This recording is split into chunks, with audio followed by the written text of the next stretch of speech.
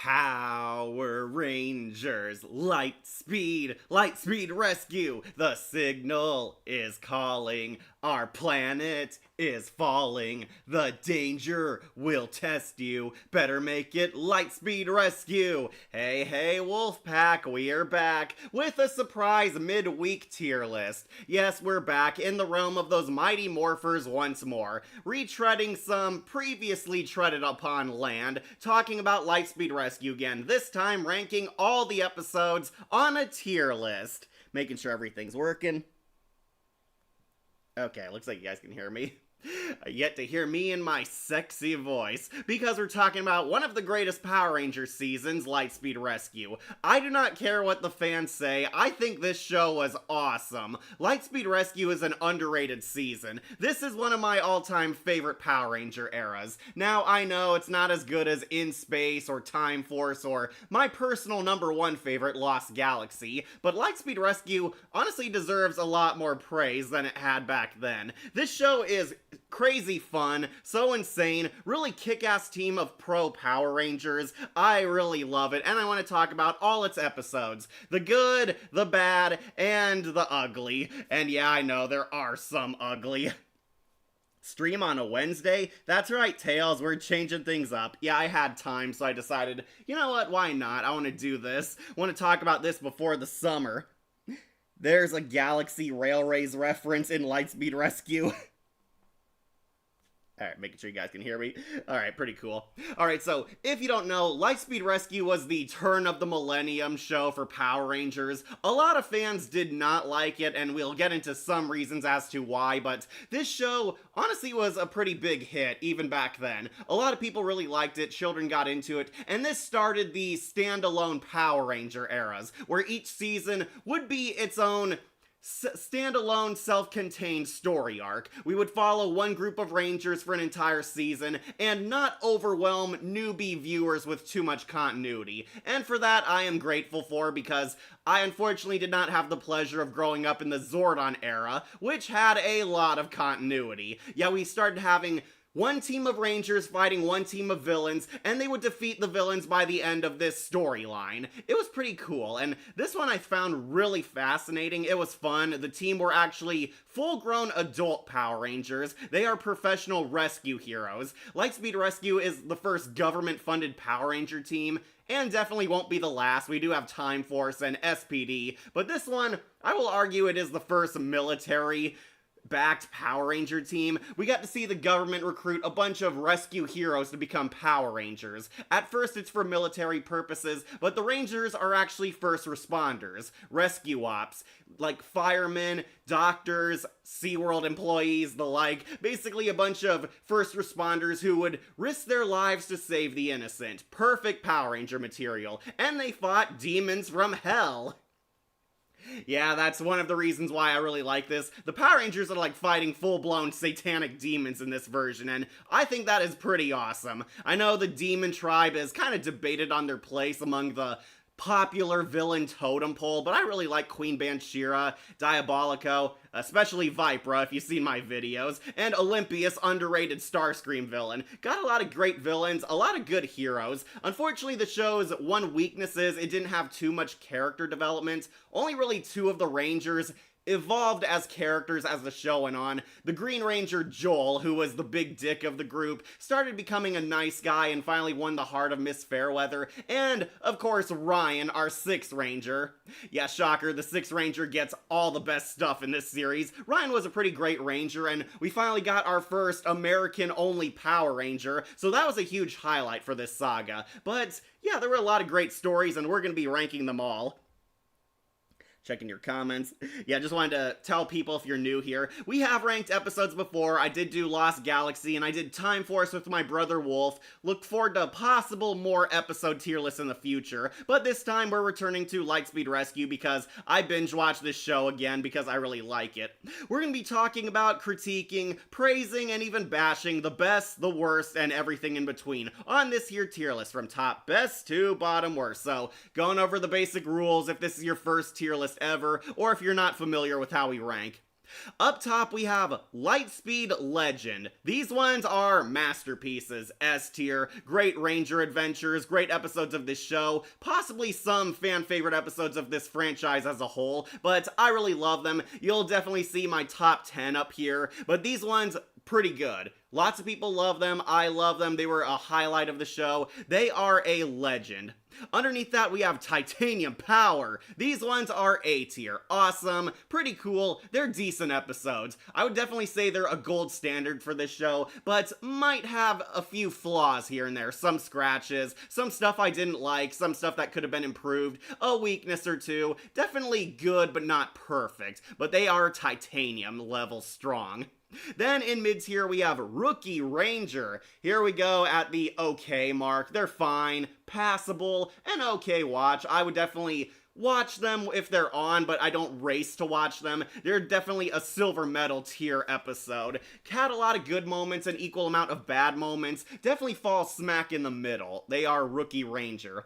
But beneath that, we have Low-Kai Low. These ones are lame, generic, forgettable, really underwhelming episode. Not the worst thing ever, but just plain bad. Could have been something amazing, but didn't have that Titanium power to make it stronger. They are Low-Kai Low. And at F tier, rock bottom bad, we have Worse Than 10 Diabolicos. These ones, F. Total losers. 0 out of 10. Worst episodes of the series. Possibly worst episodes of the franchise if you know this show's reputation, but I do not like them. Fans do not like them. They are a complete disgrace to the show. And if you know me, there might not be too many down here actually, but this is basically hell for these episodes. They are Worse Than 10 Diabolicos.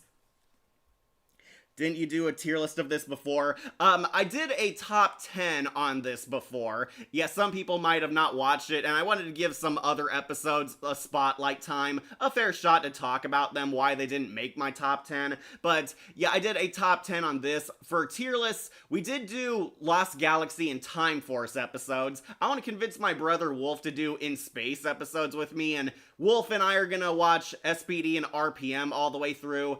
I know we got a lot of stuff to talk about, sorry guys, but life gets in the way. That's how the cookie crumbles. I do have some Power Ranger stuff I do want to rank. I'm still watching stuff to rank the mentors, so don't worry, that's definitely coming this summer. But I wanted to talk about this because I have a lot more familiarity with this show since this was one of my favorite Ranger shows.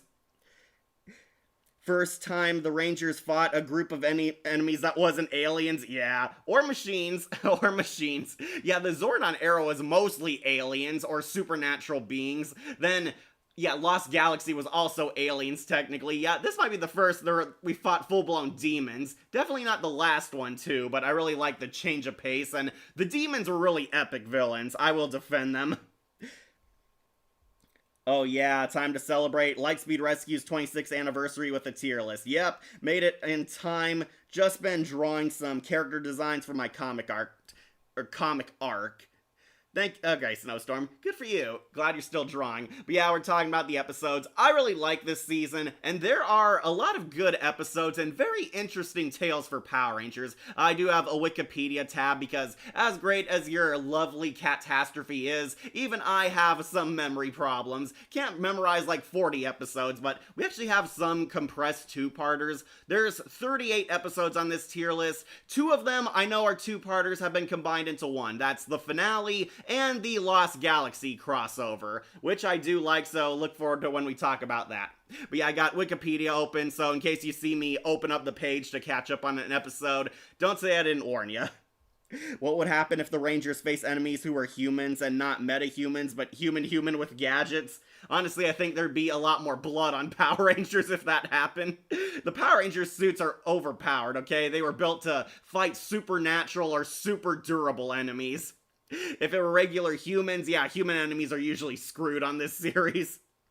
Hi, Cat. Hey, Bat-Kid Shinobi, you made it. Just in time for once. Yeah, I wanted to kick off the summer with Lightspeed Rescue. Pretty epic show. Don't worry, there'll be an eventual tier list on the Power Ranger mentors and allies. I just gotta watch some stuff, okay? I'm sorry, but it's been taking time because life gets in the way. But let's talk about this tier list. Enough beating around the bush. Let's finally kick off with Lightspeed. Starting with the pilot. Operation Lightspeed, yes, of course, stupid cat. Alright, starting us off with the pilot, Operation Lightspeed, which is going on Titanium Power. Alright, so pilots in Power Rangers are usually very basic. It's an introduction to these characters, the universe, the rules of Power Rangers if you're a newbie viewer, setting up everything, the conflict, who's who, and how the Power Rangers are going to handle things in their show. And this one, honestly, is pretty interesting. Now, the pilot is not at all a bad episode. It's on A tier, Titanium Power, because it's actually pretty cool. Seeing the Rangers have normal jobs, normal lives, they are full-grown adults in this series, and we see the government needs to recruit them because a new menace has been unleashed upon the Earth. Some idiots in Egypt or some vague Middle Eastern nation accidentally find a tomb, and the tomb is the prison for a bunch of demons. Some guys go in, the mummy style, try to steal treasure, only to accidentally break open the sarcophagus, which imprisoned thousands upon thousands of unholy demons who are now released upon our land and wish to kill all humanity to bring hell on Earth. Definitely an interesting Power Rangers conflict, I will say. But this time, the government is ready. The government has constructed their own Power Ranger team, the Lightspeed Rescue Rangers, and they've been eyeing a few recruits to test the morphers on. And we see basically an introduction to each of our Rangers, how they get recruited. We meet Carter Grayson, Best Red Ranger, who's a professional firefighter, Joel, who's an Air Force pilot. They do tease that he was in the military. He's not just doing shows. No, he retired from being in the military and is just doing stunt shows to entertain people. He likes hot dogging it, being a cool show-off. We see Chad, the SeaWorld employee. They do reveal later that he's actually a lifeguard, so there is kind of a reason why he's recruited, but yeah, he is working at SeaWorld where we get a cameo from Shamu. We see Kelsey, who's the pro athlete. She's mountain climbing. She's an extreme sports athlete, which honestly puts her in good shape to be a Power Ranger. Sorry, slurred my words there. Yeah, it puts her in good shape to be a Power Ranger. I mean, athleticism is pretty much a requirement to be on a Power Ranger show. Pretty cool. And we meet Dana, who is the boss's daughter. Dana is actually a combat medic. She's working in an ambulance, recruiting all the Rangers, and basically we get to see everything about Lightspeed Rescue, who these characters are, see the Aqua Base, see their weaponry, meet the cast and characters. We see the demons for the first time. The demons do not have their leader yet. We meet Diabolico, who's the fake-out villain. We meet Lokai, we meet Vipra, my favorite villainess, and we see Baby Impus. Basically, the demons are actually servants to a higher power, Queen Banshira. Queen Banshira is built up to big time, and basically these villains are just the Disc 1 final boss for this team of Rangers. The demons want to destroy Mariner Bay because it's where the Queen's palace used to live. The Queen had this really epic, grand-scale palace that was the size of a city, and after years of being locked away, time forgot about them, and human progression basically took over. Humans built their cities up on top of the demon world, and the demons want their city back, basically threatening to kill all humanity and destroy everything until they get their rule restored. So I do find it interesting. My favorite part of this episode, honestly, which got me hooked, is the Lightspeed Rescue Rangers actually are on the fence if they want to be Rangers, which I find very fascinating. They try to ignore the call at first, or questioning if they really want to be Power Rangers and fight bad guys, but what changes their mind is they see innocent people are getting hurt. The city is being attacked, and even Joel, who's like ready to leave and quit, actually changes his mind when they all see a bunch of innocent civilians are hurt, wounded, crying, in need of a hero. A hero. A hero. Basically, the Lightspeed Rescue Rangers become Power Rangers because they want to help people. And I really love that. That is very inspirational, really great role model writing, and really makes you like the characters. All of them, even Joel, who was the big jerk of the group, decides, no, we're gonna be Rangers. We're gonna help these people. Where do we sign up? And yeah, the Rangers go in, fight Psycho Red's monster form, and I do find it funny that they save the day by killing him. How did they kill him? Oh, they just shoot him. Yeah, that's really it. They fight Psycho Red, he's terrorizing the city. They can't beat him in their human form, so they get the Lightspeed Rescue morph. And yeah, this is my favorite morphing sequence. I love seeing the Rangers go through that huge shield and the power wraps around them into a suit. They gain that cool, like, filter gas mask thing, and we see the visors go over them. Honestly, the uniforms are really cool. They're simple, but honestly, the show itself actually makes them look pretty dazzling. When I first watched Lightspeed Rescue, I didn't know they fought demons. I thought they only faced intergalactic aliens, machines, space pirates, and a galactic empire. Nope, this is what gave Lightspeed Rescue a pretty unique identity. They are fighting Satan's forces. Queen Banshira is practically gender-flipped Satan anyway. Also, the new Scooby-Doo Netflix series trailer came out today. I still have to see it, Akira. Yep, we're talking about Lightspeed Rescue. Well, I'm waiting for my iPhone 17 transfer. Yay, aliens. Hi, Cat. Hi, Akira. Hey, Bat Kid. Reading your comments, sorry if I'm pausing. I remember watching the first episode of this team, but not much of the rest of the series. I think it was when Netflix removed many of the Power Rangers shows from the system. Yeah, Netflix got rid of a lot of good shows, and Power Rangers was sadly among them.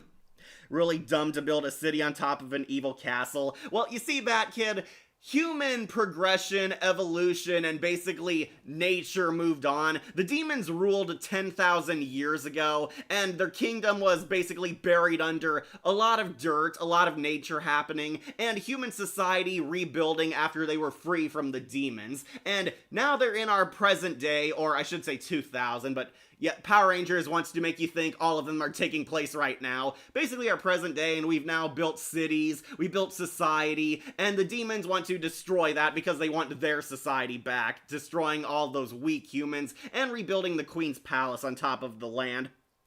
Yeah, the Rangers have a city again, now it's Mariner Bay.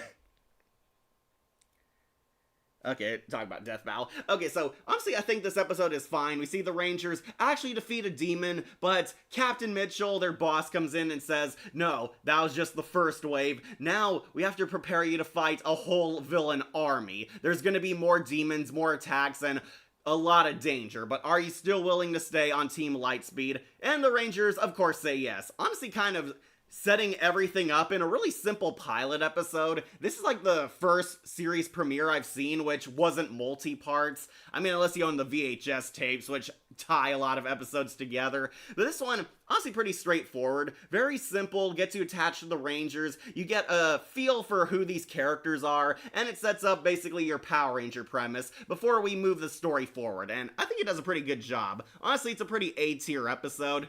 I know Lost Galaxy and especially Time Force really set a high bar for their pilots, but Lightspeed Rescue honestly wasn't too shabby. I'll put it onto Titanium Power. What do you think of your choice? Choice of what? Are you talking about death battles?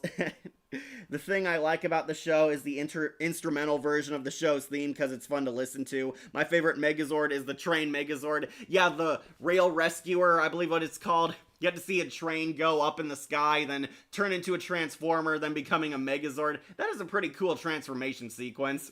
Yeah, I can't say the show was disappointing in its action. Lightspeed Rescue had really epic action.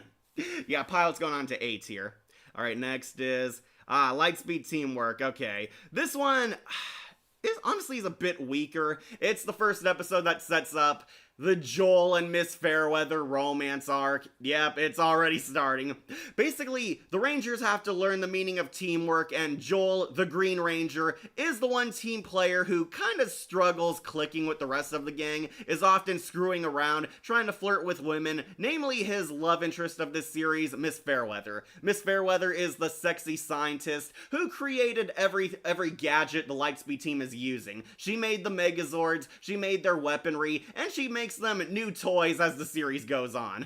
Miss Fairweather, really likable character. She's basically kind of the hot scientist character, kind of the Dr. Cat to Captain Mitchell's Shadow Ranger, Doggy Kruger. They kind of have that kind of vibe going on. Definitely outclassed by the SPD duo, but they're not too bad here. Basically, the Rangers have to adapt to the job, adapt to trusting one another, and Joel is the only one not listening to orders. And basically, Joel starts to learn responsibility in this episode, kind of listen to orders, listen to his teammates, stop questioning them, and get along well with the unit, basically. This one, I think, is our first rookie ranger. It's fine. It's not one of the episodes I go out of my way to rewatch. I don't think it's that bad, honestly, and I can definitely see other people enjoying it. Me, just not too big a fan. It's a very slow episode. Not too much happens, your basic ranger stuff. I believe they also meet Diabolico in this episode officially. Diabolico broadcasts himself, telling them that we will destroy Mariner Bay and rebuild our Queen's Palace upon your ashes. And the Rangers take the challenge on, are not afraid of Diabolico, are not backing down. It's like the only major story event that occurs, other than this also introduces the Megazords.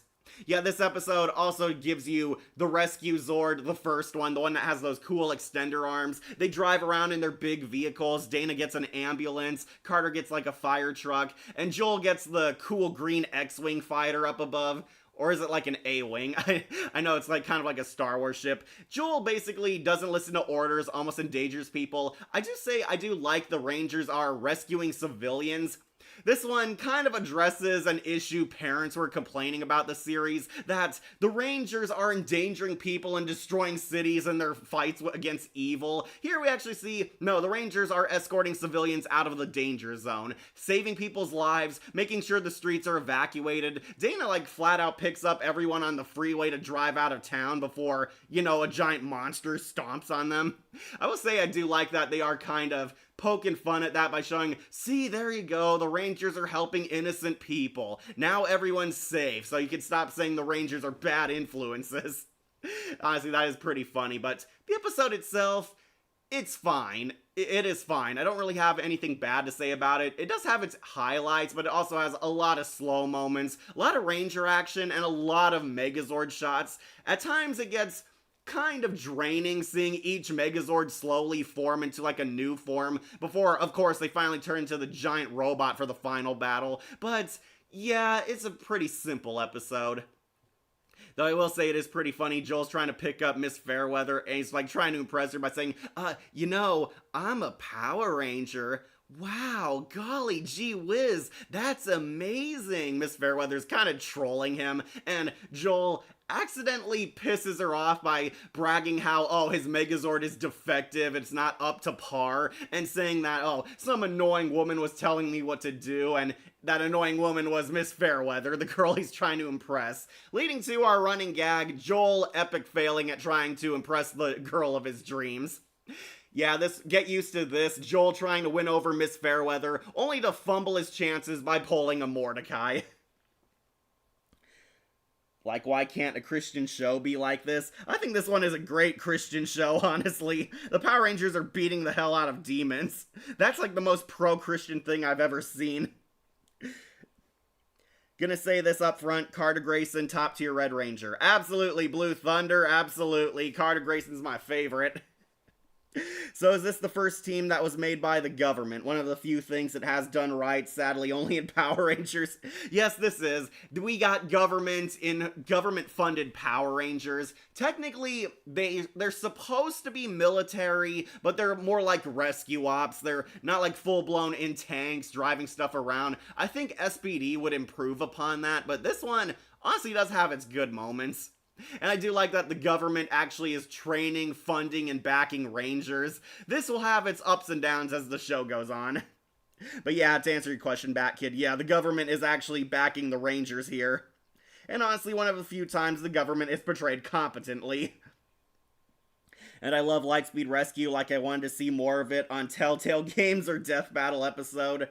Since Mighty Morphin is starting to get old, we need the other franchises. Yeah, we do. I love Mighty Morphin, but guys, it's not the only Power Rangers era in existence. You know how many people would kill to see Time Force, or In Space, or my favorite, Lost Galaxy? Love to see a Lightspeed Rescue Telltale game. That would be pretty interesting. But yeah, guys, it's okay if we embrace outside Ranger shows. Is she Dr. K's aunt or distant cousin, or she's the prototype Dr. K? Yeah, that would be pretty funny if Miss Fairweather and Dr. K were related. I would find that very fascinating. But yeah, basically, not the first hot scientists we seen Power Rangers, and definitely not the last. Gonna get Dr. K and Dr. Cat and the lady on Beast Morphers. Like the episode is better than live action Little Mermaid. Oh, you're talking about Marina, Chad's love interest. She's down the line later, Akira. You, speaking of what you said about parents saying the Rangers not helping civilians, can you ever name a time in the franchise where it showed a human dying? Exactly. I don't think that happens until literally like the Disney era. I might be wrong. I think Wild Force was also kind of iconic because Cole's parents died, but they also kind of died off screen. But yeah, the Rangers would save everyone. They even try to save the villains. You know, I had the Rangers fight a group of people who want to destroy all planets with life on them and to keep the Earth safe. Isn't that like every Ranger show? The group they fight are humans who want to stop the constant attacks. Okay, that is pretty interesting, Saber. Alright, so anyways, the teamwork episode, going on to B tier. I think it's a fine episode. Once again, kind of helping newbies adjust to the world of Power Rangers, slowly building up this universe and the characters, and setting up a lot of stuff that would have payoff much later. Going on to Rookie Ranger. Alright, next one I believe is Trial by Fire. Yep, it is. Alright, we finally get our first Carter Grayson episode. Trial by Fire. The Rangers are doing basic training. The government is keeping them in tip-top shape. However, Carter Grayson is struggling with the leadership because he's getting into bickering with Captain Mitchell. During a training session, Carter actually fails. He got the lowest time, but he also got the lowest score. Carter Grayson ignored orders, is starting to pick fights with Captain Mitchell, questioning his command, questioning his leadership, always thinking with his blasters. Yep, here comes the memes. Carter Grayson is always thinking with his guns and weapons, but he doesn't think with his brain before acting. And Captain Mitchell is trying to give him like a secret mentorship test, kind of, testing his loyalty, testing to see if he'll follow orders, and helping him slowly learn from experience. Power Rangers also get their first fight with Vipra. Yep, my favorite villainess makes her official encounter here. Viper shows up and fights the Rangers. She's like installing a bunch of bombs to destroy Mariner Bay. The Rangers fight her for the first time, and honestly, it kind of disappointed me that Carter and Vipra never became rivals. It was like set up that these two would be the clashing ones, that Carter and Vipra would be arch enemies, and I was curious to see if this would amount to something, but no, when Olympius shows up, he becomes Carter's new arch nemesis. Vipra fights them, and during the duel, Carter ignores Captain Mitchell's orders, tries to fight her. Vipra sets like a highway on fire and gets away. Carter is forced to go back and put out the fires first before rescuing the civilians. Carter was going to rescue the civilians first, but if he didn't put these fires out, they were going to burn through a bunch of gas canisters, which would have blown the bridge up. And Carter realizes Captain Mitchell was right. He wasn't thinking things through. He looks back at the training session and finds out, oh, the reason he failed the test was because he shot at gas canisters. He doesn't look at the area around before attacking. He shoots first, asks questions later. That's kind of Carter's deal. Captain Mitchell talks to him. They have like a heart-to-heart, and I believe this is also like the episode that foreshadowed that Carter has a hero. He like looks up to a fireman. Let me briefly read here. Okay, yeah, I think this one is it. Alright, so, yeah, I believe this is the one that sets up Carter has a hero. This masked firefighter saved him as a kid and he wants to be like him. Carter doesn't think things through, and Captain Mitchell is basically kind of giving him orders, telling him that you have to think first before going in attack mode. You have to look at your surroundings. You have to be sure you know what you're doing before you act. Carter is impulsive. Carter starts listening to Captain Mitchell, and he eventually comes around, helps save the day, defeats Vipra, and I believe, yeah, is this the one like where the little boy like looks up to him? I think that is it. Like, Carter feels bad because a little boy got hurt in the crossfire, and Carter indirectly becomes an inspiration to him, making Carter realize that, yeah, heroes are flawed. Like, your heroes are still human. And I kind of like that. Yeah, Trial by Fire, I think we'll put onto titanium power. This is a really good episode. Not perfect. Once again, it's kind of taking its time getting you adjusted to the Power Ranger cast and universe. I think it's a pretty entertaining one. Like, Viper is cool, yeah, she is, but shame her actress retired, like she should have been in Marvel Rivals, as Madam Viper's voice. That would have been appropriate. No miraculous hotline or modern era hotline. Sorry, catch up on your guys' comments. Speaking of the Rail Rescue Megazord, it's a shame that both Lightspeed Rescue, Mystic Force, and RPM had Train Zords, cause there's a Super Sentai show that has only Train Zords. Weird. Like, much better than Paris and Miraculous, like they have removed cops to save people and criminals are loose, leaving Officer Roger to do the hard work and leaving Mayor whatever her name is, give Miraculous. I never understood why the Mighty Morphin was the only team that gets the most focus like other franchises, the most like other ones matter, like how Tim Drake being sidelined when there's other Robins. Right. Okay, so basically Mighty Morphin gets all the praise and spotlight because it was the first one.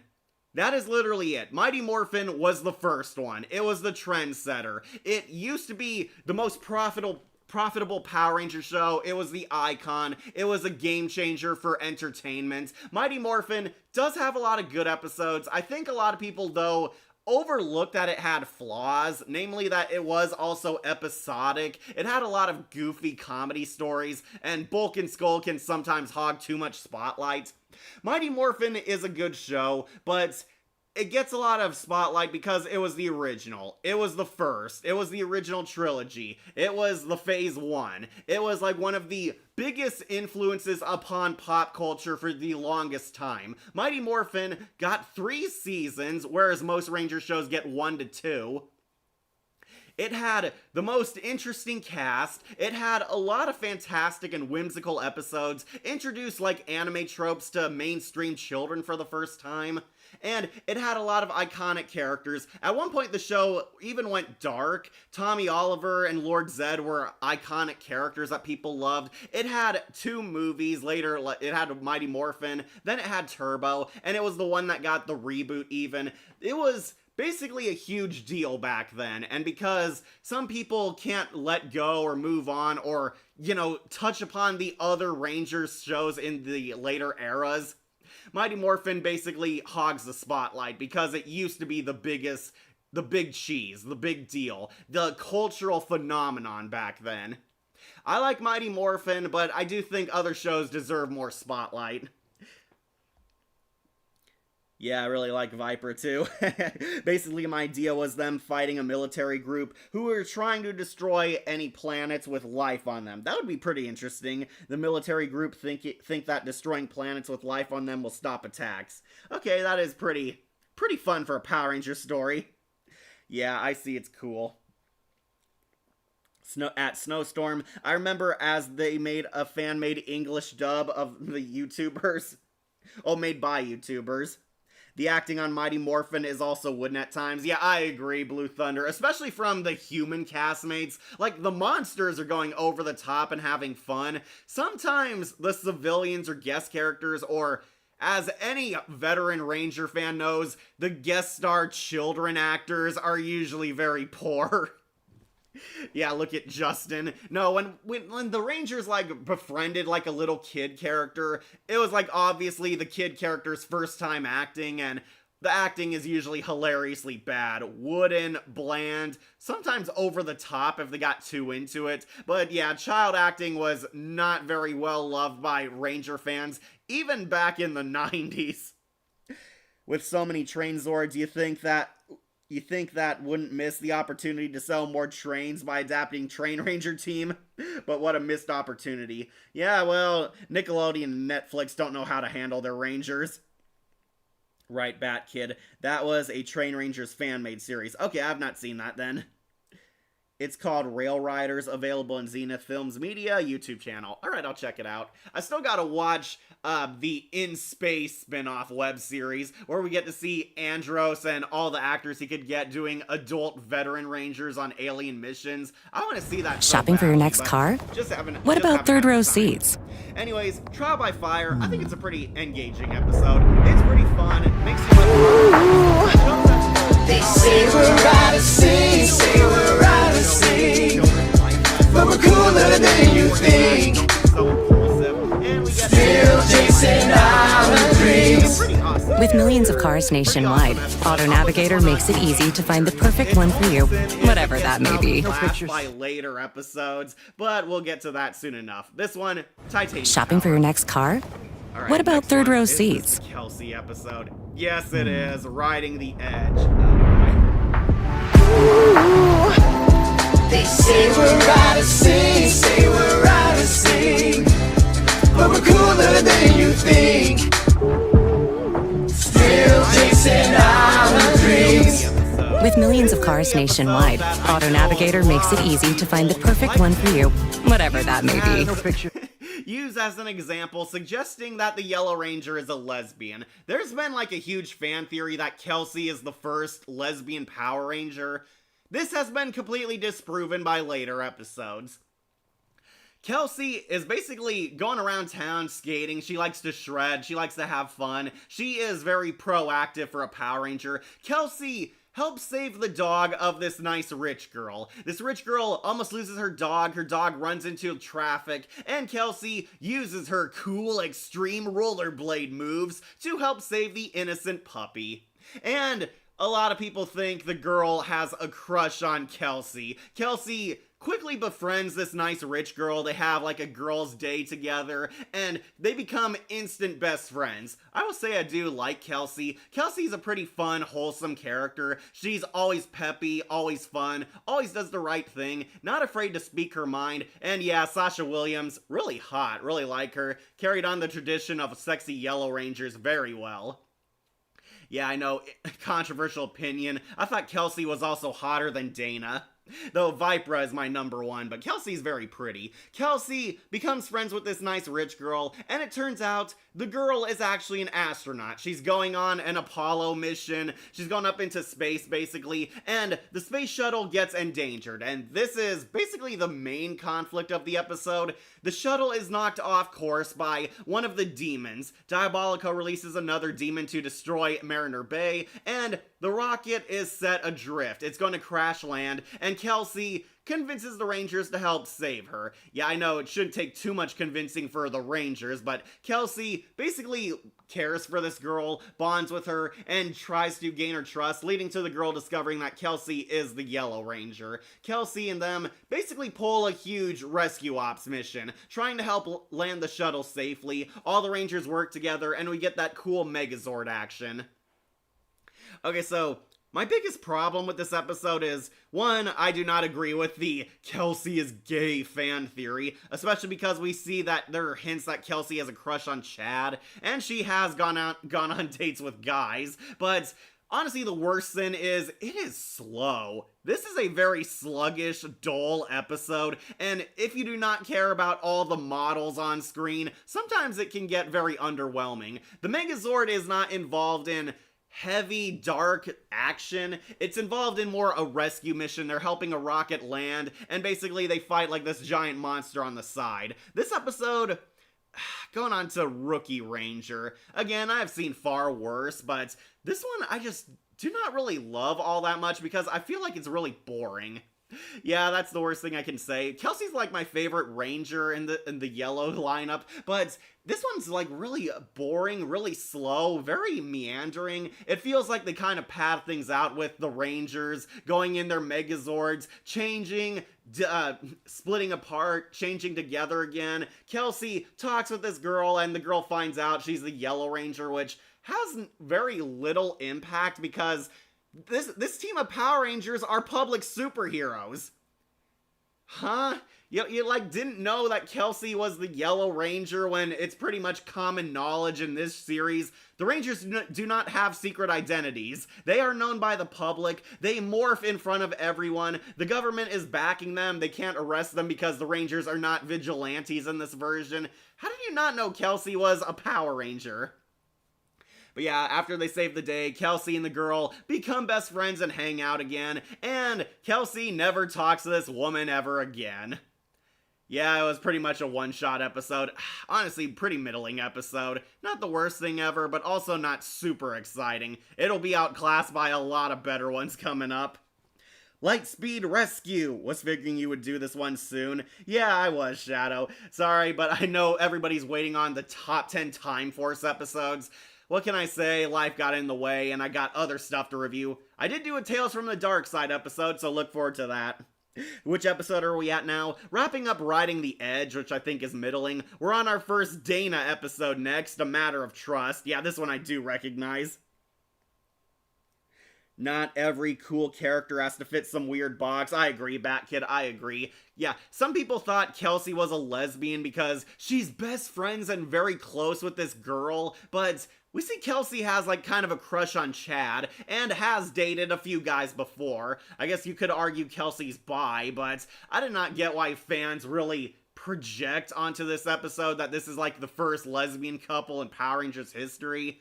No, it's not, because we got the Netflix show. What is it with wanting to make any cool character gay? People can just be friends. I agree, Batkid, I agree. Oh, I thought that was just me. I saw some videos of the dub made by YouTubers, and I have to say, it's great. Rail Riders is a fitting title for the Sentai show, but I'm glad fans made it look good. Yeah, I'm very glad when fan content succeeds. Why do I keep hearing random commercials? I couldn't hear what you said. Oh, is there an ad playing? Yeah, sorry, I don't know what's happening. So I can't hear you since the ad. Oh, there's an ad here? Alright. Curse you, commercial. Yeah, sorry, I'm not in control of that. I could reload if I have to. Yeah, don't worry, the tier should stay the same.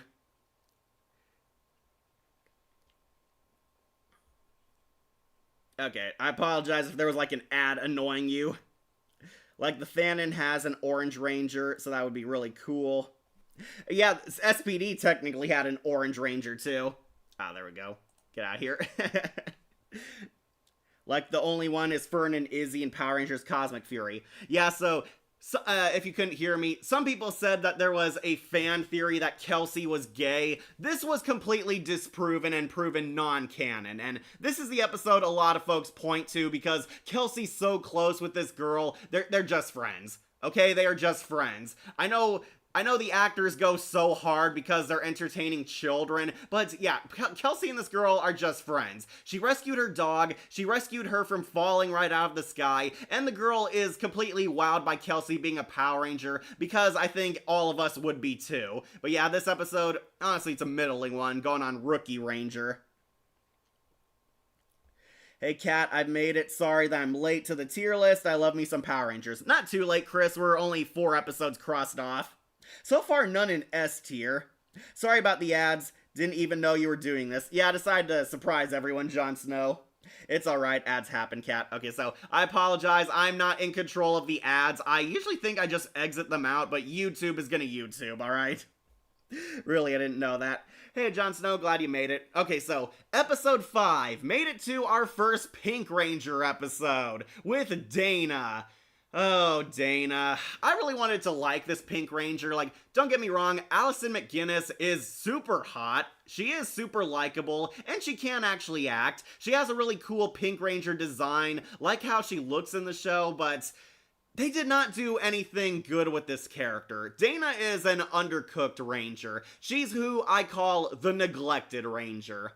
In every Power Ranger season, there's always one Ranger who doesn't get enough. Doesn't get enough story, spotlight, character development, or even plain episodes, and Dana is this era's one. Dana could have been a great episode. Dana is the daughter of Captain Mitchell, and this is the first episode where we get to see her quote-unquote character. Captain Mitchell is having a top secret device that's highly unstable be transported across the city. The demons want this device to, of course, destroy the city. However, this device needs to be under a lot of coolant because if it ever heats up, it will explode and cause a nuclear explosion that will kill us all. Dana is not put on the job, and she basically acts like a baby for half the episode. You see, 4 out of 5 of the Rangers have to escort the military group, escorting this nuclear device across the city, while Dana is assigned escorting Captain Mitchell's best friend for their fishing trip across town. Yeah, Dana does not take this very well. Dana is tasked with guarding this nice old guy who is quote-unquote going on a fishing trip with Captain Mitchell, meeting him up, and you start to realize what's going on at least halfway through.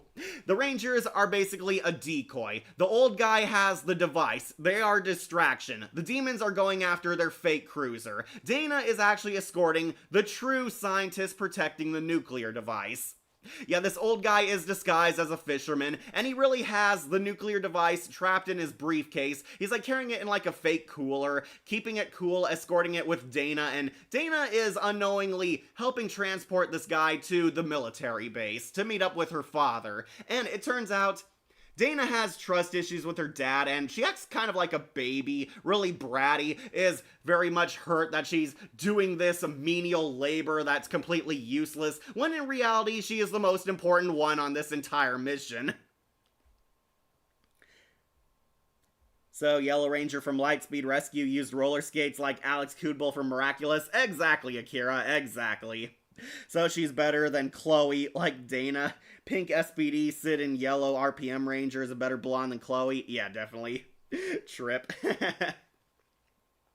Okay, so in this episode, basically the show tries to misdirect and mislead us. It turns out the twist is, this guy is carrying the real device. The Rangers are a decoy. The demons completely fall for it, except for Vipra. Again, Vipra's my favorite demon character. Vipra actually catches on and realizes this is a setup. It's all fake. She realizes the Pink Ranger is elsewhere, and when they attack the convoy the Rangers are guarding, the monster does not find the device. It's not there, making Vipra realize that the 5th Ranger has the actual device they're looking for. Where Dana kind of almost screws up here. She abandons the old guy to go help her choked on my words. Go help her friends. Then it turns out, yeah, he actually has the device, and Captain Mitchell loved and trusted his daughter all along. She had the most important mission. She returns, and Dana solo fights Vipra. Vipra is defeated and sent flying away, while the Rangers, of course, fight the monster of the week, turned giant, and Dana apologizes to her dear old dad, saying that she should have trusted him, and he says, oh, I should have trusted you, which honestly is a pretty nice feel-good episode.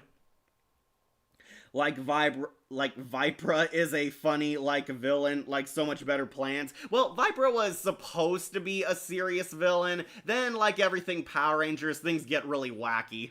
Yeah, Vipra actually is pretty smart here, it's why I kind of give credit to this character. Now, say what you want about Jennifer Yen's acting, but her character was very much a schemer, an underhanded backstabber. She was a very competent general, and for the first portion of the series, Vipra is all over the screen. Vipra is a lot more of a hands-on general, compared to Lokai, who did nothing, and Diabolico, who sat in his throne room up until his resurrection. Yeah, Vipra was pretty much the demon spearheading the charge, always on the front lines, and here we get to see her first crafty scheme. She catches on to the deception whereas all the other demons completely fall for it. She has her sexy cat fight with the Pink Ranger, and the Pink Ranger wins. They defeat the giant monster and successfully transport the device. Dana apologizes to Captain Mitchell, and he says, you're always gonna be my little girl, I was trying to protect you, and the two basically get closer after this experience. This episode, honestly pretty good. I kind of was hoping for a bit more, but I'm gonna put it onto titanium power.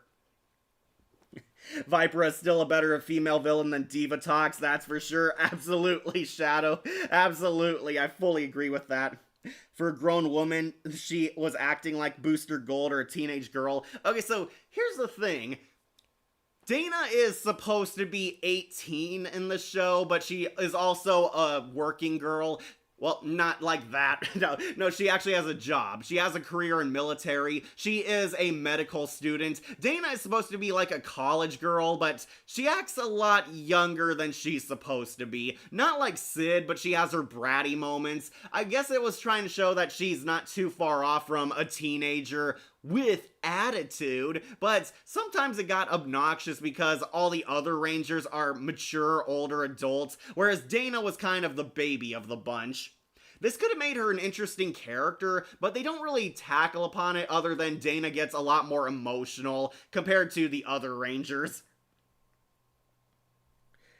Transformers G1 gets a lot of spotlight because it was the first Transformers series. They will turn a blind eye to many of G1's flaws. Yeah, like killing off Optimus Prime and replacing all the lovable characters with these cheap knockoffs. Seriously, I think only 3 of the new gen Transformers teammates were actually beloved. People like Rodimus Prime, people like Ultra Magnus, he keeps showing up, and people love RC because she was the first main female bot. Yeah, I like Vipra. Sorry, catch up on you guys' comments. I thought she was 24. Allison McInnes was 24, but she's playing 18. That happens with a lot of shows and movies. I guess because it makes it less creepy to make the character hot, okay? That is like kind of the reason why. You don't work with actual children, you work with people with young-looking faces. That way you can make the characters look hot and really kick ass and, you know, in a lot of action combat without making it uncomfortable. Hashtag Vipra for the win. Yeah, I used to have a crush on her. I still do. On her when I grew up watching this, very much giving me off vibes of Black Arachnia from Beast Wars. Yeah, but Black Arachnia also had a really nice redemption arc. Like what Lila Rossi should have been, but no, since she's the worst villain as Chrysalis. I swear I've heard the name Vipera somewhere else, not sure where.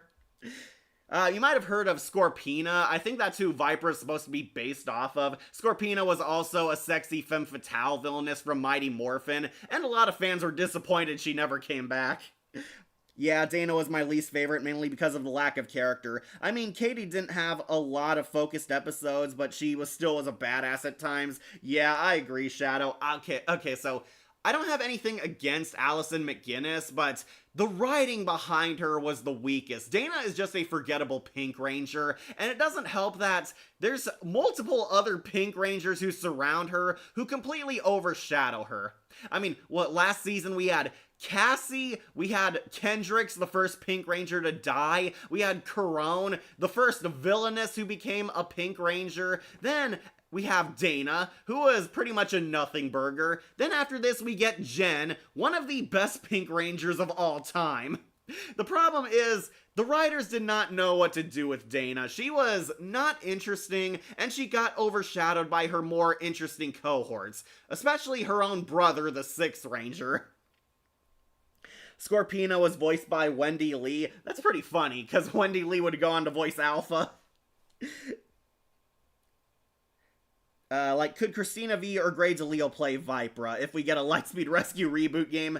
Oh, those are pretty great casting choices. Yeah, I could see both of those working. Though I would be interested in seeing Kari Wahlgren also up there as Vipra. I love Grey DeLeo. She'll probably play Catwoman Vipra. And Christina V will use her Veronica voice. I think Kari Wahlgren would be interesting as Vipra too, though. I thought she was 20 even. Yeah, me too. So Allison McInnes was in her 20s, okay? She's playing a character who's supposed to be 18 because Dana talks about how she's in college, and she is younger than Ryan. Ryan is confirmed to be 20 when he comes back. I know they don't look it, but that's Power Ranger casting for you. Yeah, Power Rangers had adults playing teenagers long before Dawson's Creek did, alright? What do you think? Yeah, I think Grey DeLeo and Christina V would be pretty good as Vipra Akira. I often wonder if Diabolico would get into a battle with either Marvel or DC villains, he would go against either Scarecrow or Marvel entities. I could see Diabolico versus Mephisto. Between Trakina or Vipra, which one do you think is more hotter? Ah, fun fact, 19 Chris. I actually did my top 6 hottest Power Ranger girls tier list. That's an actual video. I did my top 6, but if you don't want to check out the video, I say Vipra. Yeah, I do like Vipra. Trakina is the better character-wise, but the crush Vipra, definitely. She was my first, alright? So Snake and Scorpion themed female villain is attractive, like why these venomous animals as villain themed, like why not a Black Widow or Poison Dart frog? Well, we did get a frog villain in one of the Netflix shows. Yeah, there's that little girl frog alien from one of the later Ranger shows. I haven't watched that, but I have seen clips of it because that's the show that brought Lord Zed back somehow.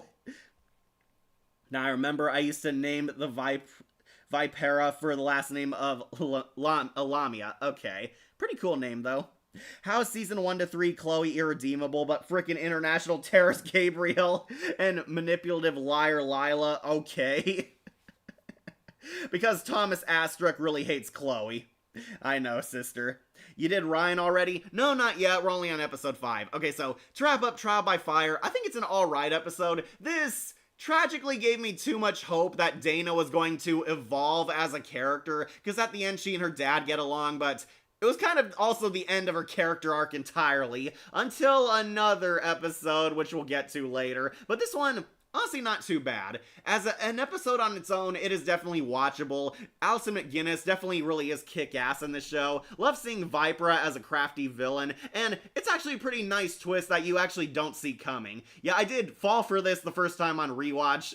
Yeah, sorry guys, I haven't rewatched this like all the time, but yeah, I really like the twist that, oh, the old guy is actually the scientist transporting the device, and Dana was trusted all along, which is pretty heartwarming. Yeah, this one will put onto titanium power. Pretty A-tier episode. Yes, is the next one.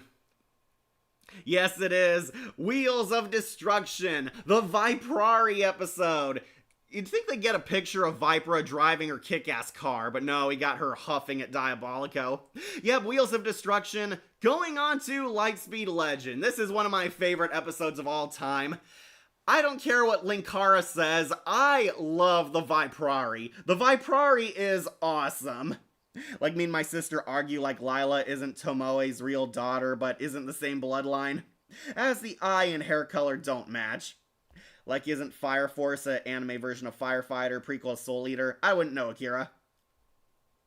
Ranking each episode? Yes, we are, Shadow. Yes, we are. You made it on time. We're only on episode 6 with our first S-tier one, Wheels of Destruction. The Power Rangers are getting into their groove, are finally adapting, gaining victories, and have overcome the Monster of the Week formula, for now, until they face a new foe, Vipra, in her badass invincible car, the Viprari.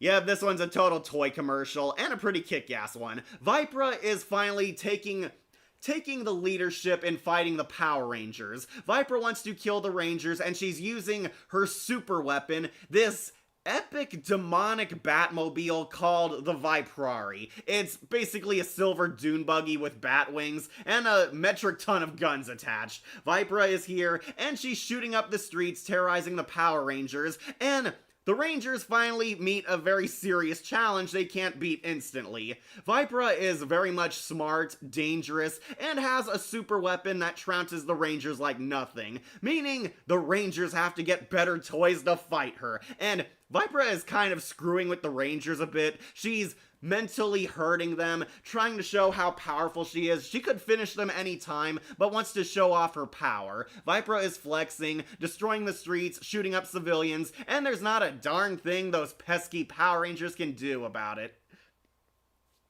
I can't believe this is the 10th lowest rated season on IMDb. I agree, Shadow, this was awesome.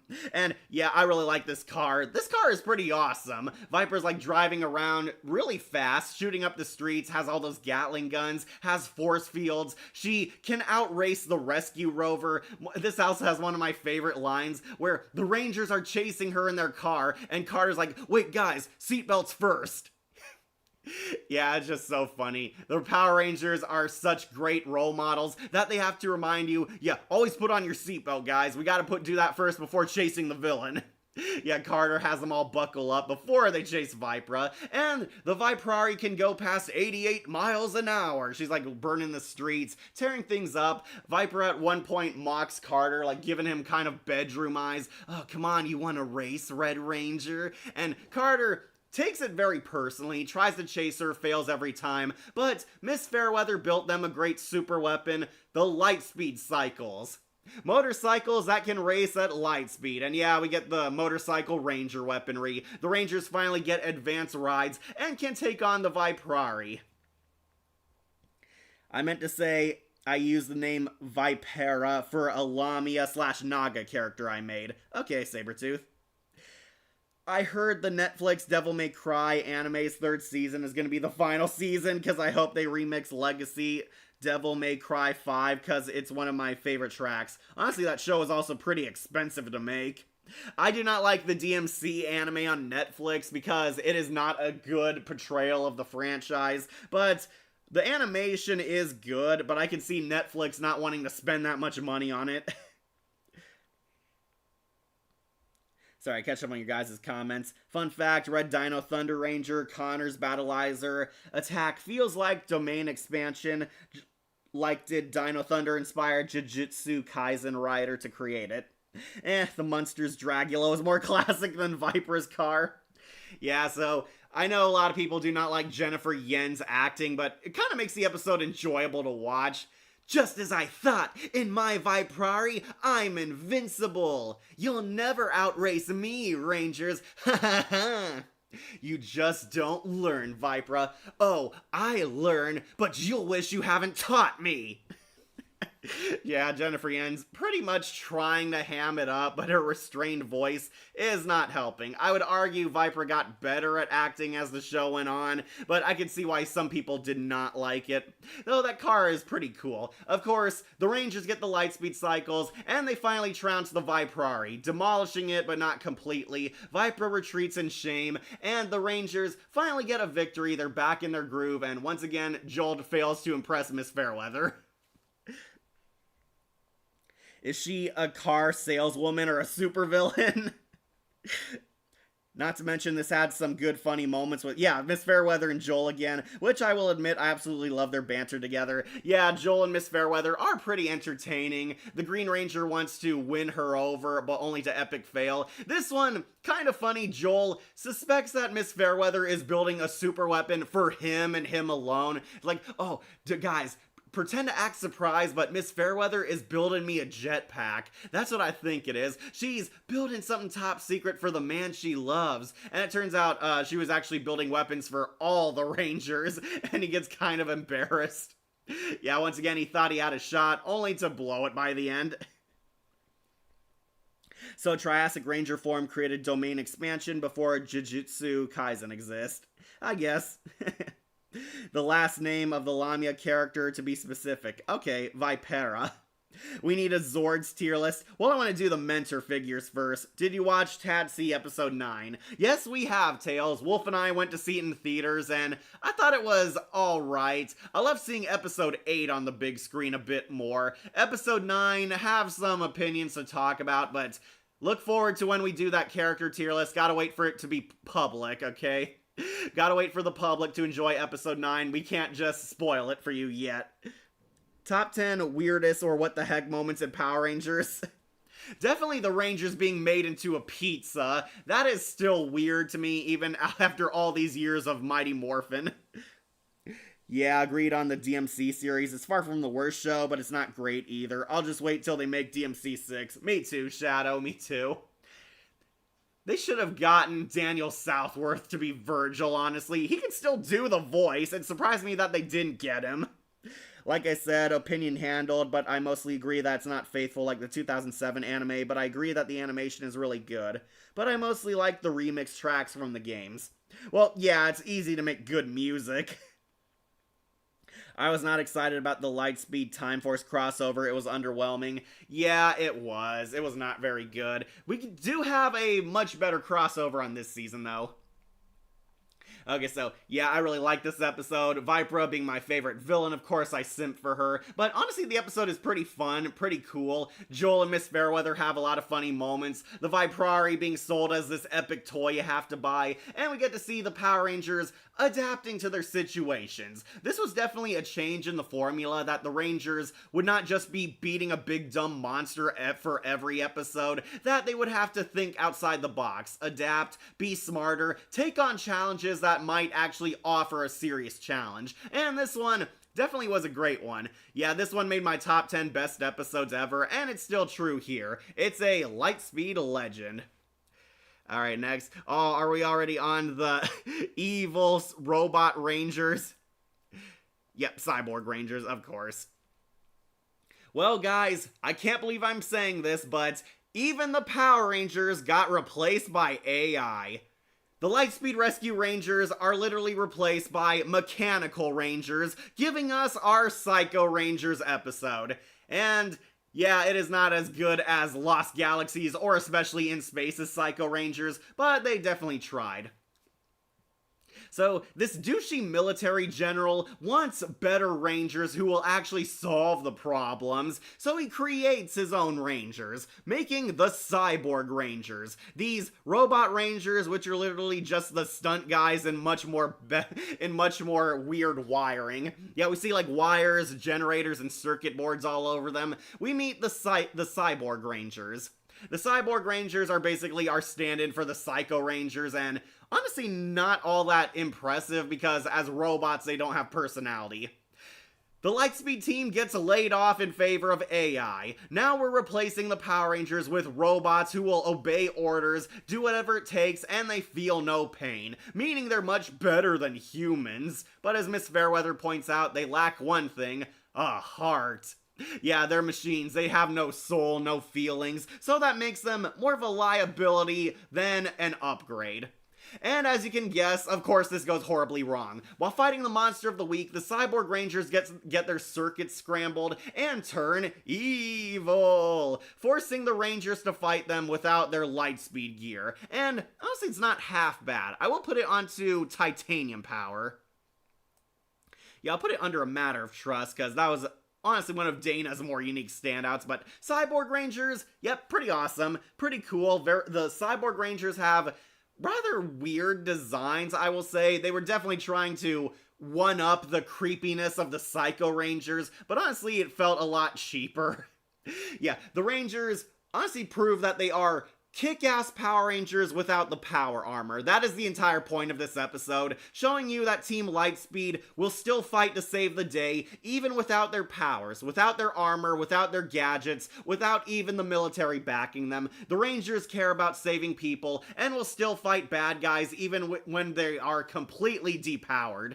And yeah, that is a pretty interesting Ranger story. I know we do this in like every season, where the Rangers have to fight without their powers, but it does show you how kick-ass they are. Yeah, basically the military lose control. This smarmy scientist, of course, went out in the battlefield with them with his remote control. The monster of the week fries the control, and the Cyborg Rangers go on a killing spree Terminator style. Now, the one thing that kind of disappoints me is we don't get a longer time with the cyborgs. Like, the cyborgs are basically efficient for the first half, and the Rangers are angsting about how they got fired. They pretty easily overcome all their drama about how they feel betrayed, about how they feel powerless, and instantly snap back into action. It's honestly kind of a fast episode, if I'm being honest. If Operation Overdrive got replaced by robots, they would have just thrown in the towel. Yeah, they would have. They would have. Gotta read your comments, Akira. Something a future team could learn from Operation Overdrive. Yep, getting all the shade at Overdrive. Honestly, I agree. They deserve it. That was the worst season ever. Yeah, I agree. The Psycho Rangers are more better than the Cyborg Rangers. They are.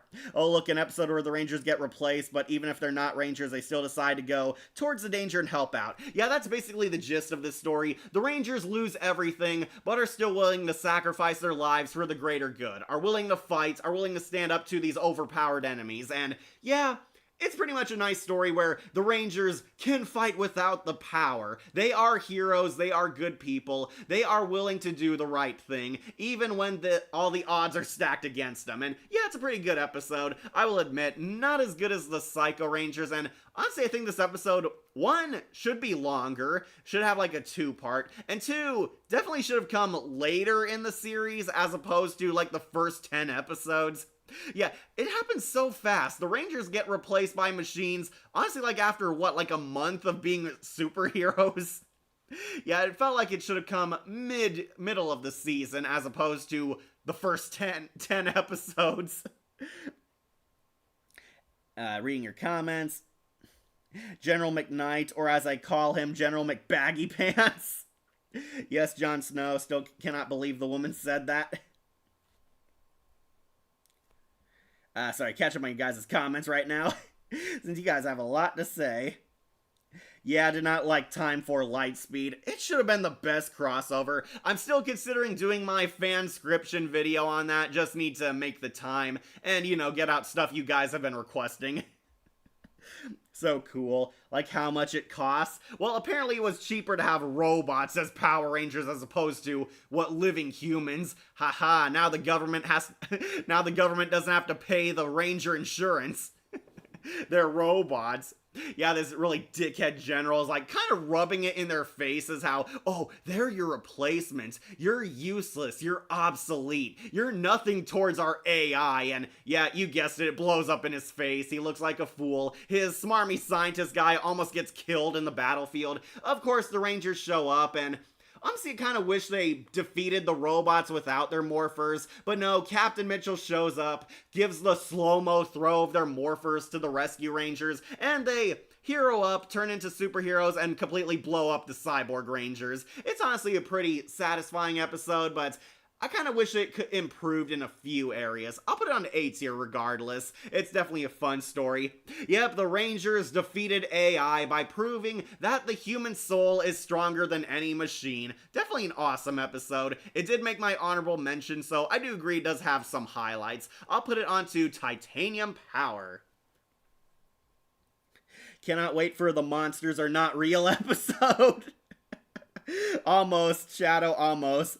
They got turned into a pizza? Why is Mighty Morphin the superior team again? Actually, that was the Turbo team, Bat Kid. That was the Turbo Rangers. I remember that happened. No, in Mighty Morphin, they met Kamen Rider, and it was kind of underwhelming because the Kamen Rider characters didn't do much. Also, I hated that Lord Zed was afraid of Dragoon. Or Drakon, whatever his name is. He was like afraid of the Kamen Rider villain, and it felt out of character that Zed was terrified of this other guy who we're meeting for the first time and doesn't do much in his own crossover. Top 10 stupidest or worst moments in Power Rangers or Transformers. Transformers is so easy, it's got a lot of those moments. Shadow Ravencroft, you mean Lost Galaxy and Lightspeed, right? Yeah, those are the teams that meet. Like, why robot versions of them? Because as machines, they don't have to pay humans. They think humanity is basically obsolete, that a machine can do a better job than you. And yeah, it's a big metaphor of how machines can't take people's jobs away because humans are definitely better. Humans are more emotional, humans have heart, they have brain, and they can adapt to a situation a machine can't process. And that is a pretty good lesson, I will admit. Yeah, I might actually move it above A Matter of Trust after saying that. Yes, Jon Snow, still can't believe that woman said that. There's no such thing as monsters. Yeah, I know, I can hear you all clicking away at, oh, get to the dumbest character in the Power Ranger universe. Alright, I see you, Blue Thunder. Like, what is modern day is about. Now for the worst thing for the government to do with Power Rangers and more likely thing that they would do in real life, and it sucks. Yeah, a machine can't take a person's job, especially a job like a Power Ranger. Yeah, I mean, you're in the Power Rangers universe and monsters aren't real to you, which makes no sense because aliens conquered our planet at one point, and that would definitely be a historical event even in Power Rangers. Oh, look, an episode where the Rangers get replaced, but even if they're not Rangers, they still decide to go towards danger. Yep, Operation Overdrive could learn a thing. Yeah, I agree the Psycho Rangers are better. They were. If it was Operation Overdrive, they'd throw in the towel and give up. They would. Okay. So what Sector and Cyrax be like? No, because they're still half human. I think they should have tried to improve the Cyborg Rangers after this episode. Yeah, it would have been nice if we got a sequel, but no, they were a one-shot villain. They were one and done, and we never get to hear, like, the Cyborg Rangers get personality. I think one of them does talk, but it's basic villain dialogue. We're evil, you're obsolete, we're gonna destroy you, Rangers, that kind of stuff. I want to see you rank Overdrive episodes. Okay, Overdrive is bad. I'm not sure if I'll survive binging that. It might take time. I still haven't finished Zeo. Yeah, I know, I'm sorry, guys, but I have other stuff to do. But Overdrive, I might do Ninja Storm before that. Yeah, you guys might crack me. I might do Ninja Storm first.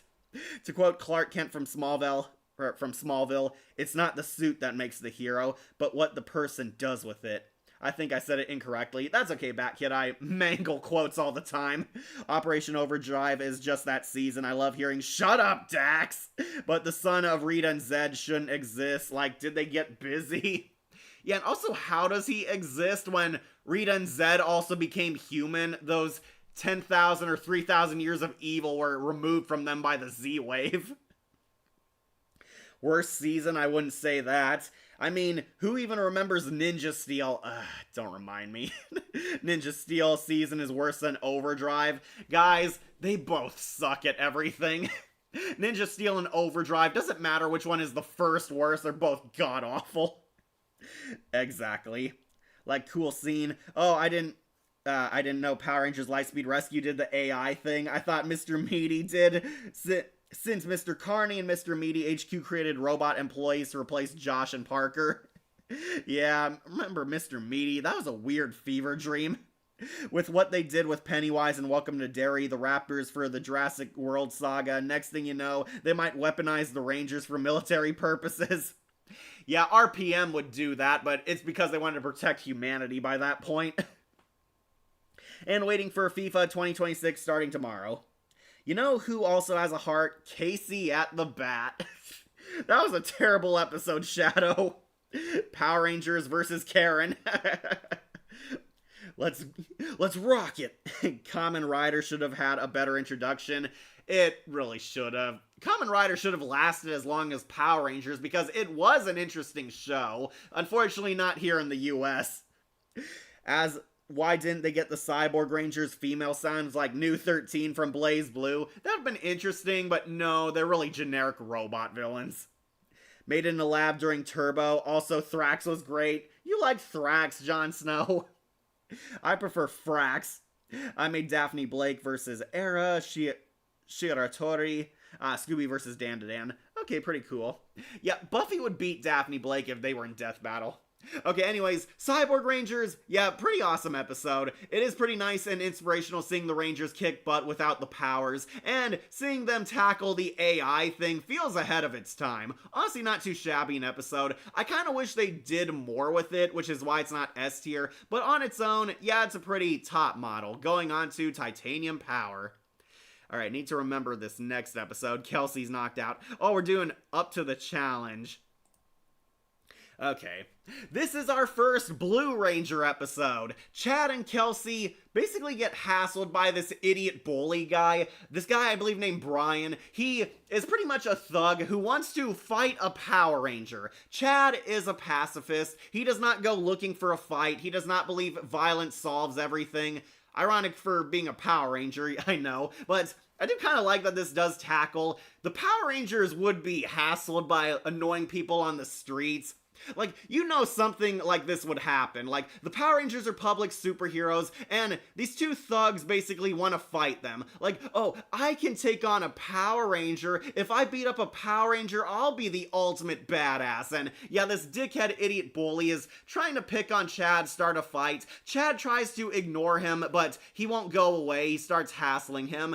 Brian is like trying to impress his girlfriend, who's also a bitch thug, wants to see her boyfriend kick a Ranger's ass. Chad fights Brian and easily bests him. I know, shocker, right? Who knew you couldn't beat up a Power Ranger? Yeah, Chad basically beats up Brian easily, humiliates him. His girlfriend, leaves him unless he can kick his ass. And Brian wants to master dark powers to take on and defeat the Blue Ranger in a fight. He believes that, he deserves a second chance. He wants revenge on the Blue Ranger for embarrassing him.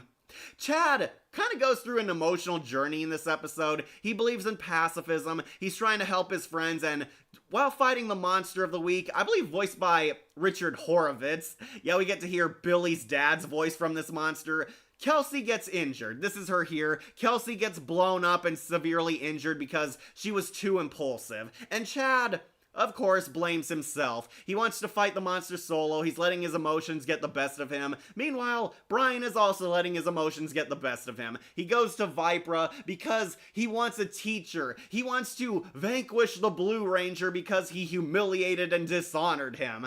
And only time we see Vipra use her deadly Mortal Kombat kisses, Vipra kisses a mind control serum onto Brian, and he turns into this weird Mortal Kombat Revenant warrior.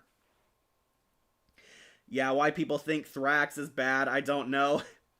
Well, his design was also pretty bad, Jon Snow. It's funny, it's interesting. It's like a random bully says, I beat up Batman, I'm cool, and it's just an idiot bully versus freaking Batman. Yeah, it kind of happens here. Okay, I do like that this kind of does tackle celebrity culture because Chad is famous for being a ranger. The Rangers are publicly known superheroes here. They do not have secret identities, and let's be real.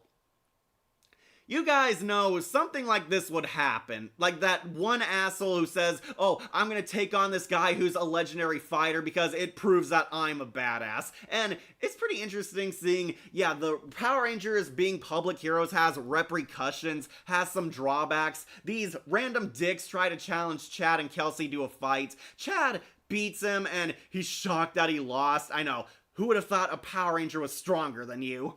But he takes it to even further, where he wants his revenge, and basically he goes to Vipra, gets an upgrade, and Chad has to fight him in hand-to-hand combat. So, if you guys don't know, Chad's actor is actually a real-life martial artist. He actually was kind of the cash show-off. He could fight outside of his armor a lot of times. We get a lot of action scenes with Chad because the guy actually did know his stuff. He was like a judo master. He knew martial arts. He was able to do his own fight scenes. Chad's actor really got to show off his skills here. I kind of wish Chad was a more interesting character. He is not bad. He's not too bad, but he's also not my favorite. Sorry, I dropped my bottle. Logan Paul versus the Power Rangers. I'd pay to see that. Interesting thing that many Europeans were acting like Americans, both in both continents. Weather was nothing like their weather, but now the soccer players are fainting. I hope they recover soon. Brian, that is a weird thug name. Yeah, I know, it's kind of generic. If you think Mr. Meaty is a fever dream, I think Nanoland is more of a peaceful one, and despite Overdrive being the worst season, I would only watch it because of the Fear Cats and maybe Camdor. Alright, caught up on your comments.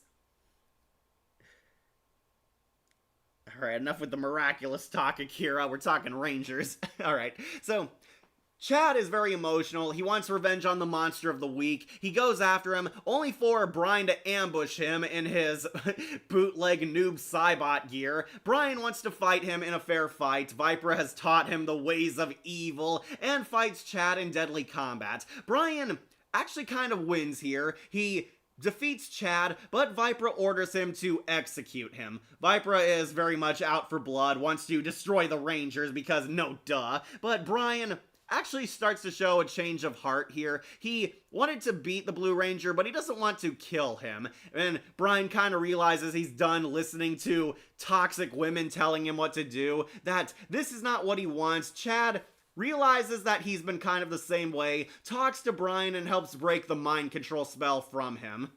Brian is about to execute Chad, but no, he punches the Batlings and frees him, and the two become bros, beating up villains together, scaring Viper away. Brian apologizes for being a dickhead, and Chad realizes that he has to control his emotions just as much too.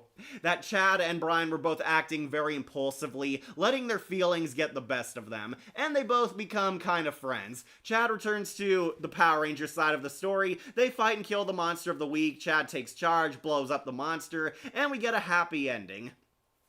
Kelsey makes a full recovery, and she and Chad are hanging out more, again hinting that the Blue and Yellow Ranger might be the beta couple in this show. Yet it's kind of teased that they have feelings for each other, but Chad and Kelsey are hanging out together, helping her get some fresh air, and then they see Brian has completely turned his life around. Brian's become a coach teaching children, learning that he wants to help others, use his fighting for good instead of evil, and he's teaching children basically how to exercise, how they're kind of like a karate class, and Brian's become a good guy now. Completely turned his life around, redeemed himself, and he's friends with Chad now, apologizing for his past ways. And Kelsey wants to help Chad basically flirt with girls. Chad does not have lady skills, and it leads to basically a story arc with Chad where he has to find a girlfriend. That'll have payoff much later, but this episode, honestly not too bad. I might put it onto Lightspeed Legend. I think it's a pretty good episode. It did get me interested in the Blue Ranger, much more than a later episode did. Of course, I love Vipra. She's pretty cool, very mischievous, uses that mind control kiss power, which she would never bring back again. And I do like the story that violence does not solve everything. You have to control your emotions. You can't be so impulsive or you'll get hurt like Kelsey did, like Brian did. And that basically you always have the chance to better yourself, to redeem yourself, to improve. It's never too late to save your soul. Yeah, Up to the Challenge, I think is a pretty underrated episode. I'm gonna put it onto Lightspeed Legend. Power Rangers Evil Minions tier list. Yeah, that one might be easy. What's worse, writing the Star Wars sequels trilogy or the worst Power Ranger shows combined? Ooh, that is pretty hard. Well, I do think both the sequels, of course, and even Power Rangers bad seasons had a chance to be good, but it needed better writers. I think, honestly, writing a good Power Ranger show should be much easier than a Star Wars sequel. And sorry, Kat, like I want a miraculous rant about how Lightspeed Rescue shows how a bully who hates a hero can change. Okay, that's not too bad, Akira. Logan Paul versus the Rangers. Let's see Tommy Oliver wreck Logan. Yeah, especially in wrestling, when this kind of stuff happens with tackling celebrities, dealing with fans, when they overstep their bounds, like that one random guy in the elevator with John Cena. Right, there's always gonna be like these assholes who harass celebrities, and it's kind of interesting even the Power Rangers kind of touched upon that. Like, the Power Rangers are well known, and some thugs want to challenge a friggin' Power Ranger to a fight because it somehow proves they're more badass. That was kind of the thing. Brian cared about what other people thought of him. He wanted to prove like his manhood, that he was a badass, that he could take on a ranger, when in reality it didn't make him happy. That was the thing, it didn't give him fulfillment. Even when he did beat Chad, Viper's like telling him go the extra mile and kill him, which is something he doesn't want. It's not giving him fulfillment, and it's obviously not the right thing to do. It shows that Brian needed a much better direction in life, and also foreshadows a certain redemption arc that comes in the finale. But yeah, it's honestly a pretty sweet, wholesome episode, and I do like that Chad actually redeems an idiot bully in the end. That's just pretty cool. Yeah, this one definitely Lightspeed Legend. Yeah, it is kind of funny that even the Power Rangers deal with obnoxious fans and trolls who want to challenge them or harass them for something. Kind of ahead of its time, if I'm being honest. We all should do cat and wolf bingo every time they say a woman's heart, random anime things, DC Marvel topics when Cat doesn't move the mic, and other. Like, we need a top 10 Power Rangers ships for Valentine's Day special. Okay, so I was originally going to rank the Power Ranger couples, but unfortunately some couples I didn't recognize were also on that tier list. I have to refresh my memory and watch a lot of new Power Ranger stuff to me. Yeah, and Cyclops is in Marvel Rivals now. Pretty cool. Still waiting for the Ben 10 Born Again, like no news yet. I hope it's good. I hope it's finished, honestly. Since I hope they get Lucy Mann, who was my tween waifu, who's a slime alien girl. Pretty cool. She's not as hot as Sue, though. Alright, up to the challenge, S tier. Alright, next time on, is this it? Yes, Go Volcanic. The Power Rangers has someone who uses a gun. A real gun is featured on Power Rangers. I got bingo. Hey, Tails.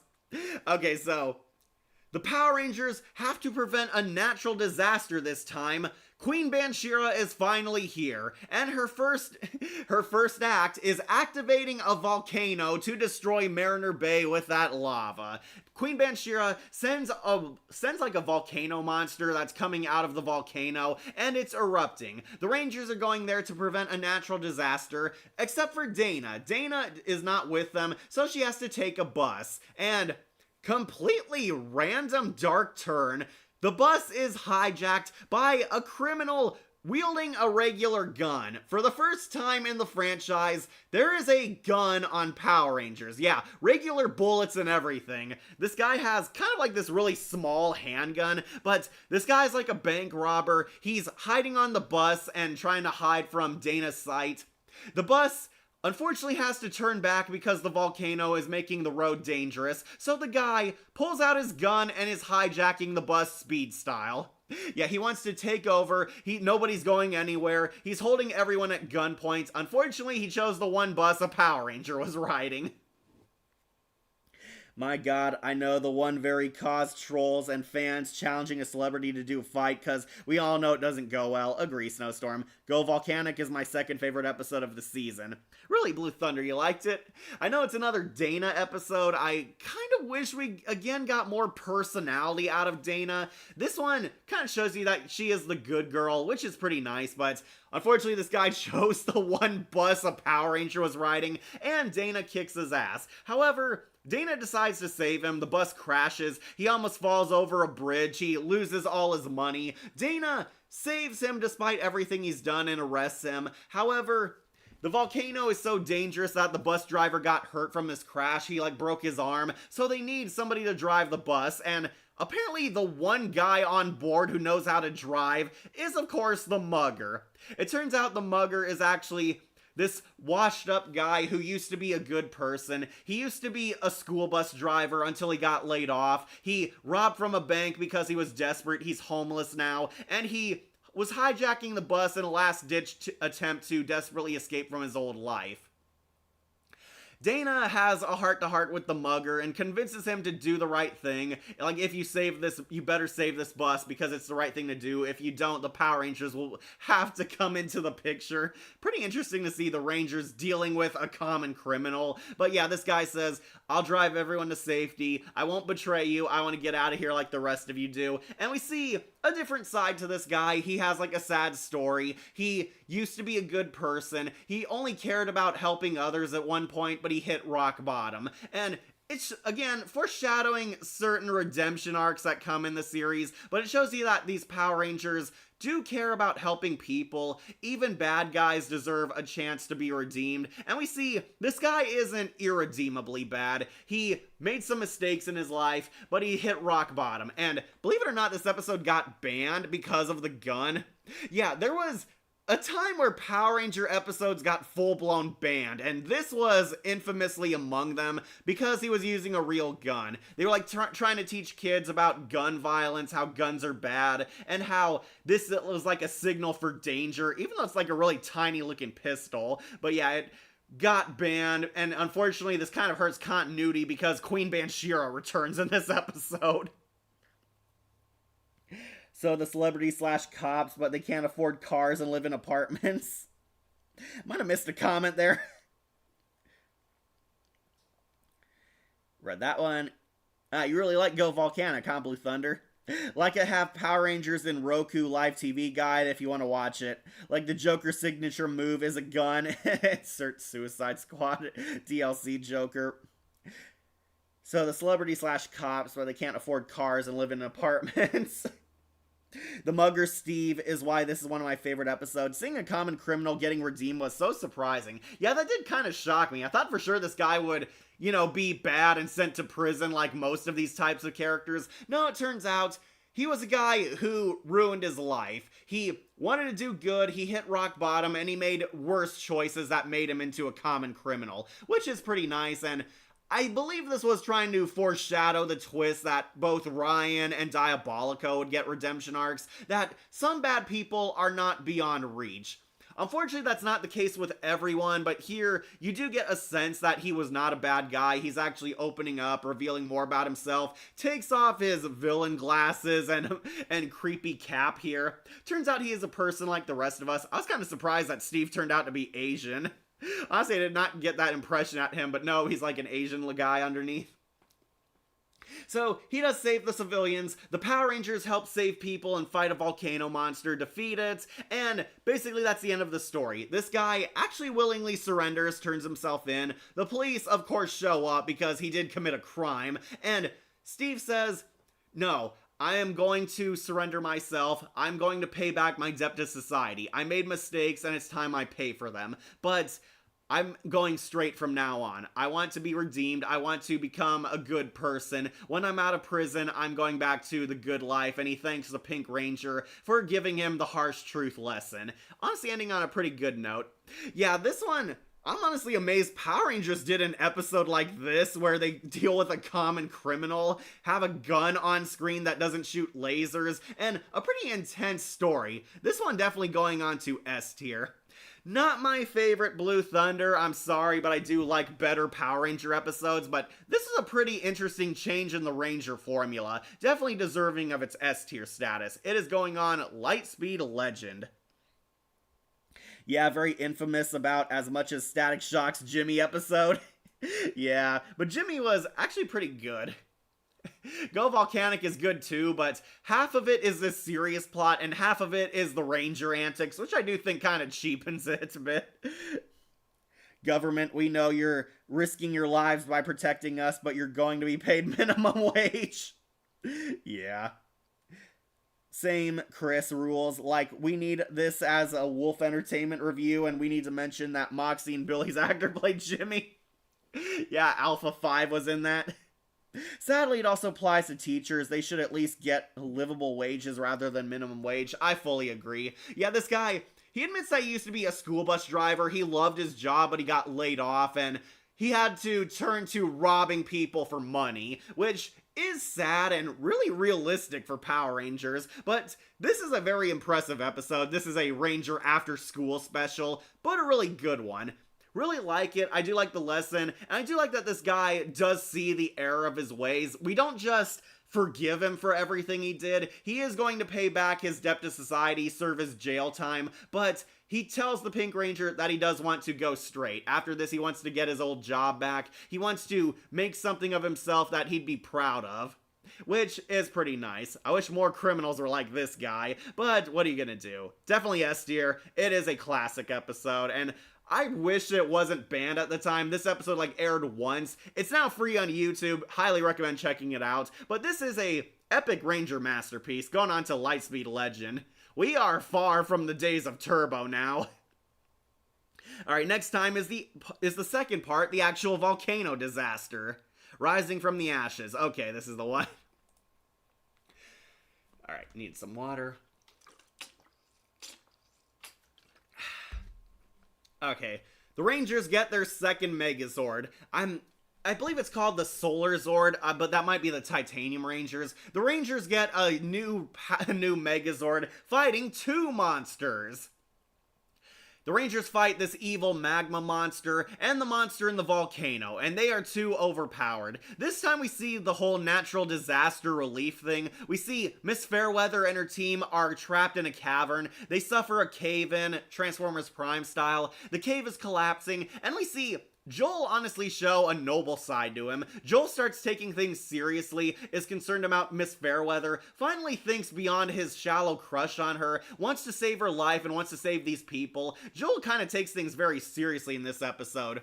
They try to rescue her from the cave-in, fight 2 giant monsters that are causing the cave-in to worsen, and the Rangers are outclassed because these 2 monsters are too tough, leading to them getting their second Megazord, where they get an even bigger Zord. I believe this is the Rail Rescue Zord, the big train one. It comes out of the ocean, goes on the big train track, then forms an Ultra Giga Megazord. This one is so tall that it towers over other monsters, which is a pretty funny shot. This one, I will put onto A tier.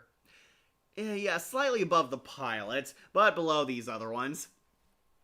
Yeah, basically, the Rangers are getting new toys. They fight to save the day, fight the volcano monster, and Queen Bansheera is realizing how tough these Rangers actually are. They defeat her super death monster, prevent the volcano from exploding. Hilariously, they use footage of Mount Fuji here, which does make me laugh. Yeah, the Power Rangers prevent California from being destroyed by Mount Fuji. As you do. And we get a new Megazord. We get the Rescue Zord and then the Rail Rescue Zord. The Rail Rescue Zord is pretty awesome. Yeah, once again, this one's a toy commercial type of episode, but a really fun one. And we do see Joel saves Miss Fairweather, and Miss Fairweather finally develops some feelings for him. Yeah, Fairweather does develop a slight crush on Joel when she finally sees his more noble side, and this is the side Joel should be using to impress her, but yeah, they don't get together yet, but it's hinting that there's hope for these 2 to get together. Honestly, it's a pretty nice episode. I'll put it onto A tier. The Rail Rescue Megazord limit reminds me of the anime king of Braves, Gago Geiger, cause Hell and Heaven is a combo of offense and defense, but if it's used too much, the Mechanoid gets destroyed. Yeah, unfortunately, the Rail Rescue Zord, they couldn't use too much until the show would move on. Like the volcano. Sorry I'm late at the grocery store. It's okay, Nate the Leaper. Got plenty of episodes, including some good ones coming up.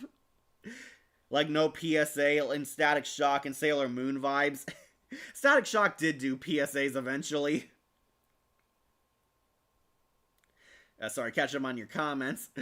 Yeah, the Rail Rescue Megazord is pretty cool. I do like this. This is a Megazord heavy episode, and I like me some Megazord action, of course, but basically pretty slow on the plot. They save Miss Fairweather from the cave-in. Joel and Miss Fairweather get a bit closer. Not full couple yet, but she's starting to see his noble side to her. Joel does show he is a competent ranger. I believe this is the one, like, at the end he tries to hit on her, but she says some BS, rulebook code that says you can't fraternize with your coworkers. Then we find out this is all a blatant lie. Yeah, she tells this to ward off Joel's advances because now he thinks he has a shot. No, it turns out this rule forbids it. Then Dana jokes around with her, revealing that, there is no rule like that. Yeah, but he doesn't have to know that. Hinting that she does have feelings for him, but is not ready to full-blown date him yet. I think Fairweather always had some feelings for Joel, as demonstrated by her reaction when Joel gave up his Morpher and Cyborg Rangers. Yeah, I suspected that, but she's kind of playing with him. I think Miss Fairweather is unsure if she wants, like, a serious romance with Joel. That's the thing. Like, Joel is a likable guy, and he is a total ladies' man, but she's unsure if she wants something deeper with this guy, especially because Joel is kind of immature and jokey throughout most of the series. It's kind of a will they, won't they type of thing. Like, it's cool. What do you think about the monsters' designs in this season? Well, I love the demons. We haven't gotten to Olympius yet, but I really love them. These demonic, dragon, skull, winged monsters kind of looks. If you know me, you know I love Vipra, her sexy kick-ass succubus look. I loved Olympius' design. I love the Dragon Lord type of look he has. And Queen Bansheera is terrifying. Haven't gotten to her physical form yet, but I think the demons actually look pretty cool. The monsters of the week, a lot of forgettable ones, but a lot of cool snake-themed ones. I love the Freezer guy and the Cobra Mummy especially. But yeah, some hits and misses. Trying to catch up on your comments. Yeah, I love the Rail Rescue Zord. Alright, read that one. Yeah, the monster design's honestly pretty cool. We do recycle a few outfits. In the pilot, I mentioned Psycho Red's monster form got recycled, and we see Deviant again in a crowd shot. It's kind of funny how often we see Deviant appear in later seasons. Power Rangers, American New Zealanders playing American Rangers, fighting monsters, and teleports to Japan to fight monsters with cameos of Mount Fuji. Yeah, and a lot of Japanese harbor areas. And well, unlike the Rail Rescue Megazord, Gar has a new weapon called the Goldian Hammer, which unlike Hell and Heaven Hammer, Hell and Heaven has no limits, of course. Like Beast Morphers and Dino Fury have a lot of mention of Power Rangers databases, or lore like is the Power Rangers timeline or dimension is confusing. Yeah, continuity really got broken once we got to the Disney era, and especially in the Nickelodeon era. Yeah, Power Rangers continuity got as bad as Bayformers continuity. Some people are willing to overlook it if it leads to good episodes. Unfortunately, the Nick era definitely did not have that forgiveness. Alright, so, yeah, to wrap up, I think this one is a pretty good episode. Not my favorite, but definitely really kick-ass. Love the Rail Rescue Megazord. Love that we finally get an official debut of Queen Bansheera, and it's setting up more stuff to come. This one definitely going on to A tier. Alright guys, we finally made it to the Titanium Ranger, when he's a villain. Yeah, okay, from deep in the shadows. Alright, had to check. Alright, so, we meet an evil Power Ranger. So, Lightspeed Rescue is experimenting with this new morpher that's supposed to give them more power, more strength, more skills, more greater power than the literal 5 Power Rangers, the Titanium Power. However, the morpher gets stolen by a mysterious villain, and this villain is working for the demons. Viper shows up, stirring up chaos, and reveals she's got a new champion, the Titanium Ranger. And yeah, this one is going on to S tier for sure. And not above Wheels of Destruction, because I really like that one. But yeah, we meet the Titanium Ranger. Once again, we're doing the 6th Ranger starts out as a villain plotline. Ah yes, the Titanium Ranger, the first American Ranger. Yeah, I really love that. This is pretty much the milestone for Lightspeed Rescue. We have the first 6th Ranger, who is not actually from the Japanese Sentai. The 6th Ranger is wholeheartedly an American creation. This is an OC made specifically for this show. The Titanium Ranger is this kick-ass rescue ranger with his own armor, his own set of weaponry, and has, of course, much better powers than the core 5 Rangers. Isn't that always the case? And we're once again doing the 6th Ranger is well, I would say a villain here. I was gonna say antagonist, but I choked on my words.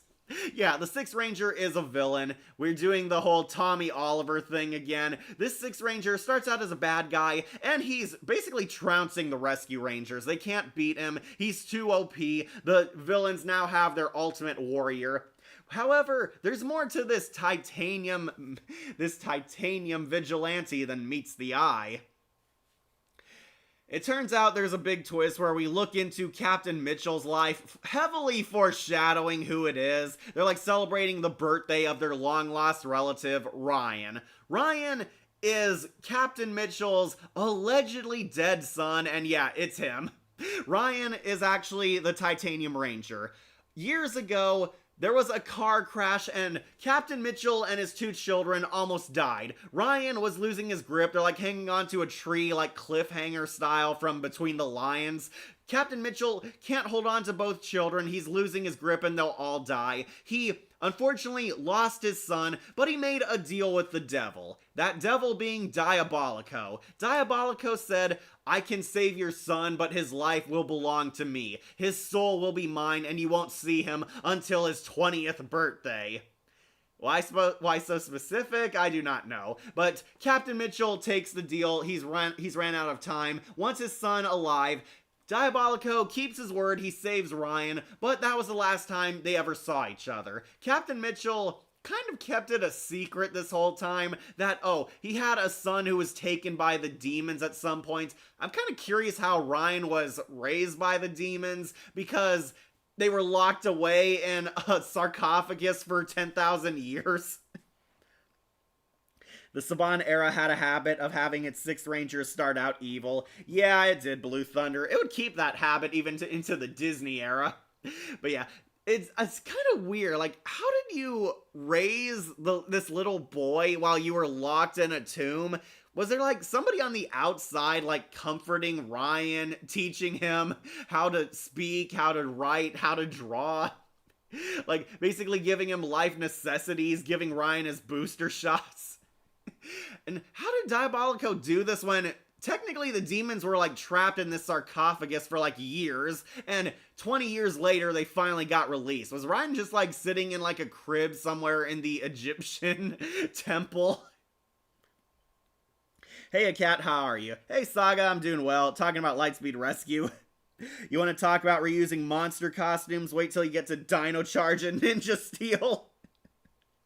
Titanium Ranger. The Titanium Ranger is the American-only Ranger. And yes, I do remember they screwed up his costume in Legendary Battle. Like, how do you screw up the Titanium Ranger? These guys had, like, the most simplistic designs for Rangers.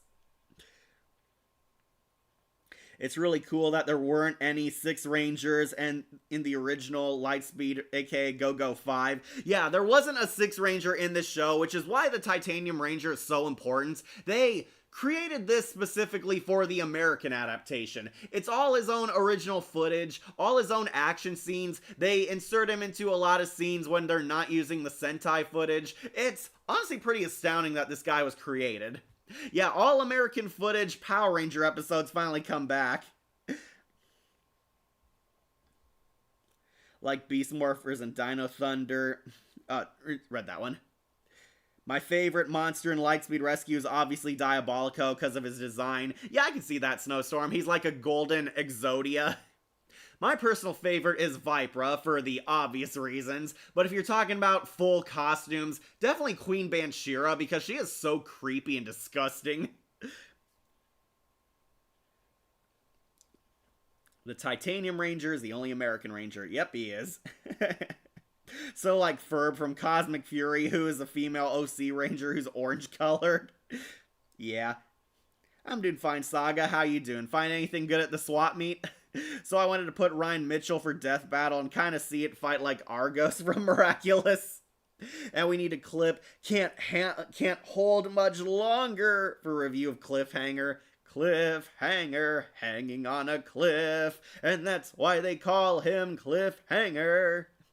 Yeah, except the Omega Ranger and the Shadow Ranger from SBD. Maybe he raised him in the tomb. His spirit took Ryan as a baby. Okay, he wasn't too young. He was able to talk. He was, again, 2 years older than Dana. Dana was a full-blown baby at this point. Ryan was a little boy. Kind of curious how he grew up. I know a lot of people love writing slash fics that Vipra and he kind of bonded. But they never answer it in the show. And what Welcome to Horrorland Part 2 ending review should have used that clip. Should have, but I would have used that if they're actually holding on to like a branch on a cliff. I didn't think the car tilting over counted. While the Disney era is a mixed bag, cause Ninja Storm is okay, Dino Thunder is awesome, SPD very awesome, Mystic Force more like mixed force, Operation Overdrive it sucks, Jungle Fury very good. I heard some people don't like Jungle Fury, and RPM very awesome. Yeah, it was. I regret not giving it a chance. So the only OC villain in Power Rangers is Sledge from Dino Charge. Is he? I still haven't watched that show all the way through. Alright, got some school lunches today. I got a corn dog with ranch dressing, mustard and ketchup, apple, carrots, very blue juice, chocolate milk, and a cup of water. Also today, the swap meet isn't open until Saturday, Sunday, and Monday. Hey, you're a content creator. What's with the whole payment of Pokemon cards trend? Did we get an ad? Dino Fury to Cosmic Fury, worst Rangers arc ever, not the only bad Rangers show. Yeah. Hey, Mystic Force and Jungle Fury is awesome. Okay, I thought Mystic Force was okay. Didn't hate it, had a lot of highlights, I will say, but also kind of disappointing in a few areas. Jungle Fury, I still have not seen. I'm sorry, but I've not seen that show. I know a lot of people tell me, you have to see it, Wolf, it's good. Some people told me it was also bad.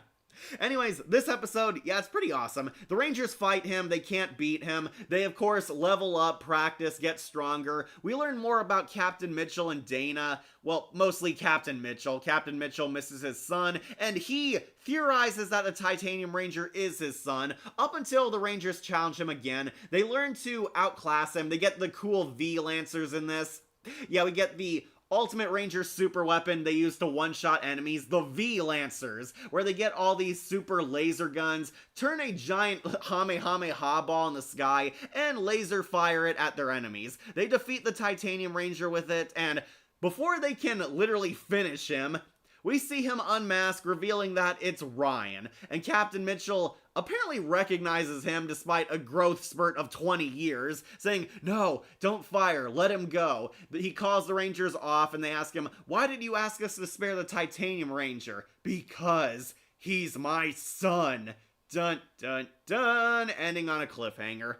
Yeah, this episode pretty awesome. Speaking of which, the next episode, I think it's also pretty good, but not as good as the first. Going on to S tier, this is the second one, trying to remember. Truth Discovered, okay. Yeah, here we go. If you can't tell in this image, this is Captain Mitchell hanging on a cliff with his two children, Dana and Ryan, when they were much, much younger.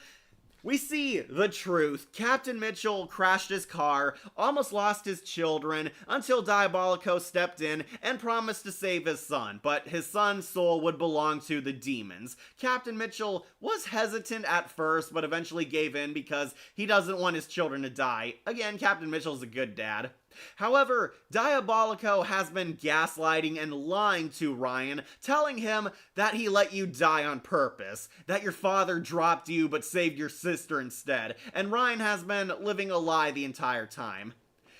After being told that the Sixth Ranger is actually his long-lost son, the Rangers still have to fight and take him down. The city is still being attacked by Viper and the Titanium Ranger, and he wants revenge, believing that Captain Mitchell is the bad guy. Dana tries talking sense into him. He doesn't believe her until he returns to the site where it all happened.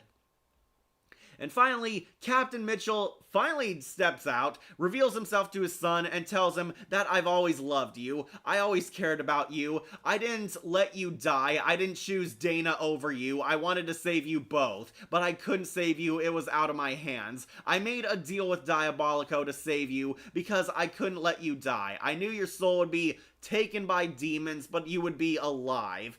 I cared about you that much, and history repeats itself. Captain Mitchell and Ryan fall over the cliffside. Ryan starts fighting him. They fall over the cliff again, but this time Captain Mitchell saves him. And I believe Captain Mitchell almost sacrifices himself here, is willing to die to make sure Ryan lives, but Ryan comes to his senses, realizes his dad was right. He doesn't want his dad to die. Diabolico is the villain. He's been lying to him. And his dad, Captain Mitchell, is actually a good man, willing to sacrifice himself just for him, even when he became the bad guy.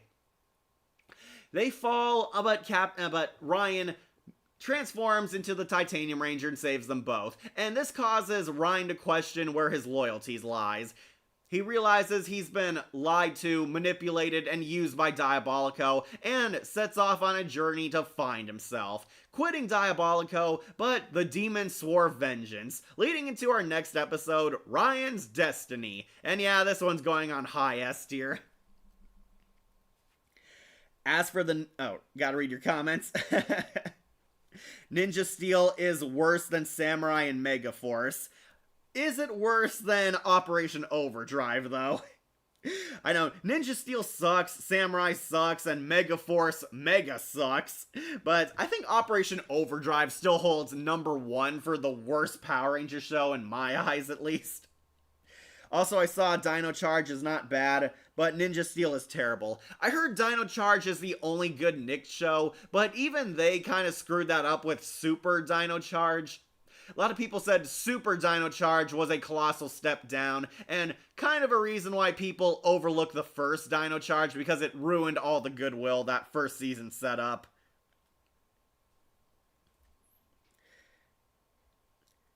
Look, it's interesting, Jungle Fury is cool, like a cheetah female ranger. That does sound pretty cool. Also, I saw Dino Charge. It's not bad, but Ninja Steel is terrible. Yeah, Ninja Steel is definitely one of the top 5 worst Ranger eras. Magic Rangers, the Mystic Force equivalent from Japan, is much better. That does not surprise me. You should do that $5 per episode or chapter on your tier list. Yeah, I should. Also, Operation Overdrive wasn't bad and had some good moments. See, that's where some people disagree, Saga. What people don't like about Operation Overdrive is, one, there is not really a main villain. It's multiple villain factions, kind of making you question where the story's going, and it feels a bit bloated because we're balancing out multiple antagonists. And two, the Rangers team themselves are unlikable. It's like the most unpopular Ranger team ever. They're all selfish, they're all whiny, they're not at all good role models, especially for Power Rangers. If Lightspeed Rescue's team was too squeaky clean, Operation Overdrive's team was too dirty, too unlikable, and too mean-spirited. Like, the only positive thing people liked about that is, one, people like the Butler character, and two, some people did like the twist that Mac was a robot all along, because we finally got to see the actor actually do some really solid drama scenes. But the Ranger team themselves just weren't likable. Did not like Dax, especially, because he never shuts up. I remember when I was shocked when I saw it. Really, Anime Night, you saw it? Okay. And I see that it's confused, like we get female Tiger Ranger and Wild Force. Yeah, Alyssa. And we get red Tiger Ranger and Jungle Fury. Cheetah female Ranger, which Beast Morphers have a red Cheetah Ranger leader. That's kind of confusing, honestly. Yeah, I know. Dino Fury and Cosmic Fury were very unpopular. I think Linkar's reviews on that were way too soft. Those were painful seasons. Like, what if Johnny Blaze was Ghost Rider? Okay. I thought Dino Charge was okay, but the Japanese equivalent was more entertaining if you like musicals. And it's interesting that I see Jungle Fury and Dino Charge is funny. Jungle Fury sunglasses morphers were awesome.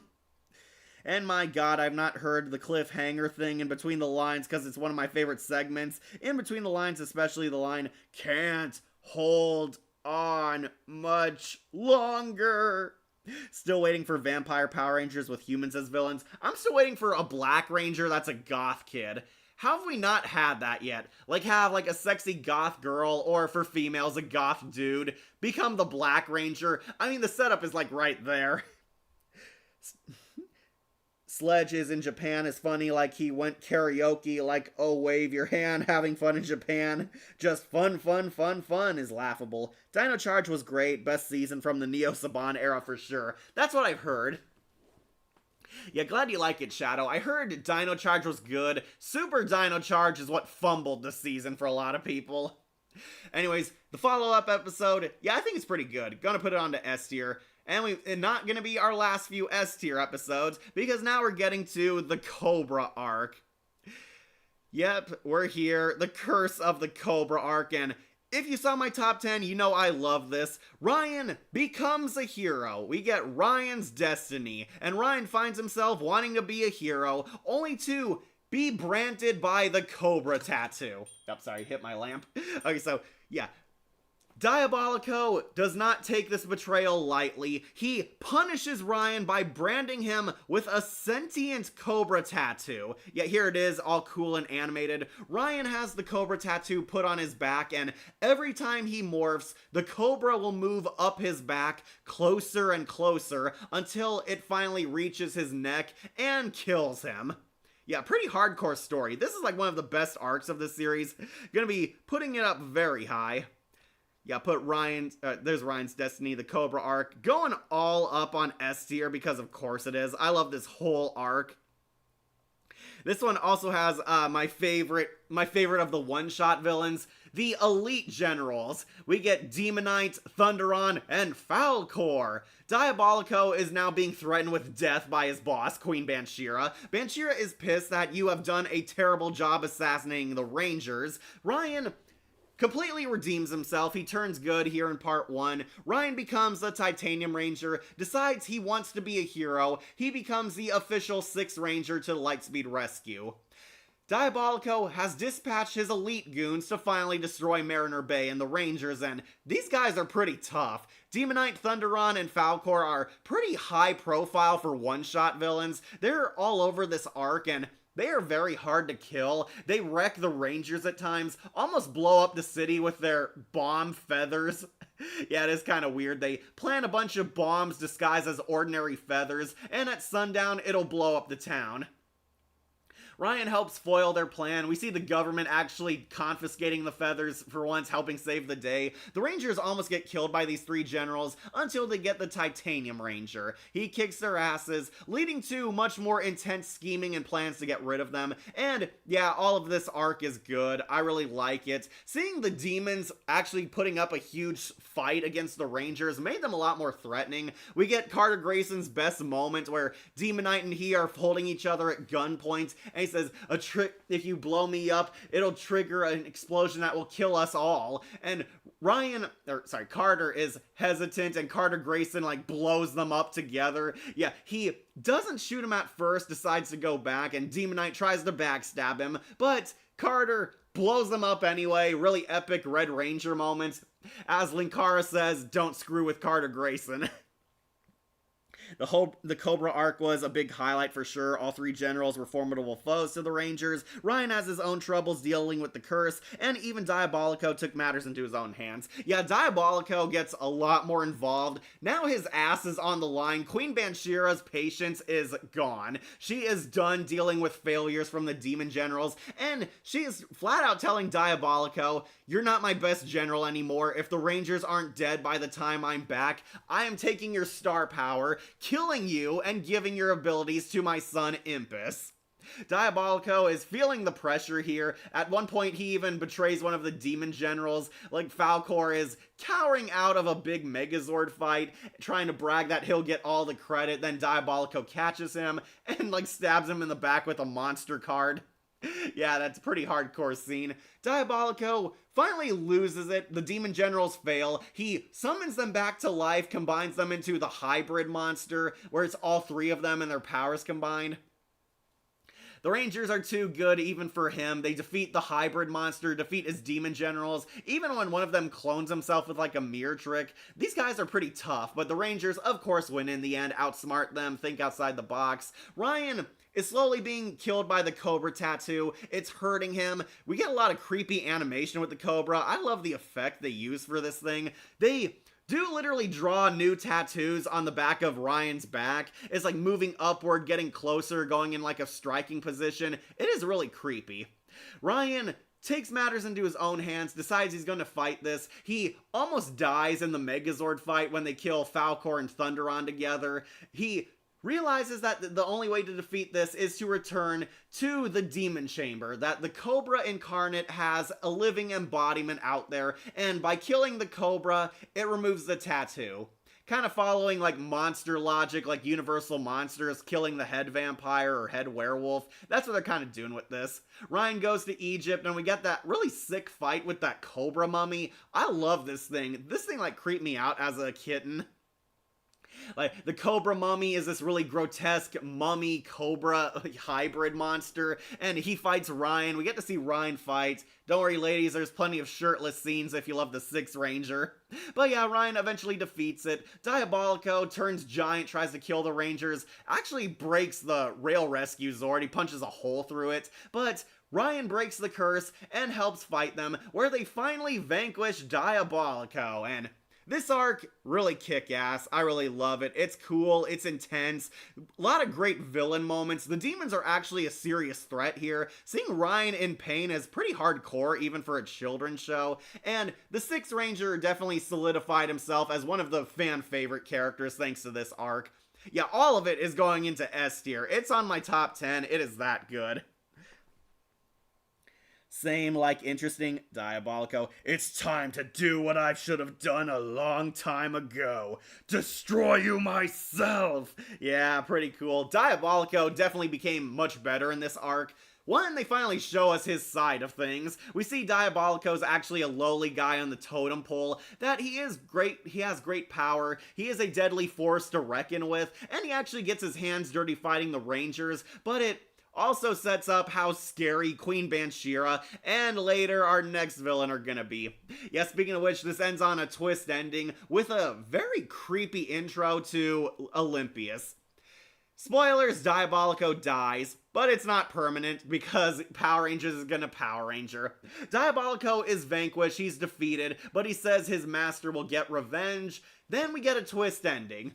The Power Rangers are celebrating victory, thinking it's all over because Diabolico is dead and gone for good, except his star power went to another warrior, Impus. So Impus has been a cute little baby character this whole time, but Baby Dragon becomes 1,000 Dragon, with Olympius Ascends. Now, I do want to say, this is like one of the scariest endings I've ever seen. They build up to Olympius, he's like wrapped inside like a cocoon, like a giant red chrysalis, and it's hovering over the city. Queen Bansheera announces that she's here to take over the world, and her will be carried out by her own son, Olympius, where the egg hatches, revealing that he is Olympius. Bow before my power or be destroyed. And yeah, this one, also an S-tier episode. I really love Olympius as a villain, and his first episode did not disappoint. The General's arc also showed Carter being a total badass. Yeah, that's what I was trying to say. Carter blows himself up with Demonite even at a close range shot. That is really epic. One of the greatest Carter Grayson moments.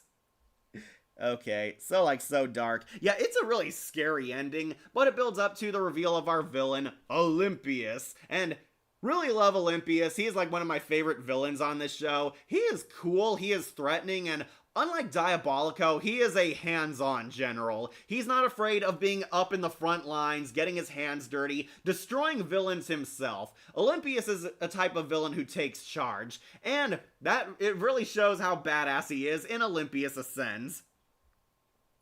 I said it before in the characters tier list, and I'll say it again. Olympius is a very underrated Power Ranger villain. Fully agree, Shadow. This guy is really sick. Love his voice, love his Lord of Dragons design, love his really awesome powers, and unlike Diabolico, he is on the front lines. He uses his star power to instantly capture the Rangers. We see he is fully grown, he's not a baby anymore, now he's a man, and he wrecks the city. He captures 4 out of 5 of the Rangers, and Olympius basically becomes Carter's arch rival in this. Olympius is basically the monster that's the Red Ranger's personal enemy. He's like the Goldar to his Jason. He's the monster that basically butts heads with our hero the most.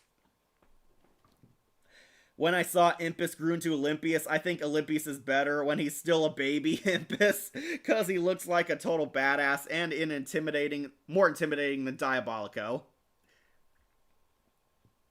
I'm pretty sure Bansheera did that because she didn't want to deal with demon puberty, because puberty is hell. That was fun. Sorry, reading your comments. Olympius versus Belphemon. Connections, royal demons who, along with their kin, used to sow havoc and destruction across their worlds before being sealed away in a box by unknown circumstances in the modern day. Both would be found and unleashed upon the world again by a researcher. Okay. However, the two creatures... Okay, talking about Belphemon. Alright, so... Olympius, very cool, very threatening. He wrecks the Rangers in his first appearance. However, he has one weakness. The star power overwhelms him. He uses too much power, and of course, it leads to plot armor. He doesn't kill the Red Ranger because the star power is draining him. It kind of shows you how great the star power truly is, because it can also hurt the person using it. Olympius captures 4 of the Rangers except for Carter Grayson and the Titanium Ranger. He wants to take the battle to the Rangers themselves. He returns back to base, hatches a scheme where Olympius goes undercover to infiltrate the Aqua Base. I didn't mention this earlier, but the demons cannot invade the Aqua Base because demons cannot go through water. They are hellspawn. They are pure fire. They cannot enter the ocean, hence why the Aqua Base is an Aqua Base. It's at the bottom of the ocean because the demons can't ever get to it. Olympius disguises himself as the Power Rangers who've gone missing and gains Carter's trust to infiltrate the Aquabase. And I do love we get to see evil Power Rangers, get to see evil Dana, evil Kelsey, evil Joel, get to see evil Chad, get to see all the Rangers basically show off their acting skills here. They're acting as Olympius disguised as them, and they are definitely having fun. Hey, Carter, buddy, and how do I unlock this? Tell me how or I'll crush you. It's really funny stuff. Carter realizes something is off about his friends before finding out it's Olympius. Olympius takes Miss Fairweather hostage, threatens to kill her if they don't give him access to the base. He wants to let the villains in through the only exit to the mainland. It's the door where they take their car out of. Wants the garage door access, but Carter and the Titanium Ranger kick his butt, and we see what happens when demons fall into water. It completely hurts and burns them. Yeah, ironically, Carter dives with Olympius into like the hole in the ocean, and they both fall in. Olympius gets horribly zapped, and it drains a lot of energy out of him, where Carter breaks the Rangers out of his star power, forcing him to summon a monster of the week to finish them, while Olympius retreats to recuperate. How would you like a crossover with Has-Been Hotel and Hell of a Boss with Lightspeed Rescue? Be pretty funny, honestly, 19 Chris. Or Onaga versus Prince Olympius. I think Onaga might win, honestly. This also leads to the single scariest freeze frame ever. Olivia's disguised as Joel also. Yeah, it was pretty... Olympius is disguised as Joel also. Yeah, we get to see the Power Rangers get to be kind of creepy, kind of evil and sinister. It's pretty funny. But yeah, Carter, of course, saves the day, busts them out of the star power. Olympius is actually weakened and can't finish the fight, showing that he is not perfect or unstoppable as he sees himself as. And Vipra and Loki kind of question Olympius as a leader here. They aren't as impressed as he was cool initially. Aw, don't be sad, baby. You tried your best. It just wasn't good enough.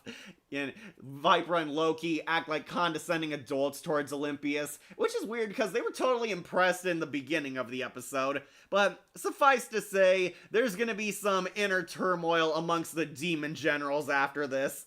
Olympius did not impress them as much as he thought he did, and Olympius vows revenge that next time he'll kill them. And we get a funny ending where all the Rangers are happy and they pull a troll prank on Carter. They're like acting pissed off, blaming him for Olympius infiltrating, and they just knock Carter into the pool. Pretty funny stuff, but Olympius Ascends, really kick-ass episode. This one's easy S tier. It made my top 10. It is pretty cool. Shows off why Olympius is a force to reckon with. Definitely going on Lightspeed Legend. Yeah, like that. Okay.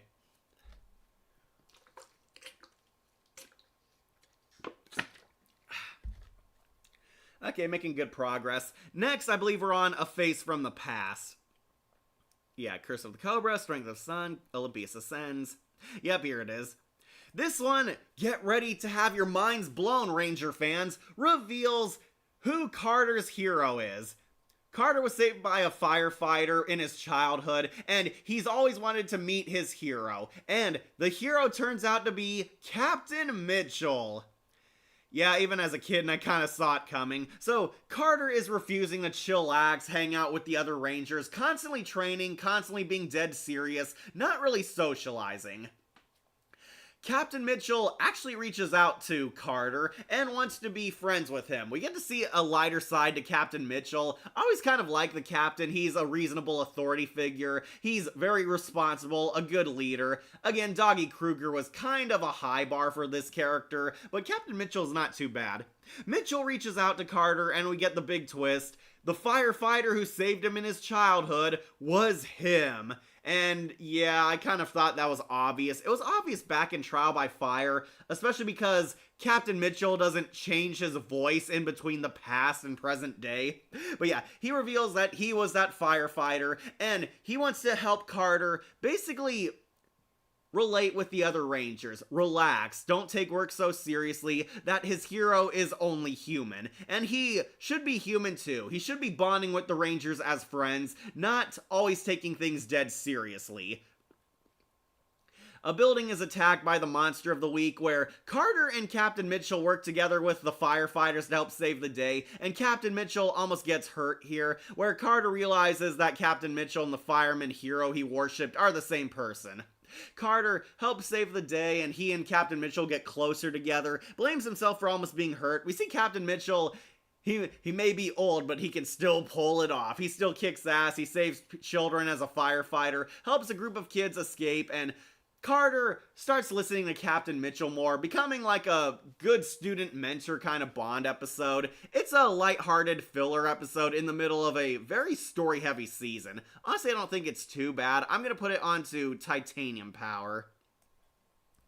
Okay, so honestly, the worst thing I can say about it is they really try hard to make it seem like, oh, you don't know who the mysterious firefighter hero is, when I think we all pretty much guessed the first time Carter dropped this backstory. Yeah, it's Captain Mitchell, and he helps Carter kind of loosen up, chill out, not be so dead serious, and at the end of the episode, Carter starts hanging out with the rescue rangers more. They go to the beach together, get to see all the rangers' sexy swimsuit scenes, and he starts having more fun, lightening up, treating the rangers as his friends rather than his soldiers. Really nice, wholesome episode, but I wouldn't call it an iconic classic for this series. Insert the "what a twist" from Robot Chicken and the M. Night Shyamalan.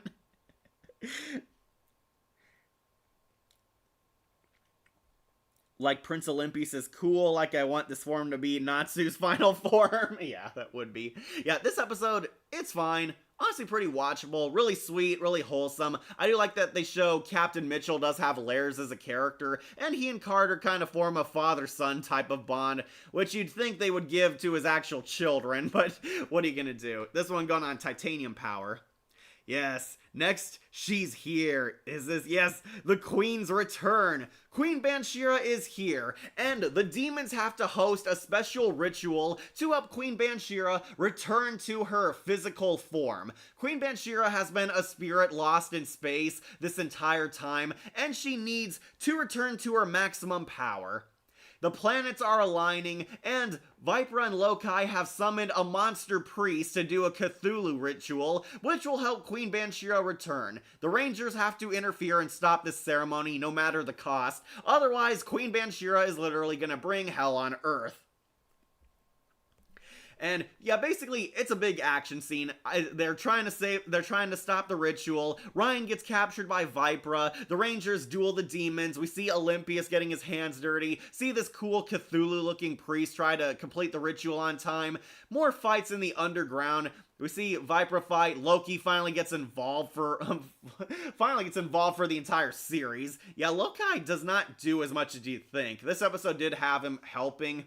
Vipra and Loki take charge to try and show up Olympius. It backfires horribly on them. Queen Bansheera comes here, and she summons a literal tidal wave to wash away Mariner Bay, which did show off what a cool villainess she is. Queen Bansheera's here in her spirit form for the last time. We finally get a face reveal for her. This is what she looks like, up until her true final form in the finale.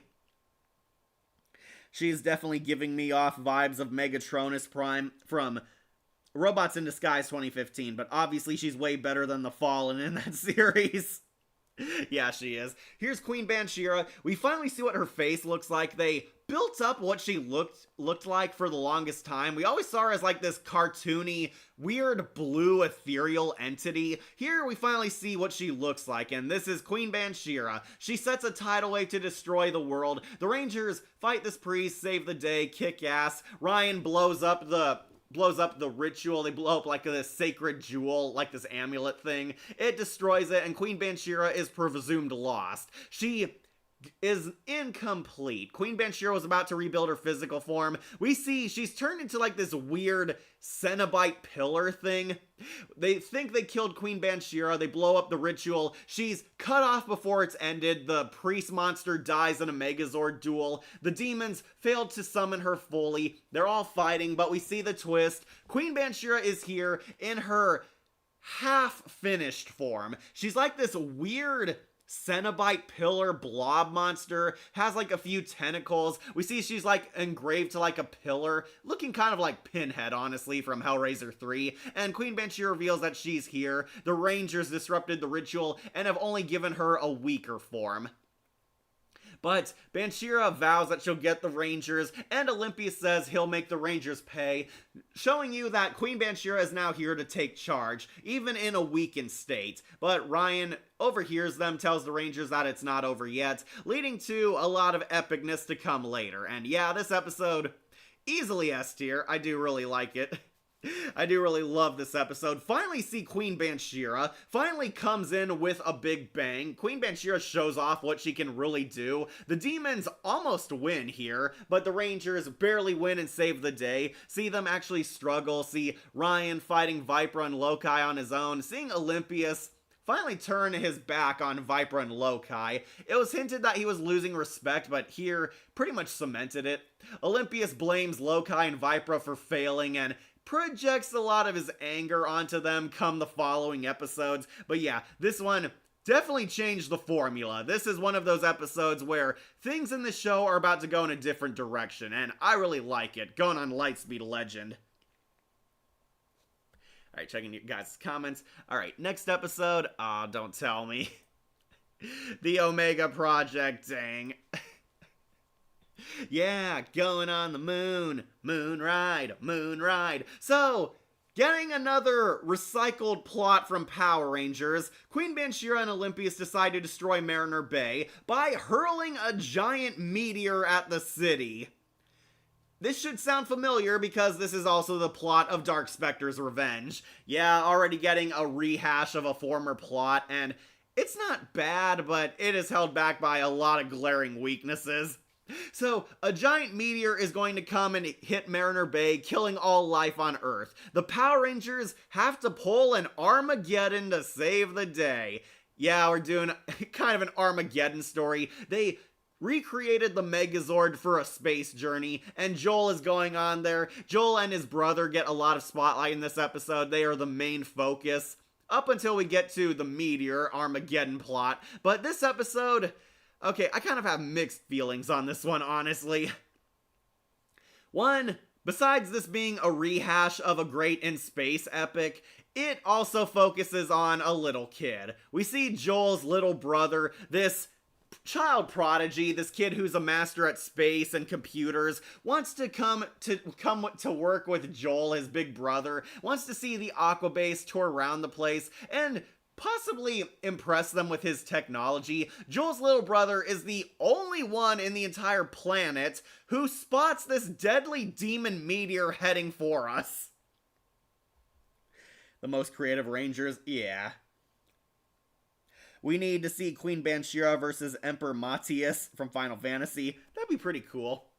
But yeah, we get an episode that focuses on the kid. What nobody really likes about Power Rangers. The Power Rangers team up with this cute, adorable kid who is a wacky character that can't really act. And yeah, it is really weird. They did try to make the kid close to the Rangers because it's Joel's brother. Joel's brother wants to go to the Aqua Base, is always nagging him because he wants to see the Rangers doing cool kick-ass action. He kind of grows up seeing how serious the Ranger stuff is here when they pull an Armageddon. But this episode is really slow, and I mean really painfully slow. Even when they get to in space, it feels very boring, very dull, takes things very slowly and meanders quite a bit.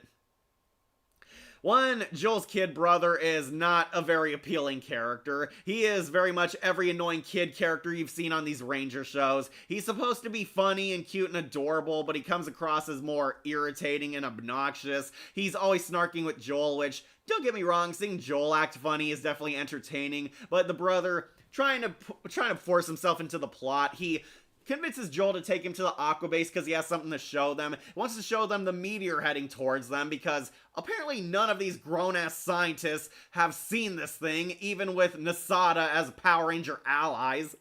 But yeah, the kid shows there's a meteor coming towards us, and the kid bonds with Miss Fairweather, making Joel jealous. The kid starts gaining respect for Joel when he pulls an Armageddon. The Rangers are going in space to plant a bunch of bombs on this meteor to destroy it before it destroys us.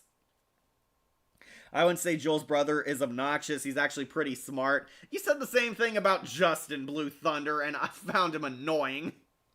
Yeah, the brother gets a lot of screen time, and I do not like these episodes. Like a lot of Power Ranger veterans, the episodes that have a kid guest star are not all that good. They focus too much on the kid. It's supposed to be like an audience self-insert character, but more often than not, the kid comes across as annoying, unfunny, or hogs spotlight from the Ranger action. And making matters worse, the Ranger action in this episode is also not very good. The Rangers go to the giant meteor and plant bombs, and they show us the whole process. The Megazord turns into like this spider droid walker thing, and it's going slowly over this dead, uninteresting looking rock, all these stalagmites and whatever, walking over, drilling a giant bomb into it so it can blow up. And they show you it drilling all 4 to 5 bombs, walking around slowly, no noise, no sound effects, and finally, Queen Banshira remembers that she can do something. She steps in and tries to crush them with a bunch of rocks. The Rangers save the day by blowing up the meteor with them on it, and the Megazord, unsurprisingly, survives all this. It's honestly a pretty dull episode. I did not really care for it, though. What does win at some points is the ending. The Rangers are heroes. They save the Earth from a meteor for the 5th time. They return and Joel asks his brother, hey, can you ask Miss Fairweather out on a date for me? And hilariously, Joel gets cucked by his own little brother. Yeah, the Green Ranger gets cucked by a kid. His brother asks Miss Fairweather out and she agrees. And Joel thinks it's for him, but he reveals it's a really funny twist. Alright, you got her to go on a date with me. With you? Nah, boy, she's going on a date with me. And yeah, the Green Ranger got cucked by a little boy, and all his friends make fun of him, and Miss Fairweather gives this boy a fantasy date.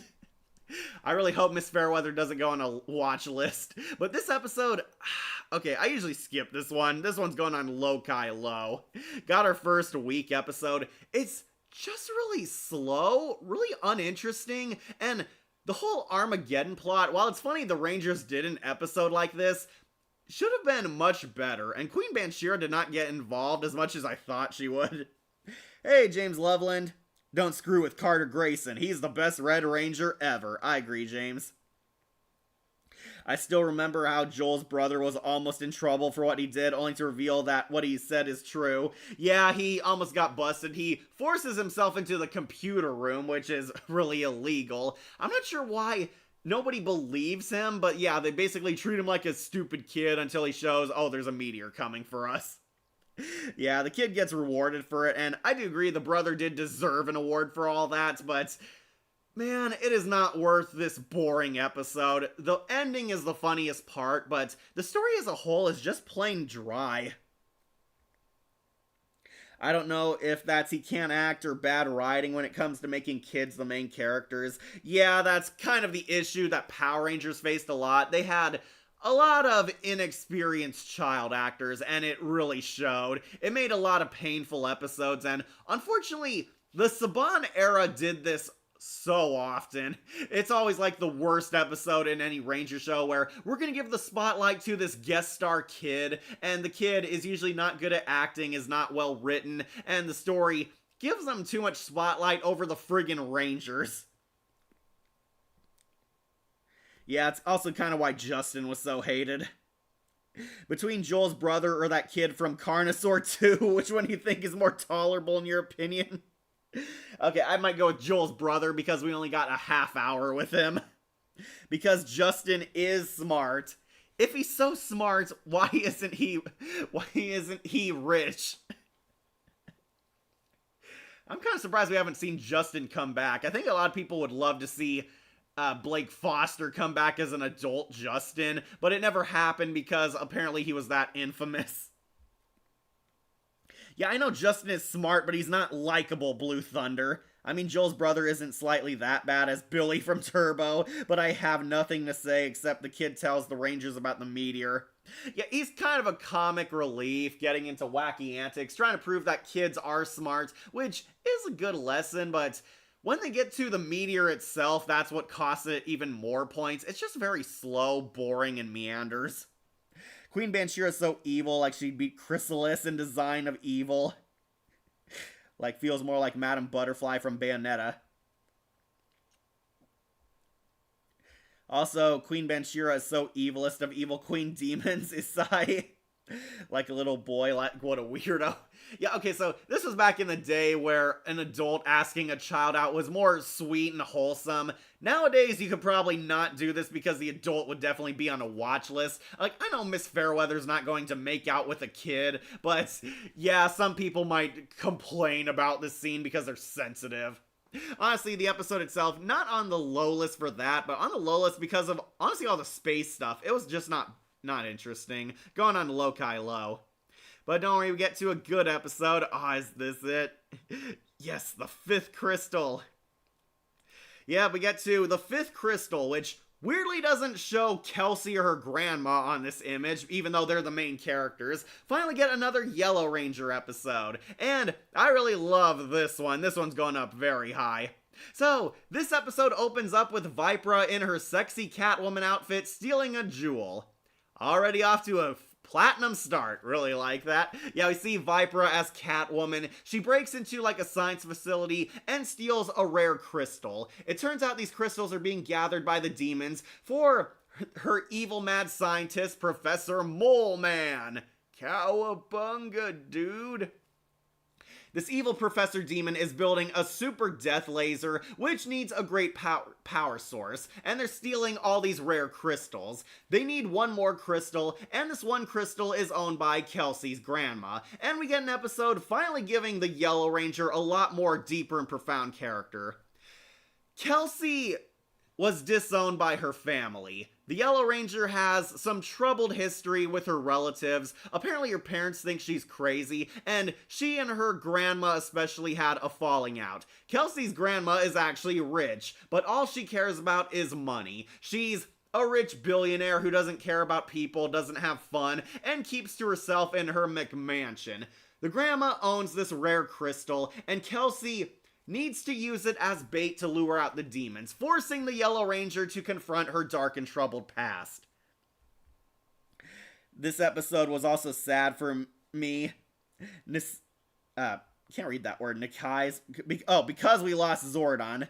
It was even in memory of his actor. Yeah, this was dedicated to Zordon's voice actor. Well, technically physical actor if you saw the Power Rangers movie. But yeah, Zordon's actor died, and this episode was dedicated to him. Really tragic. I know next season we also get an episode dedicated to Twee Trong. But yeah, Zordon passed away, and it's in memoriam to him, and honestly got a really good episode.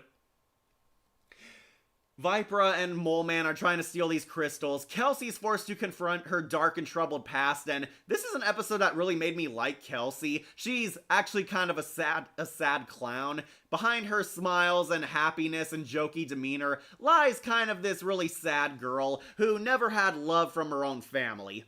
Kelsey had a falling out with her family, she was disowned by them, and confronting her grandma brings up a lot of emotions. She's afraid to talk to her. The grandma is kind of the stone cold bitch. She lends them the crystal because she doesn't want the demons to steal it, but obviously cares more about her wealth and possessions more than her own grandchild. Kelsey fights them, tries to take the crystal back to the Aqua Base, but Vipra and her Viprari show up and manage to steal it. Technically, Mole Man helped. Mole Man posed as the general, ambushed him, took his form, and tricked the Yellow Ranger into handing over the crystal. Vipra and her Viprari were just a distraction. The Rangers lose the 5th crystal, forcing Kelsey to tell her grandma the harsh truth that she failed her. And Kelsey and the grandma have another falling out where the first time in the series we see Kelsey crying, showing emotional vulnerability. Kelsey runs away to angst, and we get my favorite Carter moments. Carter calls out grandma and gives the best quote, "You have all of this, but nothing in here." It's like pointing towards his heart. Yeah, Carter calls out Grandma, honestly well deserved. Tells her that you're basically you're a bitch and you don't love your own granddaughter. We see Kelsey kind of vulnerable, showing weakness here. Carter tries talking to her. Kelsey manages to miraculously find the villains. The villains are driving in military cars, and she uses her extreme sports methods to follow them. Kelsey goes to try and redeem herself, save the crystal to impress Grandma again, and foil the villains. Unfortunately, the villains are too OP. Even Kelsey's wicked rollerblading can't defeat Vipra and Mole Man. They capture her and are about to execute her, and leading to the wildest moment, Grandma shows up driving a forklift, running over and beating batlings to death. Yeah, it's so funny. Grandma had a change of heart, listened to what the Red Ranger said, and realized she was being a bitch. She should have cared about her granddaughter because Kelsey loves her despite all the abuse she suffered. And Grandma shows up, driving a forklift, running people over. She crashes into the death laser, and she beats batlings to death while wearing hockey pads and using like a baseball bat ramming them. It is so insane and random, but so hilarious. Like, this made me like laugh so hard the first time I saw it. Power Rangers comedy's in full force. Yeah, Grandma beats up some batlings, saves Kelsey, sends Vipra running back to hell, and Mole Man wants revenge, where Kelsey and the other Rangers fight Mole Man and defeat them, where Kelsey and Grandma finally make amends, and it's pretty sweet and heartwarming. Grandma apologizes for being a bitch, tells Kelsey, I should have cherished you more than my money and possessions, says that you're worth more to me, and they hug it out, leading to a really funny end note where Kelsey and Grandma are now doing extreme rollerblading together. Not bad for an old lady, huh? Yeah, Grandma's like rollerblading, doing wicked Tony Hawk tricks. Kelsey and Grandma basically rebuild their relationship, giving the Yellow Ranger a well-deserved happy ending.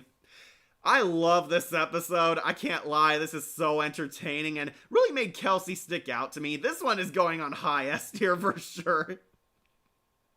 Yeah, this was like among my top 5 favorite episodes. It is surpassed by the Cobra arc, but I count that as kind of one whole story. This one, very insane, very fun. Best of Kelsey, best of Vipra, and we got a kick-ass Grandma. Much better than Grandma Matchmaker, easily Lightspeed legend. Grandma is forklift certified. Like Carter becomes a phantom thief from Persona 5 that changed her heart.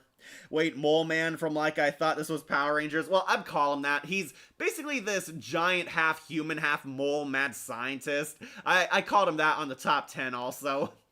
Yeah, the crystals will help fund my laser and give it the devastating destruction it requires. All I need is the remaining crystal.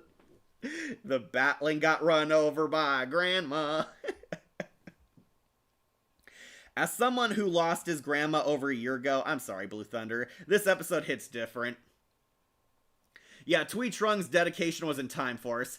Yeah, I thought I said that, but yeah, we got a later episode that was dedicated to her. This one was also dedicated to Zordon's original voice actor, and honestly, he got a really great one. This episode is insanely fun, really emotional, really kick-ass. Love Kelsey getting a lot of character. Honestly, we see a side of her we never saw before. Kelsey was usually kind of the optimist of the group. She was the kid at heart. She was fun-loving, and you find out she's actually kind of covering up her emotions, that she's deeply sad and had a falling out with family. She does fix her relationships, Grandma lets her back into life, and the two are basically making up for lost time. Really sweet, happy ending, which she really deserved.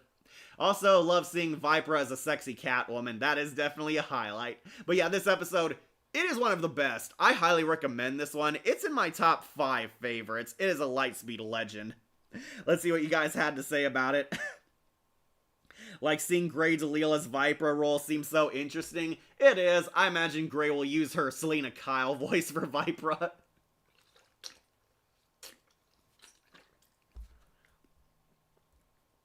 Yeah, this was the one dedicated to Zordon's actor. Carter has a beast mode line, like we need the line for future review. I did use that clip for the top 10. I love Carter. You have all of this, but nothing in here. Bravo, C.W. Johnson, bravo.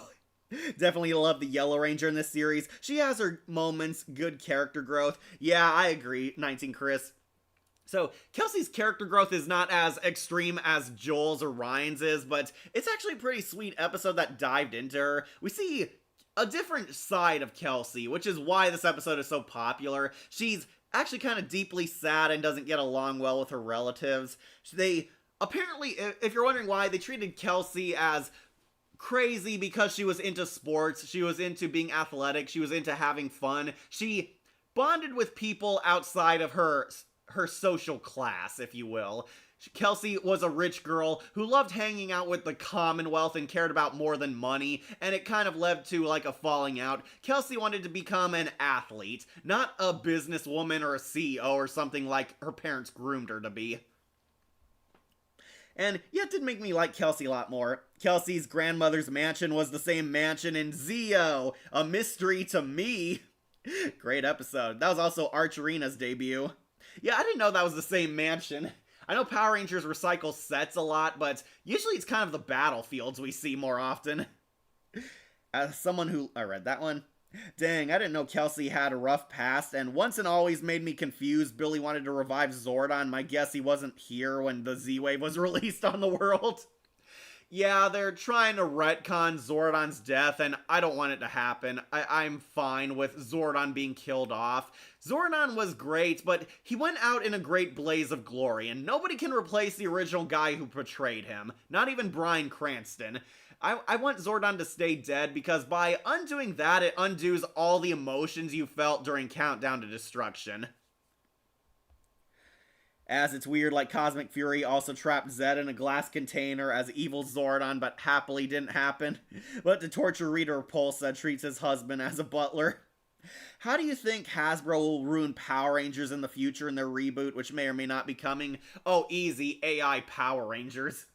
Though I also think an 8-episode format is so trite. I do not want to see a Power Rangers series that's only 8 episodes long. That is boring. That is lame, and I want more adventures with these characters. We need to go back to the 40-episode Power Rangers format. Could we use a "you have all of this, but nothing in here" clip for the future review? Again, Akira needs the right context. But like Carter, I would definitely use it again. Grandma is forklift certified. The Batling got ran over by a grandma. Same Blue Thunder, lost my grandma back in 95. Oh, I'm sorry, 19 Chris. I'm so sorry. Actually, his name is officially Mole Man. Cowabunga, dude. Same, I lose my grandma Elizabeth in the last years, like missed those years. Lost my grandmother back in 2017. I feel sorry for Kelsey in this. Yeah, at least Kelsey got to make amends with her grandma, didn't lose her yet. So there was still time, and love that they're shredding together. That is just so funny. The monster's actual name in this episode is Mole Man. Okay, I was right. Well, she's a tomboy like Rainbow Dash. Yeah, Kelsey's definitely like Dash. Okay. Like, interesting, we need a Power Rangers location tier list. Same, Nate Leaper. Yeah, this episode, really sweet, really wholesome, really kick-ass, and I love the Yellow Ranger at her best. Definitely S tier. It is a Lightspeed legend as rare as those crystals. Alright, next one. Yes, I think this is it.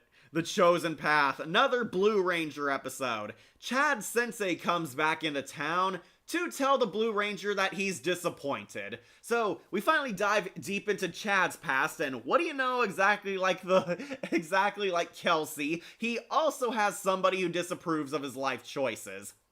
Chad is a martial arts student. He learned his fighting skills from this grandmaster. However, Sensei is back into town, and he doesn't like Chad using his powers to be a ranger. He thinks he has disgraced and dishonored himself, that being a Blue Ranger is a waste of time, that he should be using his martial arts for good, passing them on to a new generation, that he doesn't care what his prized pupil has done with his life, leading to a falling out between Chad and his sensei. However, a monster, voiced by friggin' Richard Epcar, shows up to destroy the Power Rangers. Loki makes a muscle-bound strongman monster, the Cyclops guy, voiced by Raiden himself, Richard Epcar, and it's pretty funny hearing him on these old Power Ranger episodes. The Cyclops monster, it claims to be the strongest monster ever, except when it comes to guns. The guns hurt him and he demands, "No, that's not fair. Rangers, fight me combats. Fight me in hand-to-hand combats." And yeah, he fights them and he beats them at Mortal Kombat, except for the Sensei. Chad actually kind of loses here, forcing the Sensei to step in, and this old guy completely trounces the monster easily. The monster is humiliated and runs away in complete shame. However, Chad wants to make amends with Sensei, and they both completely act stubborn, completely refuse to see eye to eye, and do not get along. Chad wants to tell him that he's proud of who he is, that he's still using his martial arts for good, but Sensei thinks he's a loser being a Power Ranger and refuses to listen. I do like Kelsey here. Kelsey's being a good friend, trying to get them to talk, and she makes like a funny face at the Sensei, then when he glares at her, she runs away. Pretty funny seeing a Power Ranger is even scared of this guy. However, the Cyclops guy comes to the Sensei, begging him to be his master. The Cyclops guy claims he's had a change of heart, like has a fake fight against Loki. It's kind of obvious where this is going, but yeah, the Cyclops guy turns against the demon generals, wants him to teach him to become a great and stronger fighter, and he promises he'll do anything Sensei says, and the Sensei rather stupidly completely falls for it. The Sensei sees that, oh, he'll be a better student than Chad and basically teaches him skills. Chad tries to convince him, no, that guy is evil. He's literally a demon. And Sensei doesn't trust Chad. Their trust and bond has been broken. He teaches the guy, and ready for the shocking twist? The monster was evil. Yeah, who didn't see that coming? Yeah, the monster was using the Sensei. He teaches him everything he knows, and in that case, "You're no longer useful to me now, old man." He trounces Sensei, dumps him, and goes on a rampage, throwing cars Superman style, fighting at Mariner Bay, and this time the Rangers are now really struggling against him. Can't Chad do both, be the Blue Ranger and teach a new generation of fighters? That's my thoughts exactly. It's like, we know the Rangers are kind of temp jobs to most of them, but no, the Sensei thinks he's wasting his life using his martial arts on a nothing position. Like, refuses to see that being a Power Ranger is useful. Ironically, those martial arts skills have helped Chad become a better fighter, which is what a Ranger needs to be. But yeah. Chad kind of realizes that he's been stubborn too, kind of ignoring his Sensei, is jealous that the Sensei is showing love towards the Cyclops guy and distrusting him. Chad and the Sensei finally make amends. He comes to rescue him when he's injured, and Sensei apologizes. He's been an old fool. He was blinded by his hatred for Chad, which is why he taught the monster, but he also warns Chad that he's too dangerous. He's taught him everything. Even you might not be able to beat him. But Chad decides to take the chance where the Sensei finally sees that yes, being a Blue Ranger is important, and his martial arts skills have helped him improve his life. Chad actually defeats the Cyclops monster on his own. We do see an unmorphed fight sequence, and we see him become the Blue Ranger, where he actually leads the charge against him. They finish the Cyclops guy, and the Sensei finds a newfound respect in Chad, realizes that his student was right, and he was wrong. He was just being pig-headed. Chad finally makes amends with Sensei and gives him a tour of the Aquabase, showing that the two are ready to fix their bond and finally accept each other. Yeah, the Sensei shows up. He gives him a tour of the Aquabase. He at first rejected seeing his Power Ranger job. Now he's totally on board, and we get kind of a funny ending where he's talking to his supervisors, Miss Fairweather and Captain Mitchell, and he says, "You know, my student is the Blue Ranger." Congratulations. Yeah, good for him.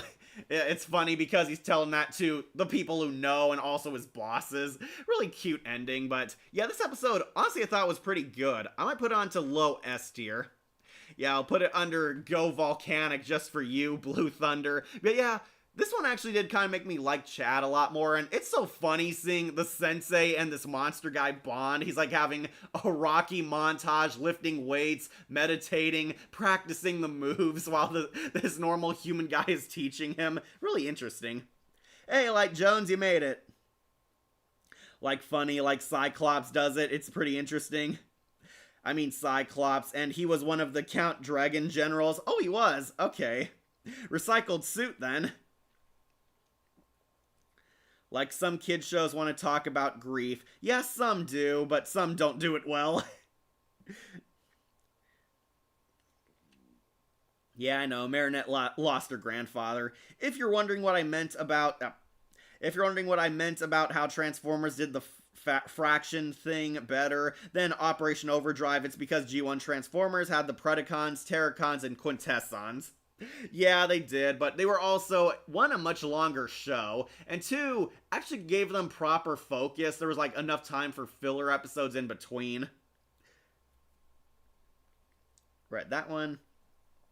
Is it the episode with the one-eyed demon? Yeah, the Cyclops guy. Yeah, here he is standing next to Sensei. Honestly, this episode is actually pretty entertaining. I will say it was one of the more underrated chapters in the show. Basically, the two guys are stubborn, realize that their hate blinded them to the serious issues going on, and they kind of talk it out. Chad does show that he did have a point, and the Sensei does show that he also kind of had a point, that he was, like, ignoring the martial arts skills, what they were originally used for, and he shows that they still matter because the old Sensei actually takes out the monster the first time. Chad shows that he did remember his teachings, and he still carries them on in his name, where the two develop a newfound respect for each other, which is pretty cool.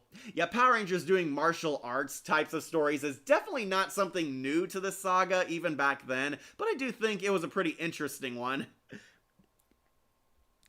So, why, like, is he like Suhan from Miraculous, who's the worst sensei? I don't know, Kira. We always love these types of elderly Asian guy senseis. I think he was supposed to look like Mr. Miyagi, except bald. Yeah, it's kind of like the archetype. Old wise sensei, always this elderly guy with a huge gray beard, and he can still kick ass even in all these years later. It was kind of a standard character design. Because here's a fun fact, Cyclopter, the Cyclops Demon, has the same name as a character from the failed Kamen Rider Black RX adaptation, The Masked Rider. Yeah, they reused a lot of suits. It doesn't surprise me that Kamen Rider suits were reused. Like, remember, folks, they also used the Beetleborgs for the Forever Red crossover. Same. Can't Chad do both? Yeah, he could do both. We find out at the end of the series Chad became a lifeguard anyway. I suspect he's still practicing his martial arts. Cyclopter was in The Masked Rider. He was the one-eyed Cyclone, but was in a robot biker outfit. Okay, so they did add slight adjustments. Cyclops. He was one of Dragon's generals. Funny, the Cyclops does it. Interesting. Hey, Light Jones. Like, being a Power Ranger is cool. Yeah, it is, but the sensei doesn't get with the times and doesn't know what a Power Ranger is. Yeah, I can't believe my student is wasting his life being a Power Ranger. Yeah, one of the most epic jobs you could ever have in this universe. Also, Gore the God Butcher might be in Marvel Rivals. Ooh, cool. In one episode, he has his own bike called the Cannon Wheels, a modified sports bike with a cannon in the front, and was the rival to Dex Aka, the Masked Rider, and Battle Chopper. Oh, cool. Yeah, they do recycle suits from other shows in here, too. There's, like, many Godzilla kaiju that appear here, too. Marvel Rivals has been revealed, including Jubilee, the Hood, really the Hood, Nightcrawler, awesome, Gore the God Butcher, really random choice, honestly, Doctor Doom, sweet, Blue Marvel, no Wasp or She-Hulk. Yeah, there's some redeemed monsters you can't really trust. Yeah, this guy definitely lied to him. It's pretty funny seeing Richard Epcar voice this character because it's kind of a Mortal Kombat type of deal. No Tigra or She-Hulk, that sucks. Lightspeed is still better than Turbo, absolutely. It is leagues above Turbo. I haven't watched Kamen Rider, but I'm honestly baffled that Lord Zed is scared of him. Me too, but Lord Zed is threatening, clever, and intimidating. That's what made him the greatest villain of all. Until Rita drugged him, that is. Like, that is a bummer. In my opinion, I have always saw him as Mr. Miyagi-inspired character. Yeah, that's what I thought, too. He's supposed to be kind of wise Asian sensei. He's supposed to look like Pat Morita, Mr. Miyagi, except a lot more elderly. I think it's just kind of that standard character design. Yeah, this episode, honestly pretty cool. Going on to Lightspeed Legend. Alright, we gotta move on to the next one. Honestly, we're not doing too bad. Made it halfway through. This is yesterday again. Ah, boy. Alright, here we are at yesterday again, where Carter is trapped in a Groundhog Day loop. For only one time travel round. Yeah, it's honestly kind of disappointing, but Carter is practicing his new super duper vehicle. He's practicing this flying vehicle. It's basically a re-engineered jet jammer from Lost Galaxy. The Red Ranger has a new flying pod. However, he tried to use this pod to help save his friends who are being attacked by Olympius and this evil praying mantis Manny-looking villain, but Olympius succeeds at killing the Power Rangers. Only for Carter to time travel. The vehicle is going so fast that it sends him back yesterday, where he's reliving everything over and over again. For like only one round. Yeah, it's kind of disappointing. I thought there was going to be a bit more to this, but Carter goes back one day and basically relives everything deja vu style. You think this was going to be like setting up some kind of time travel based story, but no, they saved that for next season. Carter basically tries to prevent bad things from happening in the past, including his best friend's death. Carter realizes it's yesterday again, and he's trying to prevent bad things from happening. I do love that we see the Rangers kind of bonding in this episode. This is like the only Dana quote I remember, where Dana is trying to be the funny one and tell the Rangers a joke. Okay, I got a good one, guys. Why did the hot dog put on a sweater? Because it was a chili dog. And all the Rangers are not laughing or completely cringing. Well, I thought it was funny. That was like legit the first time Dana actually made me laugh. It's kind of funny. They tried to make Dana the dork. She wants to be the funny one, but everybody's just not impressed by her. Kelsey like accidentally knocks over Chef, but this time Carter prevents that from happening. Carter catches on to why his vehicle is malfunctioning, and basically he saves the day. They kill the Mantis guy, and Carter prevents the Rangers' deaths. Honestly, this one is not all that interesting. I might put it onto Rookie Ranger. Yeah, it definitely has some funny moments, but that's really about it. I was kind of hoping they'd do more with the Groundhog Day loop. He only goes back in time once and then fixes everything, because it's a pretty short show and we got that Sentai footage. Nothing super huge happens in this episode. Not that big character progression. We do see that Olympius is starting to lose favor with his mom, but that's kind of it. Carter definitely shines as a kick-ass ranger in this. It's not the worst thing ever, but it's also not really that interesting. It's undercooked. It could have been better. Could have had some more fun with this concept. I do like the Rangers bonding with each other. That's like the biggest highlight. Seeing the Rangers humanized a bit more. They love Carter. Carter's heartbroken by their deaths and wants to save them. Carter kind of adapts and wises up to the weird situation around him. It's good seeing him as a competent hero, but this episode honestly could have been way, way better. Very weird episode for sure. Thank you, Shadowlink. Honestly, not too much happens. Carter's like spending the first half just living his life, and then the second half getting the deja vu. Then it turns into your every standard Power Ranger episode where they fight the villain. And this is for Manny the Mantis. Like, yes, consume the human race. So no, they're not the same suit. Okay. This is the episode with the chili dog joke. Yep, it is Blue Thunder. I brought that up. I'll give Dana that. I did laugh at that joke because it was so stupid. I like that they tried to make Dana the dork of the group. Unfortunately, it does not last.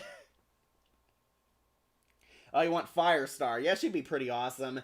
I can't believe they don't have more spider people like Spider-Gwen. Sandman should have been in it. Oh, you love Enchantress, huh? Or your waifu Snake Viper. I miss the days of Kamen Rider when I was a kid in the early 2000s. Okay, so, yeah, this episode, honestly not the worst thing ever. It's a really weird episode, and weirdly not too much action occurs. It's basically a lot of the Rangers reliving their life. It happens over again, and this time Carter gets the happy outcome. I kind of wish they did a bit more with it, but we're putting it right smack in the middle at Rookie Ranger. Alright, this Diabolico's back. Yes, this is As Time Runs Out. Alright, I kind of wish they used the alien plant thing in this episode, but they don't. They use Diabolico. So spoilers, Diabolico comes back to life at the twist ending. But this episode is actually about kind of the civil war happening between the demon generals.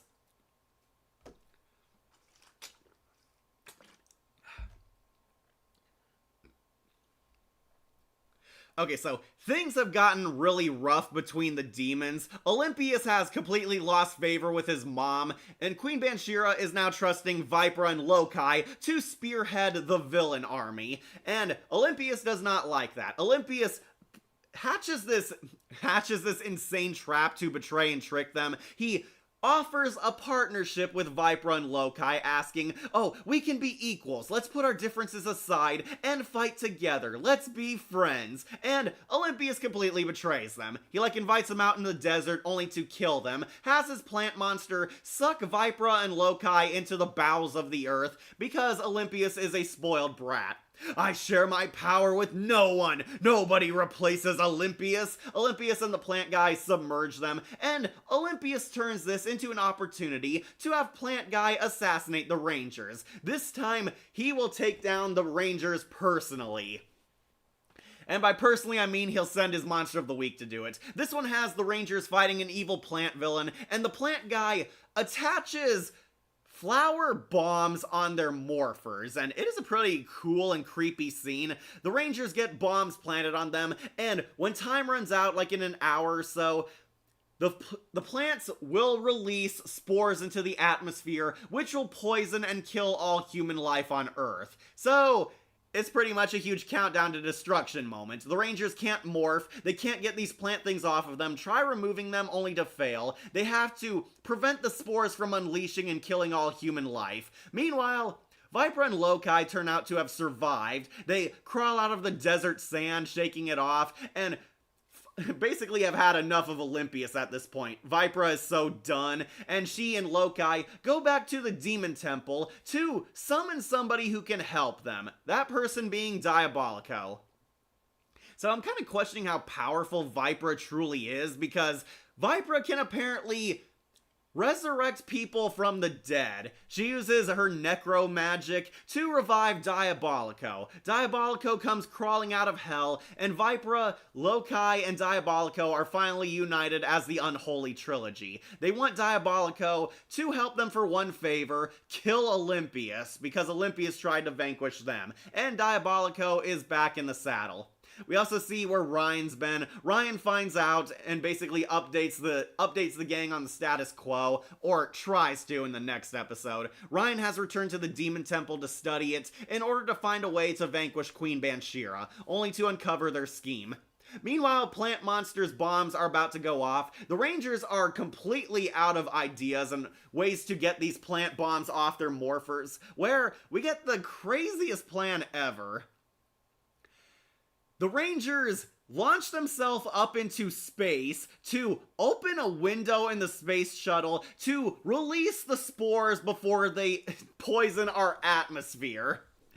Yes, really, they get a rocket from Nasada, or they should have, but they launch themselves up into space, and without helmets, without any suits on, without any protection, they open the Megazord's window, and when the bombs go off, all the spores go flying out into the empty void of cold space, basically nulling them void. Yeah, it is so insane. And the first time they address that, oh yeah, the Power Rangers do need oxygen. Humans cannot breathe in space like in the earlier seasons. It's honestly so crazy. But yeah, this is what works. They air out all the spores outside in space and return to Earth. I believe one of the Rangers almost dies, Kelsey or Dana almost gets sucked out the window, but Carter and Chad end up saving her. Yeah, basically, they get rid of the spore bombs by airing them out in the atmosphere, which won't kill them. And they save humanity, they return, fight Plant Guy, and beat him. But Diabolico is also back, swearing vengeance on that brat Olympius. Yeah, this one also going on to S tier. I did really like this one. It's a pretty crazy episode, even for Power Rangers. Yeah, they fly into space to air out these spores. Yes, I'm back. Yeah, we get to see Diabolico, the best villain, return. Like soul manipulation to the undead magic. If she can do that, why isn't it brought up earlier? I agree, Batkid. Yeah, Vipra apparently has necromancer powers like Quan Chi, and she revives Diabolico.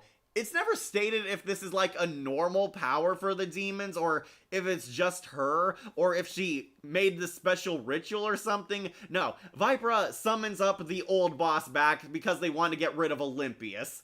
Yeah, Vipra and Loki, to their credit, are actually best friends with Diabolico, which I do really like. It was the 90s. Makes sense for a mushroom monster. The monster's name is Vilevine. Okay.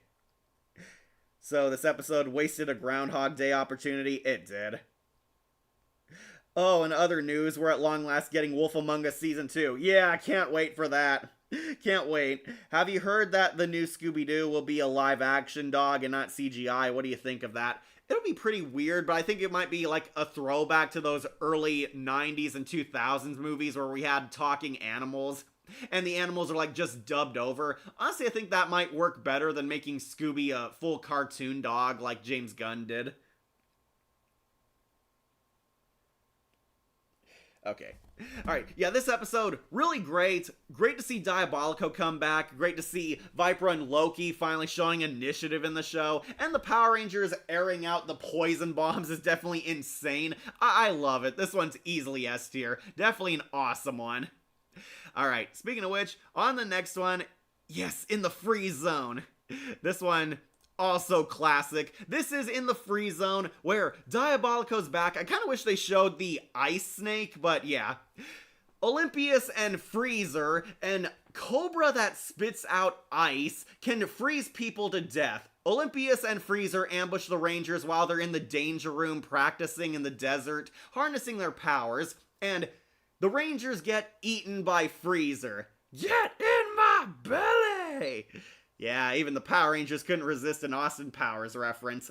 Freezer eats the Rangers and freezes Miss Fairweather half to death, Mr. Freestyle, but just before Olympius and Freezer can finish Carter Grayson, Diabolico shows up. Diabolico, Vipra, and Loki show up to get revenge on Olympius for screwing them over, leading to the Demon Civil War. Yep, now it's in full force. Diabolico, Loki, and Vipra do not like Olympius, and Olympius and Jinxer are fighting against them. There's inner turmoil amongst the demons. They ruin Olympius' attempt to kill the Red Ranger. Carter gets away, he saves frozen Miss Fairweather. She was frozen today. The demons fight, and Queen Banshira is forced to step in, breaking up the fight. Queen Banshira welcomes Diabolico back, but they have to follow her orders. She demands they put aside their differences, otherwise she'll vaporize them. Queen Banshira, really badass boss bitch, warns them that she will destroy them if they interfere with each other's plans to destroy the Rangers again. And honestly, this should have served as a red flag that Queen Banshira was horribly untrustworthy. Queen Banshira does not treat their conflict like it's serious, basically tells them, you serve me, quit your infighting. So they agree to put their differences aside for now, but Diabolico warns Olympius that your days are numbered. Olympius sends the Freezer Lizard to kill the Red Ranger because he was about to finish their common enemy.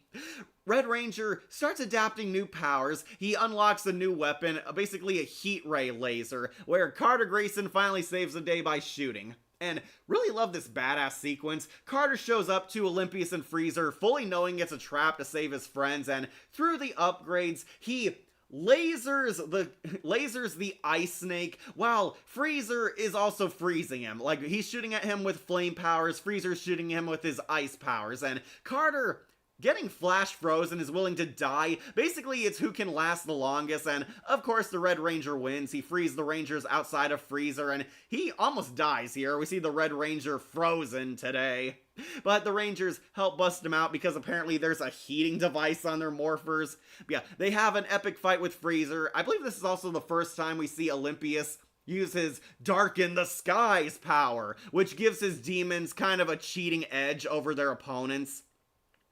Yeah, Olympius darkens the skies, and we see basically a full-blown demonic war against them. The Freezer guy is even bigger than before, almost freezes the Megazord. They fight them, and of course the Rangers win. They kill the Freezer lizard. I believe the lizard was also voiced by Richard Horvitz again.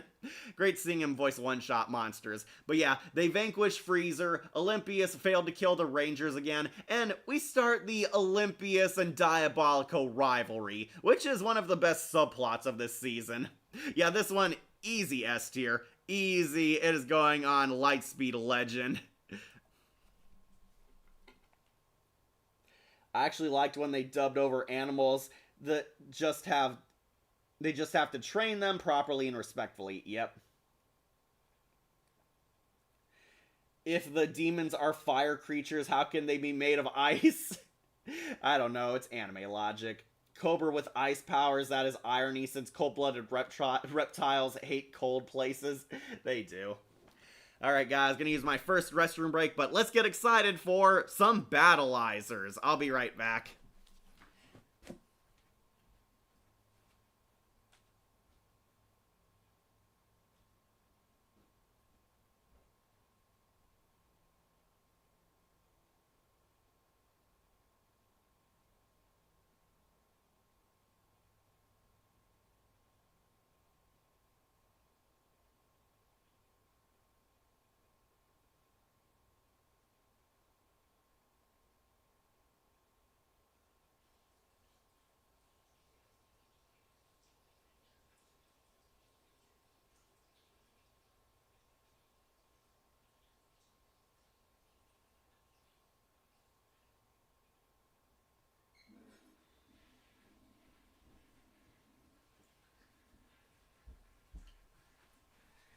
Alright, I'm here at Lightspeed. Alright, next episode, forgot the title. The Mighty Mega Battles. Okay, this one, we see Joel and Kai get their Battleizer armor. Once again, we're following up on the Joel-Miss Fairweather romance. Joel has the hots for Miss Fairweather, and this time, he really wants to ask her out. However, things get kind of too dramatic when Miss Fairweather invites a special scientist to help improve their upgrades. Somebody named Clark, who Miss Fairweather has a close relationship with, causing Joel to become insanely jealous. Yeah, we're getting one of these arcs. Joel wants to be with Miss Fairweather, and he is completely jealous that this other guy is hanging out with her. She likes him more, always compliments him, shows him the love that he wants, and Joel tries to mess up their date, try to impress Miss Fairweather, only to get into wacky antics. Yeah, it's a lighthearted comedy adventure. Honestly, Joel is really funny. I like that he tries to pretend he's a scientist and accidentally blows up a circuit board. Pretty crazy. He's having fantasies of Miss Fairweather talking about him. Joel, you're really good. Yeah, he ropes Chad in on helping him sabotage their date. Miss Fairweather and this guy are attacked by demons, and Joel basically gets his hero's moment. He gets the new Battleizer armor, and he saves Miss Fairweather, puts his emotion and jealousy aside to be a competent Power Ranger, and yeah, Joel is pretty awesome in this episode. I might put this one onto Titanium Power. Yeah, I'll put it under the Rail Rescue debut. This is the episode that makes Joel a complete and utter loser. We all know what he did and tried to do, and after seeing this, I wanted to forget this episode. It's so dumb.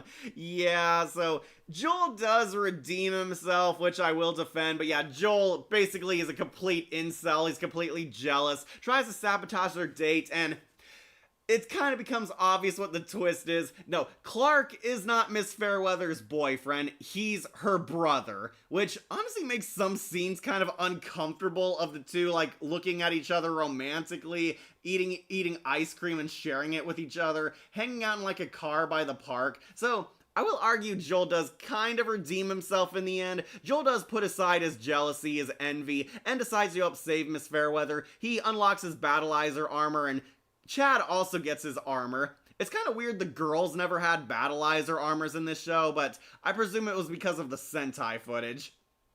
But Joel gets this cool buzzsaw armor. He gets like a lot more blade-related gadgets, and Chad also gets his water gizmo. He gets like a super water gun, which is very useful at killing demons from hell. Yeah, they get Battleizer armor, defeat the monster together, and Joel is willing to let Miss Fairweather go, but we get the wacky twist. No, the guy was her brother all along. But the females don't get Battleizers, probably because they thought the Battleizers would be too heavy for them. Yeah, okay, I can see that point. Yeah, it's kind of weird that the girls don't get Battleizers in this show, even though some of them do in later series. And yes, even Dino Fury have more Battleizers, over 100 plus, jeez. Oh, you didn't like it, Anime Nights? I could see some people finding it dumb. I don't rewatch this one often enough, but I feel like that Joel is kind of maturing, becoming a bit better here. Joel, once again, has a chance with Miss Fairweather, but all his friends make fun of him for getting jealous because he had nothing to worry about. Excuse me. I had a feeling that Clark was her brother. It's the glasses, yeah. It's like that brother and the sister from the Folgers commercial, yeah, where it looks like they're a couple, but really, they're siblings. That is the big twist, they're siblings.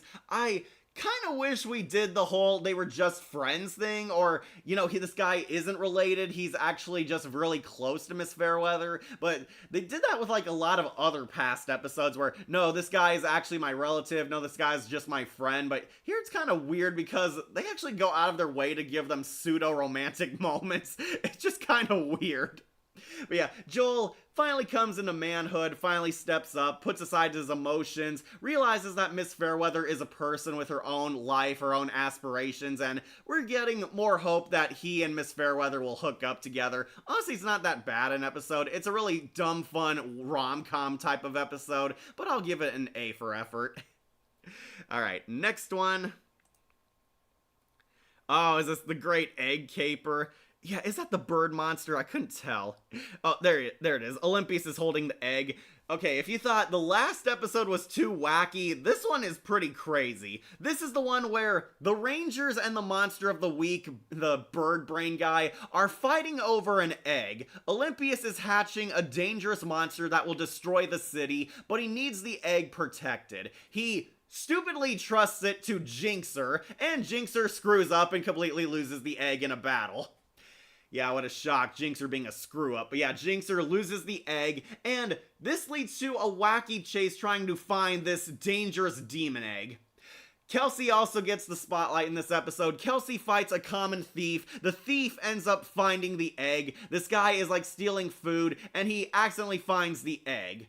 Kelsey chases him down, actually loses him, and sees him as nothing but a common crook, is trying to take him out, trying to hunt him down, give him his comeuppance. The guy finds the egg and realizes both the Power Rangers and these demons want it, and he uses it in basically this ransom. He wants to get money for the egg, and Jinxer summons a bird monster, this really weird, wacky cartoon monster called Bird Brain. I think that's his name. No, he's like this weird bird monster with the voice of Ed Wynn. Hoo-hoo! Power Rangers, you crack me up! I'll scramble you, Rangers! He's like this weird kind of Ed Wynn cartoon Disney character. There's a lot of trippy animation in this episode. But what I'm trying to get to saying is, this goes full-blown comedy. This is a dumb, fun comedy adventure. Depending on who you ask, this is either one of the best episodes of the show, or one of the worst episodes of the show. They're fighting over this egg. The bird guy is really wacky. The batlings are literally stealing eggs from grocery stores trying to find it. It's a totally insane, ludicrous comedy. I do love the Rangers try to ambush the ransom in disguises, and they all have like these weird cartoonish outfits. Like Kelsey's an old grandma, Carter is like this CEO looking guy, Dana's a punk rocker chick, Chad is like this old fisherman, and Joel gets the honor of being the woman. Yeah, Joel dresses like an old lady with Kelsey. It's kind of stupid, but really enjoyably stupid. The bird brain guy tries to track the mugger down. Kelsey finds out that the mugger is the guy who has the egg, and it turns out this guy isn't entirely evil. Kelsey chases him. It turns out that he's actually a homeless guy who's been stealing food for a bunch of other bums like him. He's living on the streets. Kelsey calls him out kind of Jen style. You don't care about anyone but yourself. You're just a common crook. And this convinces the guy to turn good, show he's not a crook. He helps them destroy the egg. They fight the bird brain guy. He turns giant, fights him as a Megazord. Really tough boss fight too. This guy was like able to bite Carter Grayson. But yeah, they defeat him and that's the end. And Jinxer gets comically attacked by Olympius for failing him. The episode where the Yellow Ranger gets outsmarted by a thief. I know, right? These are more like the power lamers. Okay, so I kind of have mixed feelings on this episode. Depending on your taste in comedy, this is either the funniest thing you've ever seen or the cringiest thing. I actually might put it onto low A tier. Honestly, it's not that bad. It is pretty humorous, pretty engaging, and the idea that the Rangers and the demons are trying to go after this friggin' egg is just so ludicrous that how can you not be entertained by it? Yeah, got to see the Rangers in ridiculous outfits too. It's a pretty dumb fun comedy episode. It is basically a light-hearted story before the much more darker and serious tales coming up. But yeah, this one, honestly not too shabby. Like before Tough Puppies, Bird Brain. Whoo! Me, that's who. FTR, I don't really mind that commercial. That's okay, Blue Thunder. But it's just kind of weird. They have to repair the battleizers. Yeah. Maybe the romantic scenes was what Joel thought he was seeing versus what was actually happening due to his jealousy. That makes sense, Batkid. Yeah, honestly, this episode, I didn't really hate it. I thought it was pretty engaging. Definitely Titanium Power episode. Now we get to another S tier episode. Yes, the mermaid one. Ocean Blue. That's the title. Chad falls in love with a mermaid. And believe it or not, this is going on to S tier. Yeah, Chad gets one of my favorite episodes with him. He falls in love with a mermaid. And the mermaid is played by Psycho Yellow. Psycho Yellow's actress apparently was a reoccurring actress on the Power Rangers shows, and this was one of her biggest roles after, of course, her villain role. Yeah, Psycho Yellow's actress comes back as the mermaid Marina. Marina is basically Ariel, but falling in love with a Power Ranger. Marina is apparently like caged in like an animal at some point. Apparently somebody captured her and chained her. Vipra shows up, my Power Ranger waifu, and Vipra releases her pretending to be a friend. She quote-unquote saves Marina from being attacked, and it turns out this is a long and insane scheme where Vipra wants to use this little mermaid to attract one of the Rangers so she can set up an assassination attempt. Yes, this is a pretty insane scheme, even by Power Rangers standards, but what are you gonna do? Marina falls in love with Chad. Chad is like out surfing, hanging in the water like he does best, and beats up these idiot bullies who are polluting in the ocean. Pretty awesome stuff. But Marina instantly falls in love for this cool, compassionate dude, and she wants to be with Chad. Chad almost gets injured when he's trying to fix something under the aqua base, gets caught in like a rock slide, almost drowns if it weren't for the little mermaid. And Chad and the mermaid fall in love and want to be with each other, but Marina's afraid of making the first move because she doesn't know what to say to him. Vipra takes full advantage of this and gives her this special gift that will totally impress him. Yeah, I get to see a lot of great stuff, seeing Psycho Yellow as a sexy mermaid, seeing Vipra looking hot and kick-ass like always. She gives her this special gift that he'll absolutely love, and it's obviously a trap. Like Shane Marina didn't become a mermaid ranger. Would have been awesome, but probably expensive too. I had a crush on the mermaid too. I could see why, Anime Nights. Yeah, who knew Psycho Yellow was actually a pretty hot bombshell underneath her armor? It's funny, like the Burbrain villain. Alright, like Aqua Lightspeed Rescue. Okay, so Marina gives the gift to Chad, and surprise, turns out to be a trap. It's actually a weapon that chains Chad up, makes him helpless, and he can't morph. Marina feels totally betrayed, and Vipra steps out, revealing that this was all a part of her clever scheme. Vipra honestly tried to behead Chad. I was impressed they actually do this. Yeah, Vipra was gonna straight up behead Chad with a sword, but Marina stands up to her, betrays Vipra, leading to a big fight. Chad barely escapes his chains, saves Marina, and morphs, and I do like this Vipra line. Using others for your own schemes, that's low, even for you. You haven't seen how low I can go. Yeah, you bet I love that line. But yeah, Chad fights Vipra solo. The other Rangers, of course, show up, where they actually fight Vipra and Loki. No Monster of the Week this time. It is actually just the Demon Generals hatching an insane scheme. Marina is saved just in time, and Chad blows up Loki and Vipra. They miraculously survive this, but they have plot armor. Well, now we know the Ranger's weakness. Love. Weakness? I say it made him even stronger! Be quiet, fool! Yeah, and Viper and Loki go running back to their hole. Unfortunately, the Little Mermaid and Chad do not get together because they come from two different worlds, and Marina does feel really ashamed for betraying Chad and his trust, causing her to swim back to her kingdom, and this actually ends on kind of a sad ending. The couple do not get together, and Chad is left staring longingly at the ocean, wondering if it could have worked. And we do get Kelsey showing a good friendship moment. Kelsey goes to comfort Chad, helping him in his time of need, how he wanted her, but they didn't end up together. Honestly, a really sad ending, even for Power Rangers, but really great episode. I really like this one. It made my top 10. It is a Lightspeed legend. Yeah, who knew Power Rangers can finally do a good love story? Same, mermaids are best waifu-themed fictional characters, bingo, and it is funny. Yeah, I liked Marina more than Marrow. Okay, guys, finally made it to an episode you've all been waiting to see. The Lost Galaxy crossover, Trakeena's Revenge, and yeah, this one's also making it onto S tier. Yeah, well, I'm gonna put it under Kelsey's episode. Yep, here it is, folks. I know it's hard to tell, but this is the Galactic Rescue Zord when they combine their powers in the climax. I know they should have gotten a better image. I didn't make this tier list, but yeah. We finally see the crossover between Lightspeed Rescue and Lost Galaxy. Trakeena is still alive, and she's fled to Earth to recover and rebuild her great power before getting revenge upon this universe.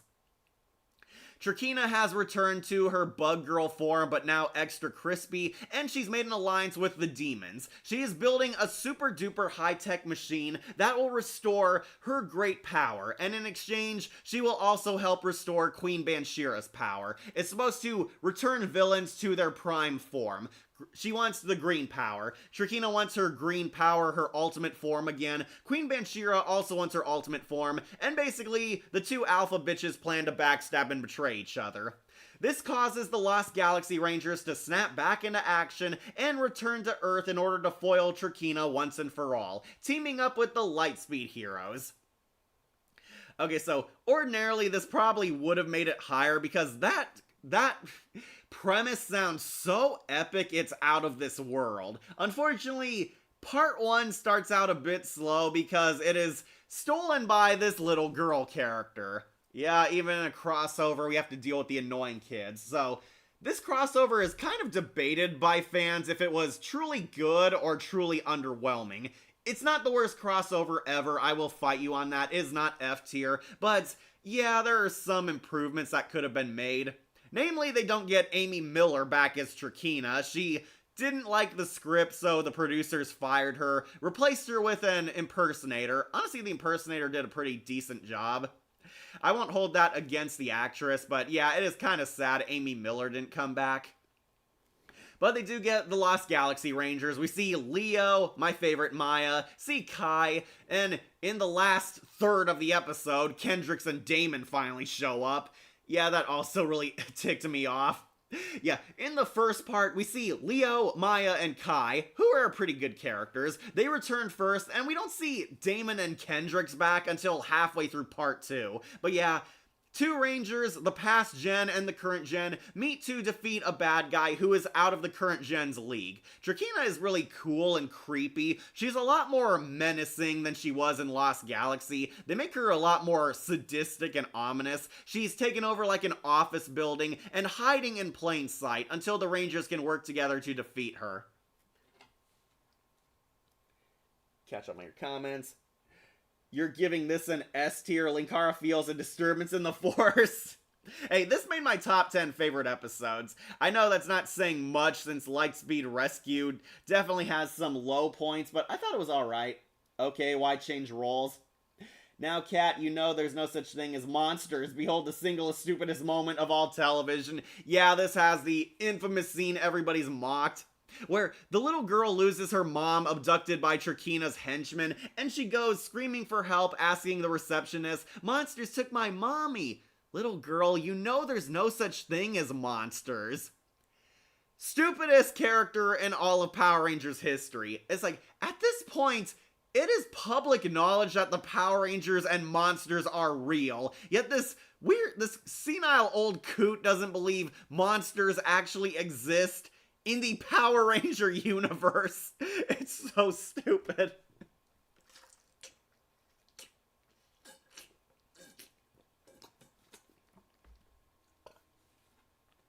Have a good night, sir. Bye, Tails. Yeah, against Linkara's criticism, I actually do think it's pretty good. She never returned for a future episode or mention her. She does come back. You're talking about Marina. Have a good night. Bye, Tails. Alright, so basically, the Galaxy Rangers are back, and unfortunately the worst part is the Galaxy Rangers don't get further character developments. I was hoping we get more interactions between the two teams, especially because the Lost Galaxy team is one of my favorite teams. Here, they do get some funny moments, especially towards the end. I like that Joel tries to hit on Maya and Kendricks. They are perfect 10s after all. And we see Damon actually tries to hit on Kelsey and Dana. It's pretty funny. They have like these cool moments. Carter and Leo are definitely a badass duo. They kill Tri-Skull together. It is just a fun episode. Admittedly, it does have some pacing issues. We focus way too long on the Heather character. The little girl gets spotlight for the entire first part. And she even gets like a satisfying ending at the end. Would have loved more interactions, but Turkina is definitely all over the screen. She is a cosmic level threat here. Even the demons are worried about her and how out of control she is. We see Turkina get her final form. Olympius backstabs them with a poison dagger and mutates Turkina into Destroya. She nearly destroys Mariner Bay until the Rangers are forced to combine powers, and in the only time we've seen this so far in Power Rangers, they actually combine both Megazords into one. And it is so astounding. I really love this. The Galactabeasts show up and they combine with the Rescue Zord, forming the Galactic Rescue Zord. And yeah, it is pretty cool. They completely disembowel Turkina and kill her for good. Definitely a worthy death scene for the character.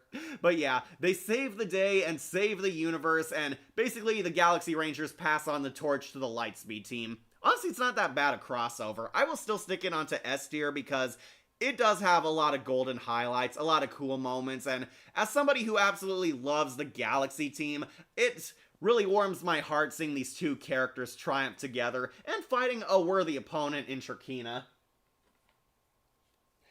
Like, feels like why non-believers of monsters exist. I thought the famous scene of the crossover was when the little girl played hide and seek with her mom, and her mom thought she was hiding in the bushes only to learn it was a trick.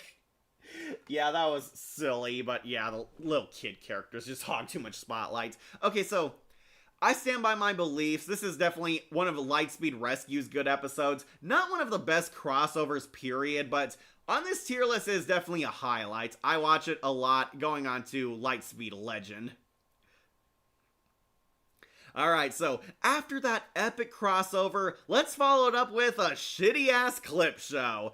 Yes, get a clip show episode way before the finale is even around. I think Power Rangers should save these episodes for much later. No, let's do it before the final 10 episodes.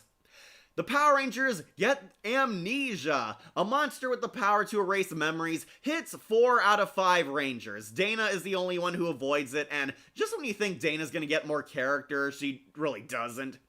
Basically, the Power Rangers lose their memories and they forget who they are. So, Miss Fairweather has them taken to this machine that will help them restore their memories, fix their brain synapses, and cure them. And we get a clip show showing all the highlights of these characters, their character growth, their best scenes, and basically remind them of who they are. Yeah, this one, easily the weakest episode of the series. Okay, I say this like every time we do one of these episode tier lists. Clip shows were useful once upon a time because back then we didn't have reruns or, the internet to just watch your favorite episodes. It was not basically mainstream to have all these shows on DVD, online, or easy access to them. Clip shows were made to basically recap an entire series if you're late to the show. If you haven't seen it yet, if you're unfamiliar with the continuity that's happened so far, basically showing you all that. But unfortunately, these are now the most dated episodes of Power Rangers and really slow, really nothing. I think the last good one we had was Tommy Oliver's vlog on the history of Power Rangers. But this one, didn't care for it. We do get some funny clues here and there. My favorite is it confirms Dana and Carter are in love with each other. Yeah, we see when Carter's looking at his memories, we do see actual new clips here. Dana and Carter went out on a date, and it's implied the Red and Pink Ranger have feelings for one another. It never gets confirmation. It's like brought up one more time, but honestly really disappointing. Like it's funny, like agree, a weakness. I read that one. Yeah, basically it's a clip show. Shows you everything about the Rangers. They all eventually get their memories back and unite with Dana. I was hoping Dana would get a bit more character here, but no, once again, they sidelined that just for the clips, and yeah, I did not care for it. This is easily the worst episode of the series because it's really a skippable episode. Really nothing burger, nothing happens. Just a recap for any of you who are joining the show now. Going on worse than 10 Diabolicos. Alright. Got Last Ranger. Is it? Yes, the Sorcerer of the Sands. The Sorcerer of the Sands. Olympius goes to hell, where the Power Rangers follow him. The Power Rangers get trapped in a deception by Olympius and Jinxer, where he traps them inside hell, where Olympius unleashes every Power Ranger villain ever, including some we never saw them fight, take on the Power Rangers. And yeah, this episode, easily S tier. I do really like it. I'm gonna put it above Go Volcanic, but underneath up to the challenge. Yeah, here's the Power Rangers in one of the Hell Caverns. The Rangers basically fight every villain they fought in the past, plus ones that weren't there for that Sentai footage. Olympius goes to hell to unleash hell on Earth. He summons all the monsters, the Rangers fight. Meanwhile, Ryan meets with the Sorcerer of the Sands, who is an ancient paladin who once defeated Queen Banshira. He needs help, he needs answers on how to stop her, because Queen Banshira is back, and this time no paladin's might can stop her. We see Ryan meeting with the sorcerer. He looks kind of like Jafar, honestly. Talks to him, he gives him wise sage wisdom, tells him about the demons and their weaknesses. He tries to help them. They fight in hell. Eventually, the sorcerer does help the Rangers escape, has them go towards the Navi light they follow. Rangers fight many past villains, and even Olympius. Olympius loses control of the monsters. He and the Gatekeeper barely get away with their lives. But the Rangers successfully defeat him, save the day, foil the Hell invasion, for now at least, and Ryan and the Sorcerer of the Sands finally compare notes. He tells them how to stop Queen Banshira. Unfortunately, this does cost him his life. Meanwhile, Diabolico and Olympius' rivalry is put on hold. It turns out Diabolico knew where Olympius was going all along, and he sabotaged the Demon Prince by stealing the one and only key to Hell, leaving Olympius stranded in Hell forever, where Diabolico slams the door shut on him. Yep, Olympius is lost forever in Hell, and this has the clip I used where Queen Banshira finds out, and she doesn't care. Yeah, Queen Banshira is actually perfectly fine dumping her son in hell. In retrospect, this should have been another red flag that Queen Banshira is the worst boss of Power Rangers. She's willing to ditch her own son in hell because he failed her that much. And Queen Banshira gives Diabolico his promotion, warning him that she won't hesitate to kill him next time. And yeah, this probably should have been a red flag warning the demon trio that Banshira is not trustworthy. She cares more about her own palace than her son. Yeah, I'm so glad you guys learned from that. But yeah, Queen Banshira hires Diabolico. Olympius is stranded. The Sorcerer of the Sands tries to help kill the demons. He crushes the Skull Cavern, but Diabolico friggin' murders this guy. Yeah, we see our first human death on Power Rangers. The Sorcerer of the Sands gets vaporized by Diabolico's ninjutsu and turns into literal sand. Yeah, this guy is dead. He never comes back. There's no happy ending. He is gone. They lose the last paladin, giving the demons finally a victory here. Yeah, this episode, pretty awesome. Really legendary, really creepy episode, and we got our first on-screen human kill in Power Rangers, going on Lightspeed Legend. Goes to show how terrible a boss Banshira is. Fully agree, Shadow. Yeah, she friggin' laughs that her son is in hell. That fool Olympius has failed me too many times. Let him rot there forever. Mother of the year, right, boys? Yeah, this episode, honestly pretty kick-ass. It is one of my favorite episodes. Definitely an iconic one, and seeing the Rangers fight their past villains is all kinds of fun. Definitely going on Lightspeed Legend. Agree. Like why clip shows exist. They used to be useful, Akira, but now they're not. Now they're not.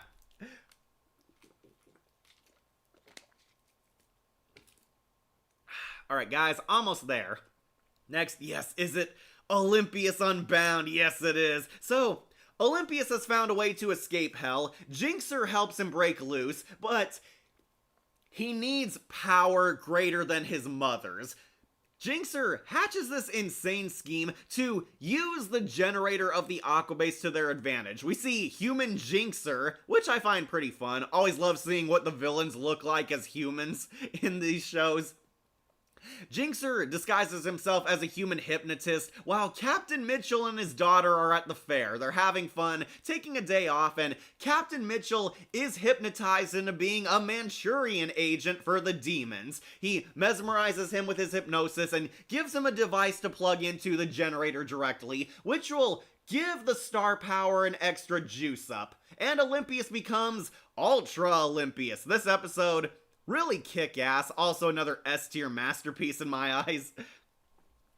Yeah, this is Olympius in his Ultra form. Olympius gets a supercharge, and now he finally breaks out of hell along with the Gatekeeper. They make it back to the surface world, and now he's going to kill the Power Rangers to impress his mother.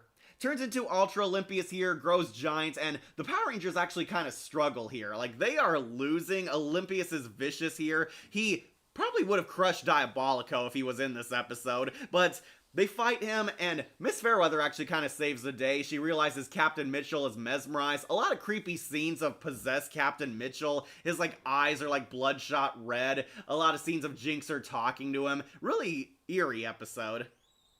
But Olympius is now fully unchained, on the loose, nearly destroys Mariner Bay, but they cut off his power access, and the Power Rangers are finally able to injure him. Olympius gets a devastating loss in this episode, more than he'd suffered in the Shadow Realm.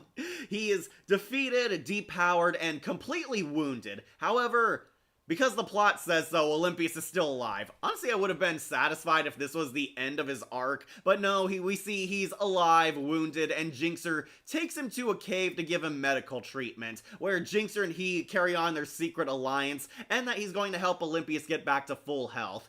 But this also marks the end of the star power. The star power is gone. No more Ultra Olympius or Ultra Diabolico. The star power completely vaporized. And we get a funny ending where the Rangers are going on vacation, only for Captain Mitchell to assign them a hike, but Joel tries to hypnotize him, only for Captain Mitchell to troll him. That I will give the Rangers the day off, except for Joel, who will be going on a 10-mile hike. And Joel gets wacky punishment. Yeah, this episode, honestly pretty epic. Really good final fight for Olympius. I know there's one more, but this one we see him at his peak. He is dangerous, he is ferocious. Really good episode where he almost wins again. Definitely an S-tier legend. Agree. Okay. Alright, next episode. I hope you're still here, Akira, because we get the return of Marina in Neptune Blue. Oh, no, Neptune's daughter. Okay. Yep, here we go. The sequel to The Little Mermaid romance. Marina comes back. Because her trident was stolen by the demons, Diabolico summons the only underwater monster to steal the trident and invade the surface world, where they make all the water vanish. And we get like funny clips of like the sprinklers losing water. Some woman can't use her sink. Yeah, basically kind of low stakes kind of stuff. But we get the return of Marina. It turns out Marina is the daughter of Neptune. She is actually kind of just Ariel at this point. She is still in love with Chad but can't see him until she's forced to when the trident is stolen. The water monster steals a trident, where Marina rushes to the Power Rangers for help, and we get more of Chad and Marina's romance. Yeah, this one, also kind of sweet and wholesome. I will be putting it onto S tier. Yeah, under the Titanium Ranger, that's for sure. Okay, so they have to fight this water demon, kick-ass fight scenes. Chad and Marina want to carry on their relationship, but are unsure if they can because she's a mermaid. We see she grows legs to walk on land because, again, Little Mermaid references. Chad and Marina start falling in love, but Marina is not a fighter. She almost gets attacked and killed by Vipra. Chad uses his battleizer armor, and basically this is kind of Chad coming into his own, being a badass, saving the day, and he kills Vipra with his super soaker. Yeah, it is kind of funny. He saves Marina, but Marina gets seriously injured here because she's been on land for too long and was injured during the fight. Chad avenges her by taking on the water monster. He shows that he is indeed her royal prince, that she loves him even more now. Neptune realizes that there's more to these surface dwellers and is more open to talking with them and that like. We have to finish this soon, I agree. But yeah, basically, another one where Chad falls in love, and this time it ends on a happy ending. Marina is now able to come on the surface more often, and Chad and Marina are picking up their relationship, becoming, I believe, an official couple, but we never see Marina ever again. It's kind of weird because this kind of ends on a happy note that Chad and Marina finally got together. They saved the world. Chad and Marina are now closer than ever, and now she can come to the surface more often because they won favor with Neptune. They managed to cure Marina, they take her back to her father in time, and yeah, now they're dating. Which is kind of weird because we never see this followed up on, but I'll give this one an S tier. It's a really nice, sweet conclusion to the first Mermaid episode, but I prefer that one a bit more. Had a lot more bite. Yeah, this one, definitely Lightspeed Legend. Alright, almost there, final 5. Next is Web War, and this one also made my top 10 list. It is going on to S tier for sure. This is the one with the creepy spider monster Arachnor, and Carter finally gets his battleizer. Carter's trying to master his battleizer. It's actually a part of his motorcycle, which transforms into his armor, which again is really cool. Unfortunately, he's having trouble mastering it. He can't do it right, the machine isn't working, he can't master the power, it's too much for him, he's epic failing, trying to get his groove back, and this one, easily one of my favorite Carter episodes. Meanwhile, the demons hire an evil spider monster who is abducting people to feed the humans of Mariner Bay to her babies, and this villain is really creepy. If you're afraid of spiders, this episode will definitely reinforce that fear. The spider monster infiltrates the Aquabase at one point, abducts people, alien style, a lot of gross spider scenes, cobwebs, spider attacks, it like masters their fighting style, bests the Rangers, almost kills and feeds them to a bunch of tarantulas. Really scary imagery, honestly. But of course, Carter gets his groove back, masters the battleizer, and fights Arachnor. We see baby murder in Power Rangers. Yeah, don't worry, he just murders a bunch of spider eggs. Carter like shoots up her nest, helps saves all the civilians and his fellow Rangers, and finally masters his battleizer, killing the evil spider demon. It's really great episode, really nice horror-themed episode. Personally, I do think the rescue mission from Lost Galaxy is far scarier, but I have a ton of fun with this one. They had a lot of great scenes with this creepy spider. Carter Grayson shows that he's still the best Red Ranger in this episode. A lot of fun scenes, kick-ass action. It's all around just a fun episode. Going on Lightspeed Legend. Power Rangers really does have some pretty good and creepy spider monsters. Yeah, you ever notice that Power Rangers could have some intense horror moments? I noticed that in Space. Lost Galaxy Lightspeed Rescue definitely cranked up the horror. Then we get Master Org murdering the hero's parents. Yeah, Power Rangers has some hardcore scenes sometimes. So Poseidon, well, he's Neptune. So it's Coraline for the 90s, yep. Spiders! A giant legion of spiders! I'm trying to finish up Akira. Yeah, Web War, awesome episode. Going on S tier. Oh boy, now we're at Dana's only memorable episode in the limelight. Yes, here it is. Dana becomes a model. So, we finally get an episode showing Dana and her life's problems. Dana wants to go to medical school and become a doctor, but she can't afford college. Even though she works for the government. Yeah, even the Power Rangers get minimum wage and money problems. However, during a battle fighting Viper's monster Trevel, a photographer snaps a shot of Dana in action without her armor, and I kid you not, a modeling agency sees Dana and sees how hot Allison McGinnis is and wants to hire her to become the new face of their company, Glitz Girl. They want Dana to become America's next top model. Dana is hesitant at first, but the agent says, well, you could have all the money you want and can afford your medical school, which convinces Dana to give it a shot. And as you can predict, all the fame goes to her head. And Dana becomes egotistical, a total bitch, kind of becoming a mean girl. She thinks she's hot stuff and starts treating her friends with disrespect, ignoring her ranger duties, and all around being a horrible, horrible brat.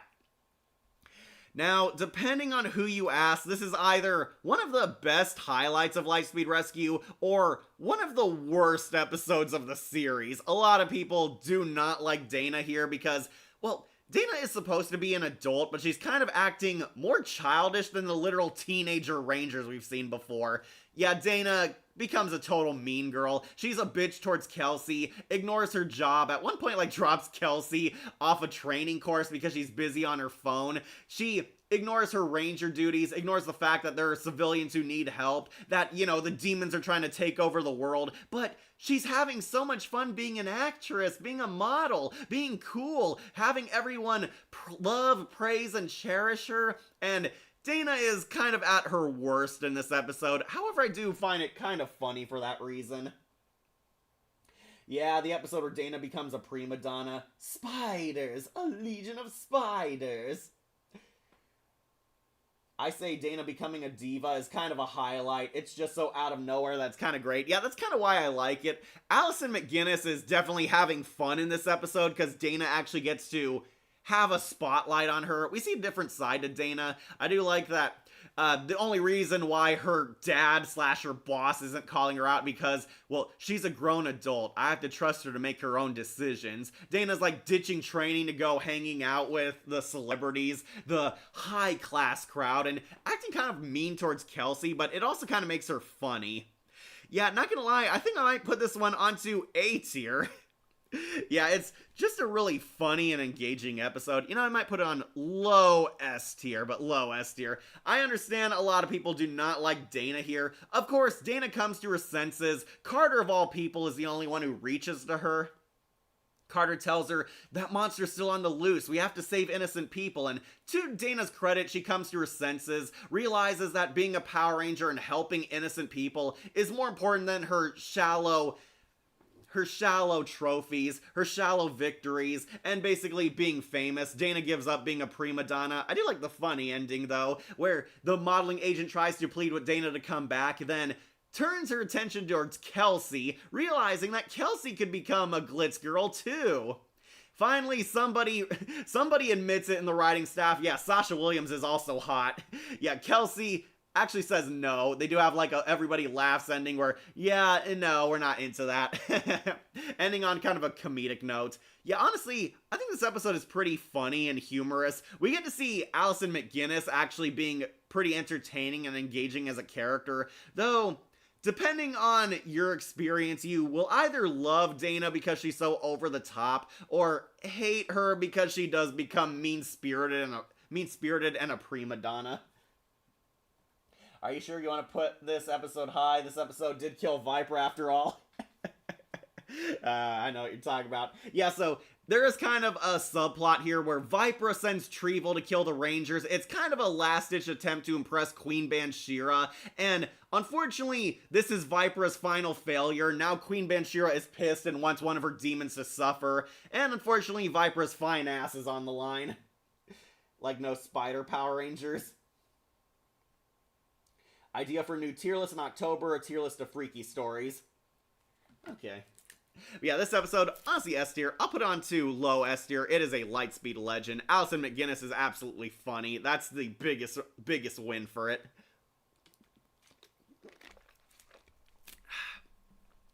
Alright, this is it, folks. The final arc. Wrath of the Queen, all the way to the finale. I'm trying to remember what it's called now. Damn.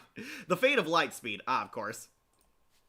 Okay, Wrath of the Queen, easily going on to S tier, so unfortunately this one starts on a sad note. They kill off Vipera. Yeah, Vipera gets killed, and even if you don't like this character, I agree. Don't you agree that her death could have been much better? Like, Vipera should have gone out in a blaze of glory, but unfortunately she gets punk killed. Yeah, Vipera gets killed and eaten by Queen Bansheera as a final burst of energy, where Queen Bansheera is back in action, and she is a complete beast. Now, as heartbroken as I am over my Vipey dying, Queen Bansheera pretty much steals the show. Finally, we get to see the main villain being proactive, and she is ruthless. She is terrifying. Queen Bansheera is the biggest monster of Power Rangers. She has no heart, no care, no stops. She is going full-blown psycho bitch on the Power Rangers. We see Vipera dies, she is eaten by Queen Bansheera, Loki is used as a pawn, and to his credit, he actually does get a sad death scene. It's kind of funny that you finally care about Loki, and it's in the episode he dies in, but I'll take it. Yeah, Loki gets a sad death scene, and Diabolico finally turns against the Queen, realizing she's an evil bitch who doesn't care about them. Loki gets a sad death scene, he says goodbye to Diabolico. Queen Bansheera almost kills the Rangers by burning them to death, turns Diabolico into hellfire. But Carter Grayson proves he's the best Red Ranger when he solo battles Queen Bansheera. He strikes her where her heart should be, which is the only way to hurt her. Queen Bansheera loses. The Power Rangers break free of the Hellfire Flames, Diabolico retreats and runs away, and we have a big and only Megazord battle with Queen Bansheera. Kind of wish this was the finale fight, but yeah, Queen Bansheera fights him in Megazord form, and she is very tough, very durable, and doesn't get killed at all. She fights the Rangers until she retreats to cook up a new plan to kill them.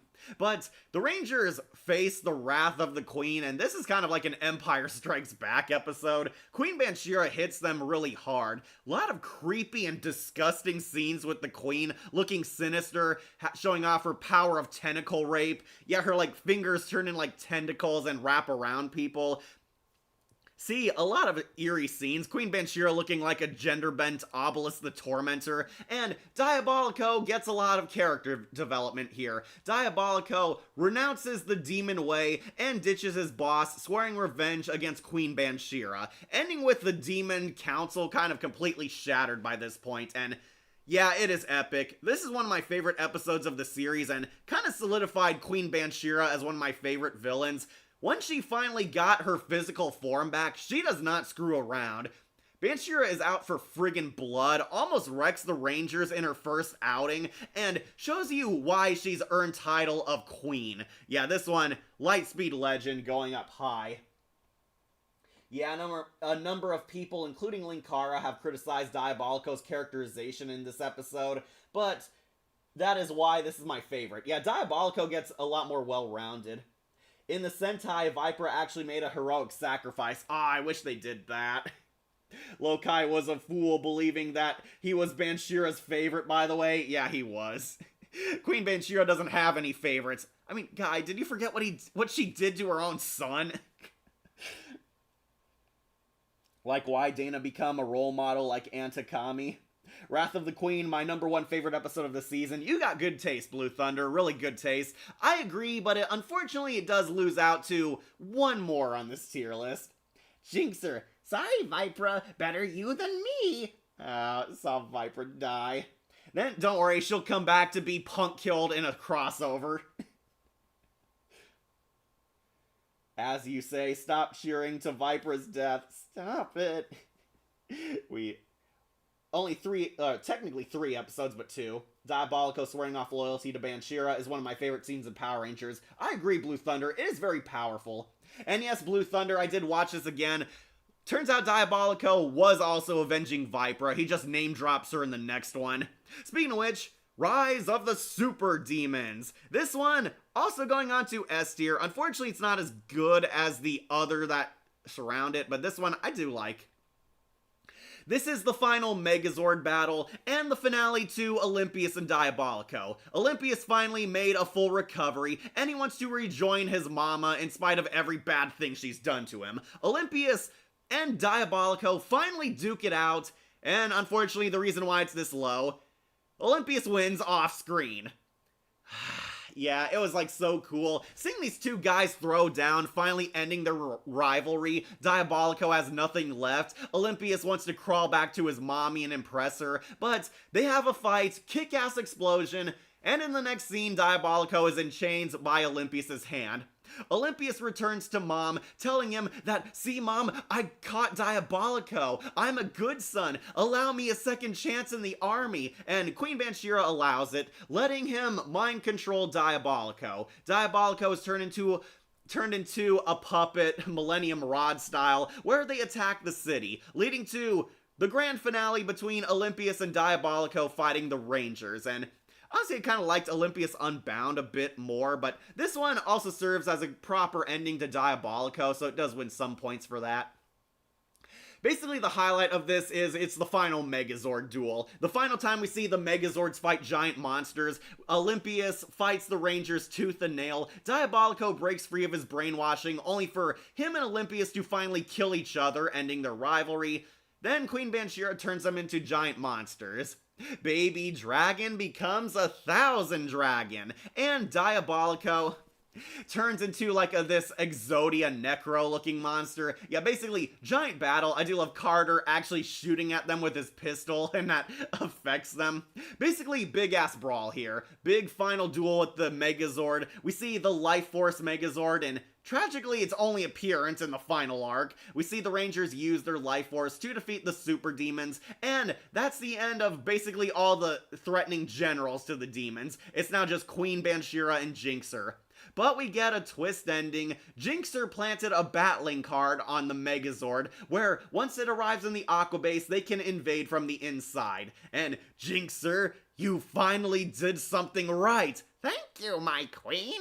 Yeah, it's a pretty kick-ass episode. Diabolico, Ranger, I grown to hate Banshira more than you. Take this key. It's the only way to stop her and her plan for destroying your world. Yeah, like so peak. Feels like Queen Beryl vibes. And why didn't Viper die and reborn as a human in a human body?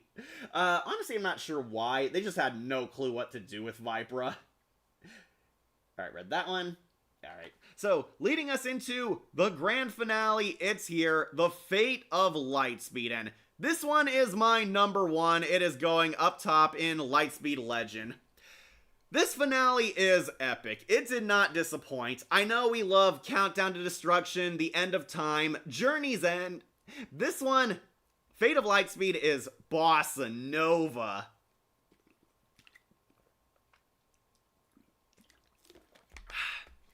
Sorry, drinking water because I have a lot of great things to say. This finale, kick-ass, emotional, satisfying, big epic duel to defeat the evil queen and her portal to hell. It is one of my favorite finales of Power Rangers and still holds a special place in my kitty heart. So, Ryan gets captured by Queen Banshira, where Carter has to separate from them to go rescue him, leading to the funny meme, the Aqua Base gets invaded and defeated because it didn't have the Red Ranger. Yeah, Carter goes to go save Ryan. Ryan finds the key Diabolico was about to give them. This key opens a portal to hell, and unfortunately the Queen also wants it. She ambushes the Titanium Ranger, forcing Carter to go save the day. Unfortunately, the Batlings invade the Aqua Base, and this is why I kind of defend the Batlings as killer minions. The Batlings completely savage and wreck the Aqua Base. It is totaled. It's a total war zone. They completely trash the set. The Batlings are shooting up people, blowing stuff up. The base is coming apart. Even Megazords get hijacked by the villains. It is really cool. It is an epic fight scene. Now, I know Countdown to Destruction and Journey's End had much greater battlefields and Admittedly, a lot more casualties, but this is not too shabby. The Aquabase is wrecked, Captain Mitchell finally breaks and cracks, sad that seeing his life's work come to a complete and abrupt end, seeing that everything they've done now feels pointless because the villains have completely won. They destroy the Aquabase, they lose everything, everybody's retreating or dying, and Queen Banshira is about to set up her ultimate plan, opening up a portal to hell that will release every dead Power Ranger villain ever. Yeah, every villain since Mighty Morphin is here, including Eye Guy. It's kind of funny, we get to see a lot of Suits cameo here. If you're a hardcore Ranger veteran, you will definitely recognize a few of these guys, but Banshira is about to win, basically. A demon being unredeemably evil, what a shock. It should be obvious that she would have been as evil as Darth Sidious. They saved the best Zord fight for last, Olympius and Diabolico wasting the majority of the Zords until they gave their all in the Life Force Zord. Yep. Yeah, the Rangers lose all their Megazords, including the Life Force Zord. Carter manages to save Ryan. They sacrifice all their weapons trying to take out their forces. Jinxer hijacks a Megazord. I've always wanted to fly one of these when I was a kid. Which is kind of weird. Did Power Rangers exist when you were alive like 10,000 years ago? But yeah, big epic fight scene. Eventually, the Rangers overcome their obstacles, realizing that lives are on the line, they need to save people. They barely escape the Aquabase and everyone gets a chance to shine. We see Chad using his diving skills to help guide them out into like a submarine. See Joel taking charge, piloting the submarine. See Dana and Kelsey using their skills to help save the day. Carter and Ryan are willing to sacrifice themselves, are flying, shooting up demons, having a big epic war zone type of brawl. It is so cool. But of course, all good things must come to an end. As you've seen in my top 10, they fight Queen Banshira in her throne room. She's opened the portal and the Rangers are there for one final stand, fighting Queen Banshira and her remaining battling army, leading to another kick-ass brawl. This time the Rangers get to fight in the Skull Cavern, all of them kicking ass, each Ranger gets time to shine, and Carter knocks Queen Banshira into the portal to hell, only to get dragged down with her. Yeah, just when you think he's gonna give the thumbs up like Leo did in the finale, Queen Banshira jumps him, ambushes him, and tries to drag him down to death with her. And get my favorite moment, just when it seems like Queen Banshira is gonna at least kill the Red Ranger, Diabolico's ghost shows up and gets some revenge. Diabolico, so glad you're here to help. I am here to help. Help the Rangers destroy you for good. No! Boom! Shoots her in the face, sends her plummeting and drags her off down to hell. All the monsters maul the hell out of Queen Banshira. It is one of the most satisfying TV death scenes of all time. Really great stuff. Yeah, Queen Banshira finally gets her comeuppance and gets brutally murdered. They save Carter just in time, close the portal to hell, and that's the end of the demons as a threat forever. Until a lackluster crossover. But yeah, this finale is so cool, so bossa nova. Queen Banshira getting her death so well deserved and satisfying. Diabolico getting a happy ending. Definitely great stuff seeing. Yeah, I've never seen like the villain full-blown drag the main villain down with them. Definitely a highlight. So, the day is saved, the demon threat is gone, and the Power Rangers are semi-retired at the end of this series. I say semi because they show up very often in later crossovers. They can like easily get the Morphers back whenever they want, but we see they return the Morphers, but rescuing people is always going to be a thing, so the rescue heroes run back into battle even without their Morphers. Hey, you forgot these! And it shows you the Rangers are so badass that they can rescue people without Power Ranger abilities, ending on a pretty funny, the adventure continues type of ending. And we do see they can get their Morphers anytime they want. Carter shows up in Wild Force, he shows up in Time Force, still acting as a Power Ranger. They still have the Rescue Rover somehow, despite that being submerged. And as we know, Carter and Dana will show up in Legendary Battle for another lackluster crossover, but this finale, easily my favorite. It is cool, it is satisfying, it is heavy action, heavy emotion. It is definitely one of my favorite episodes of the series, and it's why it's my #1 Lightspeed legend. So the morphers are for emergencies. Exactly, Bat-Kid. Shadow's quoting it. And Shira, Diabolico, just in time to help. I am here to help. Help the Rangers destroy you for good. No! Love that scene. That scene stuck out in my memory forever. I remembered it so hard because it's such a great scene. Final episode and we are done. Like, do you feel bad that She-Hulk didn't get into Marvel Rivals? Oh, of course. But the Hood did. I know nothing about the Hood, but I'm fine seeing obscure characters. Why this is like Lightspeed Rescue is like a live-action Devil May Cry should have been. Yeah, should have. Don't worry, we'll get Virgil next series. I'm sorry, I know it's been many hours. Any DC or Marvel tier list on characters like Black Cat and Kingpin? I might. Gotta find a good one. So the morphers are for emergencies. Yep, like the spiritual warfare should have been. Like the Fire Force vibes. Who's the Hood? I don't know. It's like a very obscure Marvel character. I know he was in the MCU, apparently, but yeah, it's gonna be one of the obscure Marvel characters getting a few spotlight, kind of like Jeff the Shark.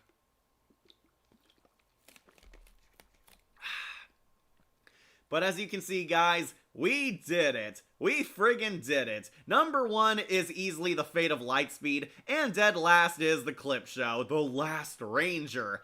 Who wasn't the Last Ranger? Yeah, easily, of course, the clip show one was the weakest one, and as you can see, we got a lot of good episodes on here. I found a lot of S-tier episodes, but some of them are part of the Cobra arc, so forgive me for that. Got some pretty decent A-tier episodes, not a lot of bad, and I'm kind of surprised since a lot of people do not like this season. I thought it was one of the greatest Power Rangers seasons. But don't worry, I'll save you time, not go over all of it. Worst one is easily the clip show episode. Up top, mainly my top 10 are still in place. Best is The Fate of Lightspeed, my all-time favorite one. Yeah, what else made S tier besides my top 10? There's the Cobra arc, there's Wrath of the Queen, Olympius Ascends. Yeah, you can see both the Mermaid episodes made it on here. Olympus Unbound, The Queen's Return. Rise of the Super Demons is an awesome episode. It just didn't make it on my top 10. I think it is a really good one still. Best Megazord Brawl, Diabolico's return, him fighting Olympius, the Freezer Lizard, Power Rangers using a gun, yet Chad Sensei coming back, and yes, even Dana becoming a supermodel and almost quitting being a ranger. All these are pretty good episodes. Yeah, got a few in A, honestly, and got a few in the lower tiers. Easily, like, that one was the weakest. My second least favorite is easily the Omega Project. It was just a boring episode. The signal has called. Will you be able to do an Alfred's tier list? Okay, I might, Bat-Kid, especially because we're out of Marvel May. I might do more DC stuff again. Like, yes, demons have a change of heart in this show. Yeah, Diabolico having a redemption arc didn't piss me off. I did kind of like that, especially because he did show he was more layered than our usual villain. But yeah, definitely a satisfying conclusion. One of my favorite finales. Yes, I know, the end of time and Countdown to Destruction are not dethroned, but this is easily in my top 10. But yeah, not gonna go over all of them this time because I've held you guys hostage for long enough, but thank you all for joining me. What's gonna happen in the future? I have a Tales from the Dark Side review up on Patreon, alongside some other surprises. I talked about the TMNT versus Universal Monsters crossover, that's up on Patreon. Wolf did an anime review, but so far the Dark Side is the one that's coming soon. Hope you guys like it. It's a pretty mad one. For live streams, might do the Scooby one, might do another one of these character tier lists, we'll see. Wolf and I are thinking about doing the Amazing Digital Circus character tier list, a updated version now that the show has come to an end. Yeah, we saw the finale, but we're waiting until it's public on YouTube. Sorry, folks, but we do have to wait to avoid complaints about spoilers.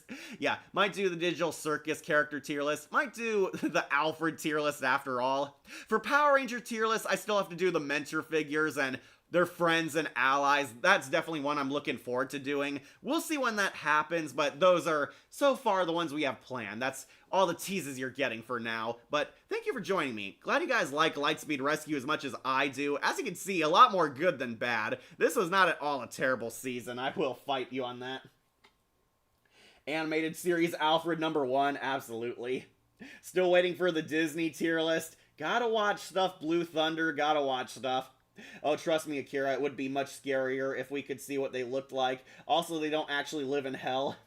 Now, top 10 Power Ranger openings and finales would be pretty good. Yeah, I want to do, like, the series finales, too. That was definitely great.